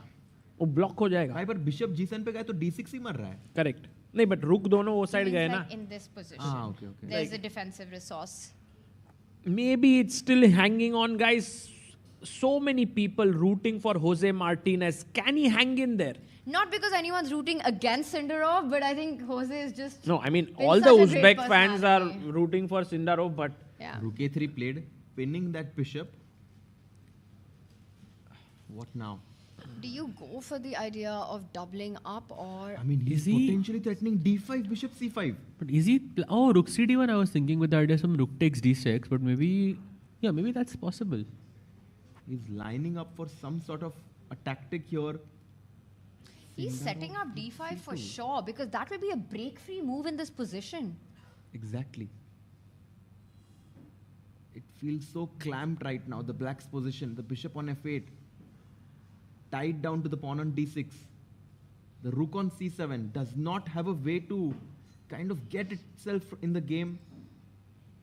And guys, remember their first game ended in a draw. So actually, it's not like someone's really desperate for a win here. You know, draw can be okay for both sometimes. Can you start... Bishop D4. Why not, What's Tanya? the idea? Bishop D4, bishop... You cannot move the bishop. But I don't have you want to go Rook H2. When you go Rook H2, I'll go bishop here. So what's the idea of Bishop D4 is the question. Rook H2 is the idea, no? Bishop G7. Bishop G7, you just take and go Rook D6. No. No, but Rook H2 पे गया ना भाई. After Bishop D4, my point is that even if you get Rook H2, Bishop G7 defends. So 2 minutes 20 seconds for Sindarov, 38 seconds for Jose. Who? Full pressure. Full pressure. Maybe time to go full screen. Let's go full screen as the stress adds up. It's going to be about nerves. Right now, Jose on the defense. He's hanging by a thread. He's just playing responding chess here. Responding to every move of white. Goes King E2. Removes the king from potential pins, but that's not a good move. He wants to get the king to D3. King I think defending the C4 pawn and then going for Rook A2 makes a lot of sense. Also, black cannot play Rook C8. Oh, he can play Rook C8. Rook C8 E5. Oh, Rook C8 E5. Beautiful, Arshad bhai. And then the D7 knight is going to be on pre. And it's so difficult. Guys, we are trying to find moves for white, but 10 black... seconds. What 10 is the seconds. move? Jose. F5. Ooh, F5. Trying to break free. That's a great move. Wow, it's a good move. That's a I mean, it great looked move. really dubious, right? This move. And now do you go en passant? Do you capture like this? Do you capture like this? You've got decisions to make. You've got 2 minutes on the clock. This guy, Jose Martinez, is such a fighter. Yeah, such a fighter. He just changes the character of the position completely with this last move, F5. And look at him now. He feels a bit more confident about his position as Sindarov is like, missed this resource. How do you react? Do you keep the tension? Do you go king here? Do you go king there? Do you capture? Do you capture? And you don't have enough time. And suddenly black also gets the F7 square for the king. No more mating ideas. I got it. Rook D4, Rook D2 and E5. Probably. D4. Wow. It's a plan that Sahed's pointing out right now. Knight D8 could be an idea at some point, but he takes on F5. And now GF, right? For sure. You want to capture towards the center. But Jose is taking... But Harshad bhai, don't I have a protected pass pawn now? You have it. You do. He goes king F3 back. And now Rook coming in from And the E5. H file. And this is anyone's game now. Whoa! This is anyone's game now. Because black gets this cluster of pawns in the center of the board. E4 check at some point could be a move, but Rook D5. And the point is F5 is such a soft spot. If you go E4, white just moves and nothing can defend F5. By the way, black only having one move in this position. That is Rook A3 and does played. it, bhai. Wow. Oh, beautiful. Jose Now Martinez. you can't take after pawn takes pawn. Bishop C5 threats were there, so unpins itself. So, like, Jose has to find a series of only moves with 20 seconds. That's so tough. Yeah, but he is such a monster when it comes to speed chess, He comes Jose back Martinez. rook a4. But what about fe5? He just misses a pawn. No, but why did he do that? He just missed a No, pawn. he sees the he No. sees the c4 pawn as a potential recapture, Right. but he's also losing f5. F5, exactly. B6 also. This is going to be hanging. That is going to be hanging. So what was the best move instead of rook a4? Rook a4 instead of... He had to take the pawn on f4, but now he... Yes, Let's go. he allows to take the pawn on e5. Knight e5. Sindarov wins a pawn. He takes back. He takes. And a huge chance for Sindarov now. And now b6 is hanging and also f5 is hanging. Everything is hanging. You can think about going for counterplay on this side. That is what is the top move according to the engine right now. Rook h7, but good luck finding it. Yeah, rook h7 is like completely, looking at the other side of the board. Oh, he But goes for the rook pawn. takes c4, but I think now after takes, bishop takes b6. You can take f5, you can take b6, choose what you want, white with a huge advantage, but he has to trade first. Wait, guys, both of them are hanging. If I go rook f5, b6 is just hanging in the next move. Exactly. Guys, final moments it seems in this match as well. Can Jose now hold this? Will Sindarov go through? Kya lag raha hai? I think after rook takes, bishop b6, it looks completely losing to me. Any of the moves. Do you take f5? I think I'll go taking rook f5. f5 because b6 is hanging. And you can't defend it. You can't trade everything on cannot. c5. You cannot. So rook f5 looks like the more precise choice. And Sindarov, he's shaking. No, he feels it. He knows The energy in him right now. Uzbekistan's Sindarov may be going through. Oh, he's taking b6. Somehow, even I find bishop b6 to be a bit more logical because bishop a7 and b6. And yes, Tanya. Guys, if Sindarov makes it to the semi-finals, one Uzbeki player is Guaranteed. guaranteed into the candidates Exactly. because he's playing against Yakuboev. And he takes the chops of the pawn on b6. Huge moment for Uzbekistan. Guys, let's go. And f4 played. For Jose, come on, last chance for you here. King f3 maybe. He goes rook d5. Just puts the rook on a square that the black bishop cannot attack it. King f3 coming next. Move the bishop, start King pushing the f7, pawn. yeah. The dream for black would be to get a rook bishop versus rook endgame. You know, sorry. Somehow. What is said is also potentially go rook d4 and win that f4 pawn. If the rooks are off the board, that's immediate resignation for black. Yeah. He finds the best move, man. Jose keeps an eye on that g5 pawn, not letting that rook d4 idea happen, Tanya. Actually, rook d5 was a small inaccuracy by Sindarov, allowing this resource of black bishop to e7. Now he needs to come back rook to e5, hitting that bishop on e7, but that's never easy. Yeah, because you don't want to accept your mistake. You just moved that rook on the last move. Exactement. Now, You king have to f3, if accept you your play, mistakes in life. it's possible black somehow gives up his bishop for both the pawns. White needs to avoid that. How will you capture the b5 pawn? That's my question. I don't think that's happening.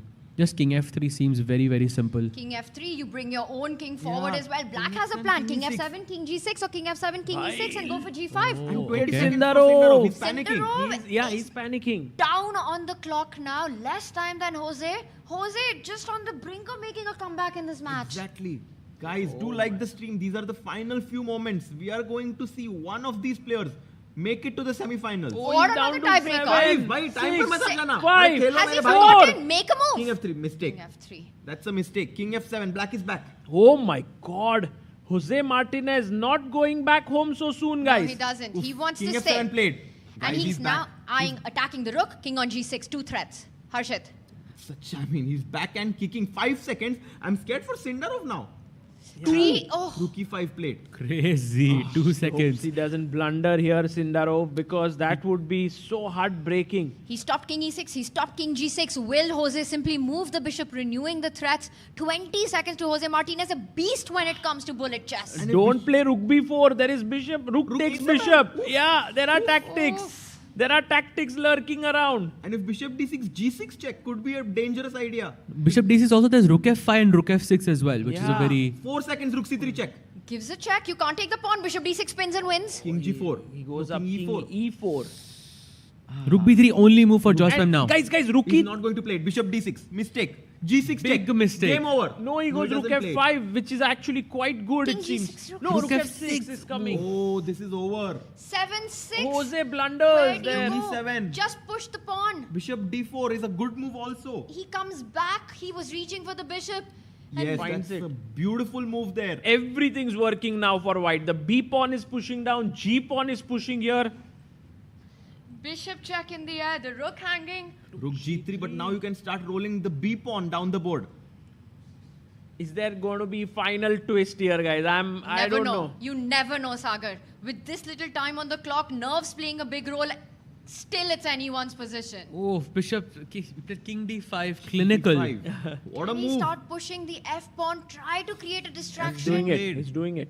Just B7, he's yeah? going D6, with sorry. This pawn is under lock and key, both bishop and rook eyeing it. Actually, the king on D5 is going to the help of the B pawn to make it a queen. And now 5 seconds for he's down on the clock and losing on the board. Rook G4. Made that move with 3 seconds. But now Bishop F6 and Rook F3.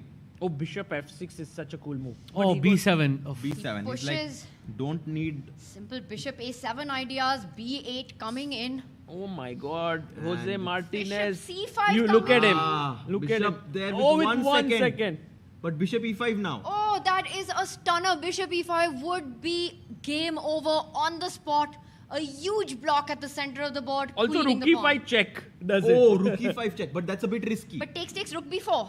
Bishop D6 check. He goes Bishop Oh. E5. Yeah, that's and he takes the queen. Array, crazy. Signature.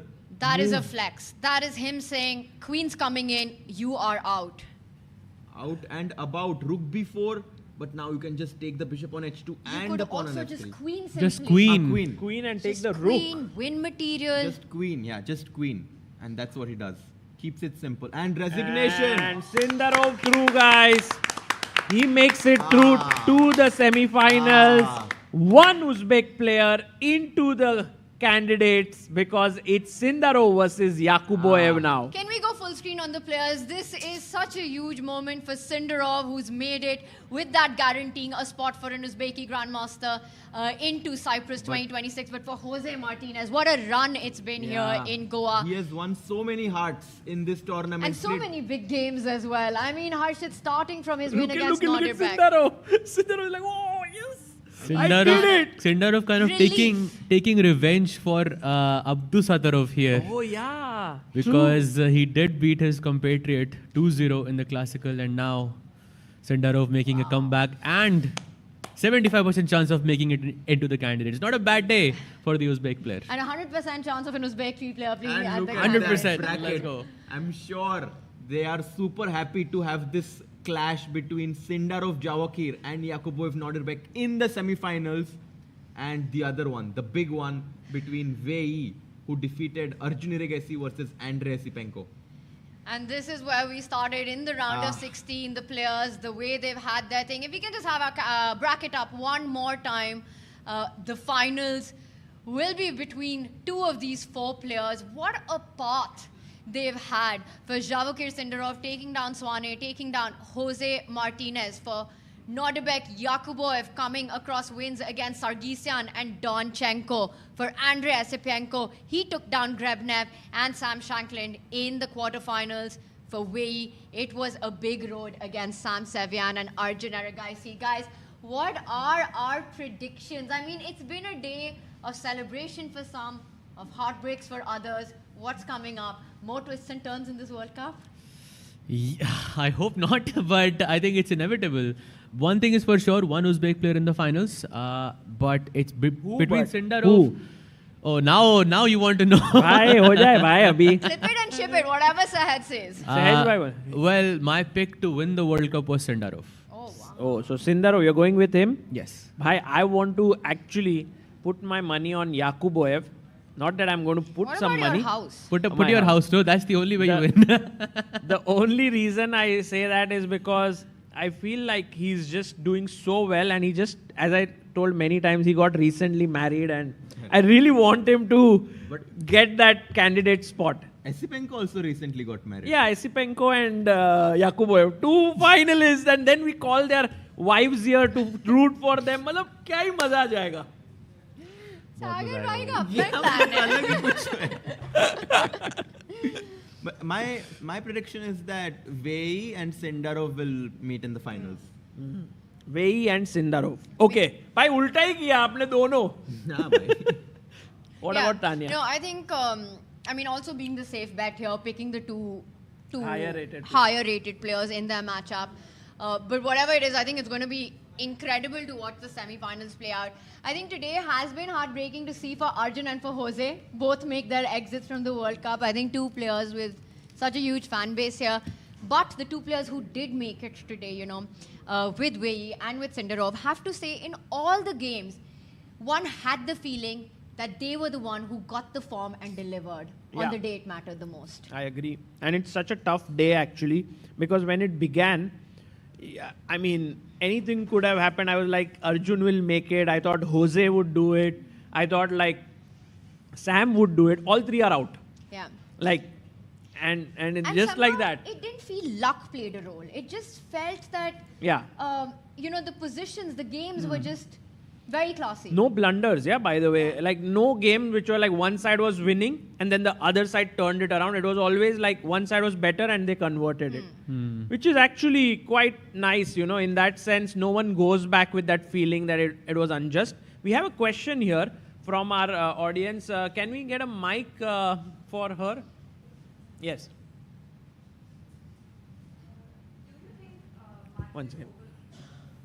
Yeah, now it's on. Yeah. Do you think Martinez overpushed in the game? He just needed a draw in the first tiebreaks. That's actually a very great question. He won the first one, lead. right? And you remember that crazy game he played with the black pieces, giving 2 pawns, going for checkmate when he actually needed to keep solid. Just a draw was enough for him to get through the quarterfinal. I think Jose Martinez just plays that style of chess. He just doesn't know how to play like calmly, Maybe that's what I can come up with. I don't know what you guys feel. Also, maybe he thought that if he plays too solidly, he'll be a bit too passive. So maybe he thought that he should like just play how he usually plays, which is aggressive and dynamic. But maybe you're right. We can only see all of these things in hindsight, you know. But regardless, I think it was an insane match, and Sindarov, I do think, is an objectively stronger player. So I'm not very surprised that he pulled through. Yes, Tanya. I was just going to say, we didn't get a chance to see that comeback win against Sindarov. I don't know if he can pull that up, because I just had a look at the last position of that crazy game. Actually. Jose Martinez's king got checkmated on G5. That's all that I saw. Should we do a quick run through of that? Can we do a recap of that? Don Shah commentary के साथ हो जाए. भाई आज नहीं होगा. ले आ भाई. कोई ना भाई. You have your circuit, Raja sitting next to you. But Bishop C1 पे कैसे आ गया भाई? Have the board up. All right, let's go. So this was the game where Sindarov made his comeback after losing the first tiebreaker game and eventually went on to win the match. In this one, Jose needed only a draw, Sagar. भाई English opening आयला है, अपन हिंदी में ही बोलेगा. हाँ तो फिर night आगे आयला है और फिर नाइट भी आगे आया, नाइट आ गया भाई, नाइट ही आगे आ रहा है. अब थोड़ा और भी पीसेस को निकालो. तो ऐसा पॉन को आगे लाया, फिर भी नाइट ही खेल रहा है. अपन बोला था इन सबको कि भाई दूसरा पीस को भी लाने का, तो वो बोला भाई दूसरा पीस को लाता है ना, अपना हाथी को लेके आता है, पॉन को आगे बढ़ाया, उसको रोका और फिर ऐसा नॉर्मल सब कुछ चल रहा था. फिर सडनली अपना होजे भाई B5 नहीं, एक पॉन दिएला होजे भाई ने, और इधर होजे भाई बोला अपन को करने का है checkmate.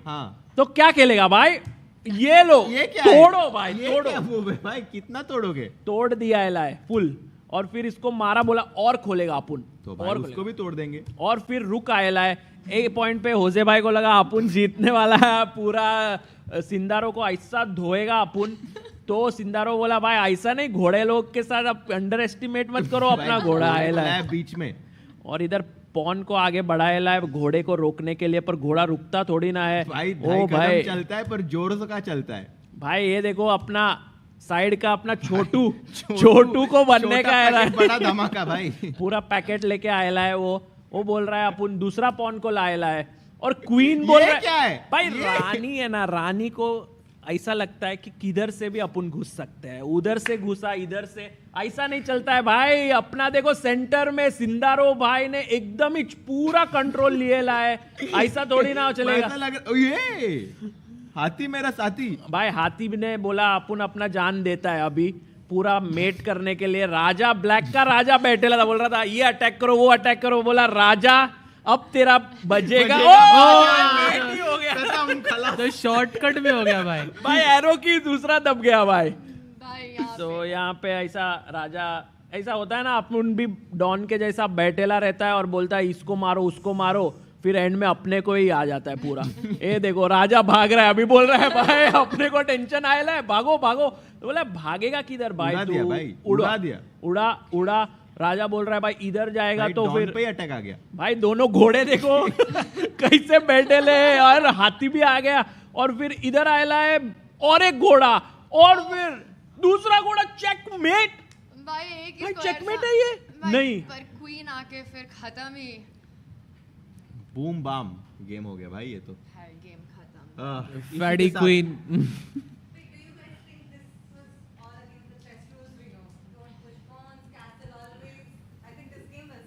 Yeah, I think basically Jose Martinez, what went through him that he played such a game when he needed a draw? That's just insane to do this.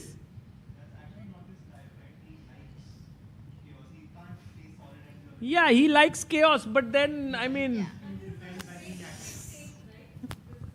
Yes, bhai, आपको कुछ बोलना है. Can you give him the mic? My name is Puneet. Actually, I have one question.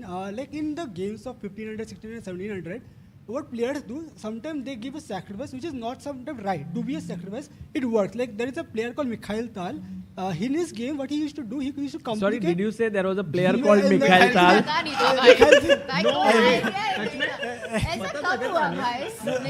So I didn't want to say that. What Tal used to do, he used to sacrifice pieces, and his sacrifice as per engine is not right. But it used to work. So this thing work in today's generation games, like in the top level, because in the 1800 level it works really well. So I have this question. Oh, your question क्या था कि doesn't work at top level? Like this formula, like complicate and your opponent will blunder. Does it work at a higher level, like 2700 level? It depends on the kind of sacrifice. I think defense has improved a lot because the engines defend very well and people work with the engines all the time. So then you know कि कोई भी position में defense ऐसे ढूंढ सकते हैं ऐसे. पहले इतना नहीं था defense अच्छा. But in the over the board, is it possible? Like when you are playing होता है. Like in the let's say you come a complicated middle game. Like is it happen that nowadays also same formula works? Yes, I think attack still counts for in chess, but nowadays like these wild attacks that Mikhail Tal would do, perhaps he would have to kind of adjust his style, yeah, to the modern day engines. That's my feeling.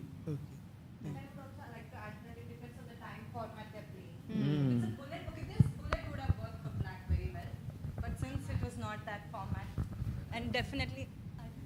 उनको mic में नहीं बात कर रहा है. Mic में so many people can't hear you online though when you don't say it on the mic. But thank you guys for asking these questions. I just add one. हाँ भाई आप भी बता. Where do you think that it went wrong for like Arjun? Like in the first game, maybe his opening choice of e6, because we know modern day engines, even top level, players prefer e4, e5. So sorry, where did it go wrong for Arjun? In like the first game, like do you think opening or like? I think Arjun just after d takes c5, he was just out of theory. Okay. And he just didn't play it well with a6. I mean, he didn't just realize the critical moment came so soon. My question was essentially that was he slightly not expecting e4 from Wei? No, he came with French, but d takes c5 has been played only 4 times. So I think let's not forget, this game Arjun actually managed to survive, you know. When he got worse, he was down in exchange. Yeah. He created his counterplay with the bishop pair. In fact, at some point we were thinking कि भाई Arjun might start pushing that position, that endgame.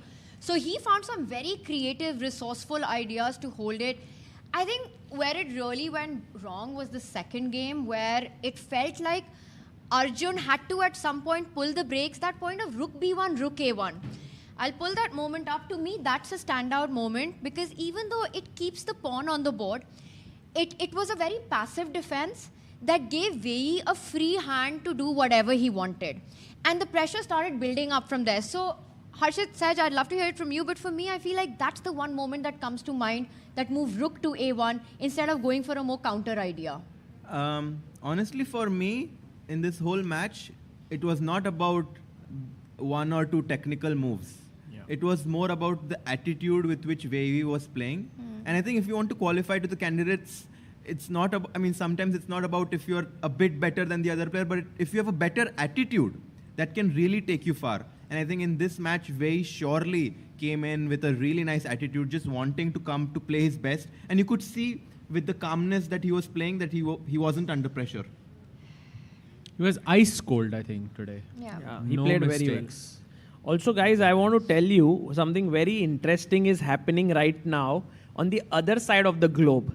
In Linares, Spain, Indian women's team is facing China today, which is very interesting because India is doing incredibly well. Ho Yifan is playing there and Padmini Raut is against her. The position is around equal. Then we have another on board 2. We have PV Nandita pressing against Yuxin Song. Sarayu Velpula is doing quite well against Lu Miaoi. And Savita Shri is slightly better against Zaimo. So actually, if the Indian women's team beats China, it would be a huge result. Because Ho Yifan is playing. Yeah. Not just that, on every single board, the Chinese player are higher rated than our Indian women player. But on every single board, we are the ones who are pushing. And I will say one thing, having played several of these events. Oh, you have played, I think you won the silver medal in this event, right? Yes, that was our first ever podium finish. It was in 2021. Yes. I think India versus China has always been like the big clash in women chess. Right. And we've always been the underdogs. It's been a bit of a struggle. So this one, it might be today that narrative changes. Wow. And that too, India has not gone in with their top players, right? There's no Hampi, there's no Harika, there's no Vaishali, no Divya, no Vantika. Yeah. It's like, I think it's the 6 to 10 players of India who are playing here, but all young. Like, you know, Sharayu Velpula is like 17 or 18 years old. Wow. And Savita Shri, we know she's born in 2007. So she's also very young. So what a nice team we have here. And they already beat Ukraine yesterday. Which was a huge result. Yeah, it was a huge result. So India did beat Ukraine, lost to France, if I'm not mistaken. Georgia. No, I think France, if I'm not mistaken. And if this is following the same format, I think, where there's Georgia. a qualifier and then we'll have the we'll have the quarterfinals, semi-finals and finals. So right now, in those group stages, I believe, Sagar, where Team India is trying to get into I the think it's like 2 pools and Yes. top 2 teams qualify to the semis and finals. There- quarterfinals and semis and finals. Quarterfinals, so Yes. 4 teams qualify. Yes. Acha, out of 8. All right, guys. So that is definitely something to keep an eye on as well. Yeah. Maybe we can also have those boards set up for tomorrow and follow them whenever we get a chance. Oh, that's a good idea. If possible, Sagar. It starts at, I think it starts somewhere around this time, like 15 minutes before. So maybe we could potentially look at that. Eye on that as Nice. well. All right, so I think that is, guys. ये पता नहीं सहज और हर्षित का क्या ही चल रहा है. दोनों कंप्यूटर को स्विच ऑफ करने को ट्राई कर रहे हैं भाई. 2 GMs trying to do stuff like this. इसे शूट करने को मन हो रहा था मुझे, पर अच्छा हुआ आप लोगों ने. और भाई एक हमारा विदित है जो कोडिंग में ही ग्रैंड मास्टर बनने की कोशिश कर रहा है. विदित ने तो ऑलरेडी एक ऐप बना दिया है. So guys, you can दोनों से कंप्यूटर स्विच ऑफ नहीं हो रहा है. you can follow what he's doing on Twitter, because it does feel like a feed of a programmer rather than a top grandmaster. But I think we'll see him in action at the Global Chess League. We'll see many players there in action. But guys, I forgot to tell you, we'll see Arjun in action. In GCL. No, even before that, in South Africa. He's the only Indian playing in the freestyle finals out of 8 players. And there is Magnus, there is Hans Niemann, there is Levon. Sindarov. Caruana bhi hai. I think Sindarov is also coming. Fabi is coming. Yeah. Levon is there. Levon is there. तो भाई अज्जू भाई उधर जीत गए तो थोड़ा तो मजा आएगा. Yeah, for sure. And I think he's very good at that. भाई अज्जू भाई को मिलते हैं आज यार.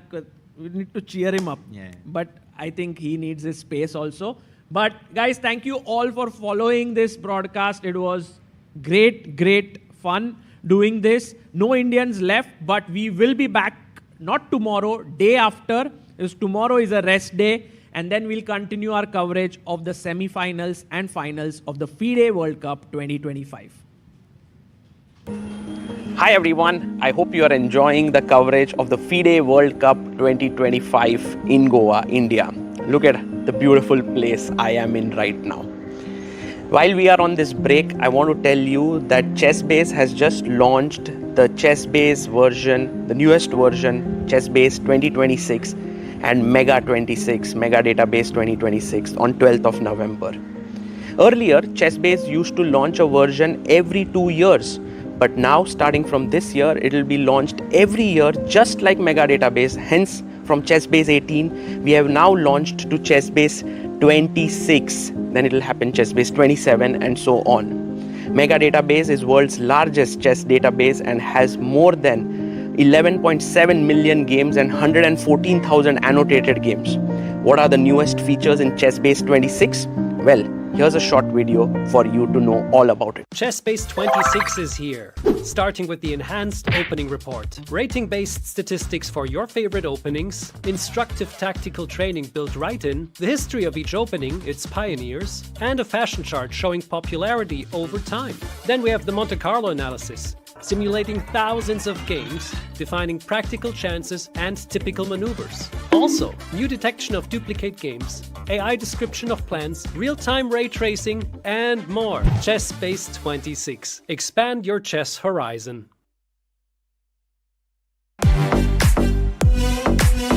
In December, the world turns to Doha, Qatar for chess at its fastest and fiercest. The 2025 FIDE World Rapid and Blitz Championships bring the globe's elite to battle under lightning time controls. December 26th to December 30th, Rapid and Blitz formats designed to reward precision, courage, and creativity. In the heart of the Middle East, Doha offers more than a board, a world-class venue, a cultural backdrop, and a stage worthy of legends. With a €1 million prize fund on the line and the title of world champion at stake.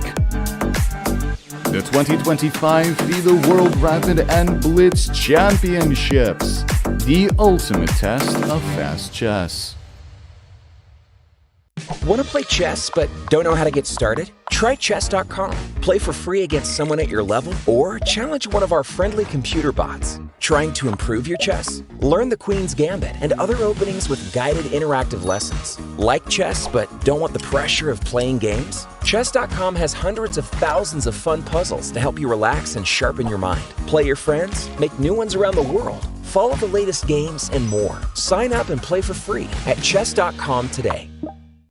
A premium membership at chess.com will help you improve your game with full access to a powerful set of learning tools. Unlimited tactics let you practice like a master with more than 50,000 puzzles to challenge you at every level. Our library of interactive chess lessons created by master coaches will enhance every aspect of your game. And after each game you play, the computer analysis feature will give you feedback on every move you played, turning every game into a chance to learn. And that's not all. Premium benefits also include unlimited tournaments, video lessons, the Opening Explorer, and much, much more. Upgrade now to take your game to the next level.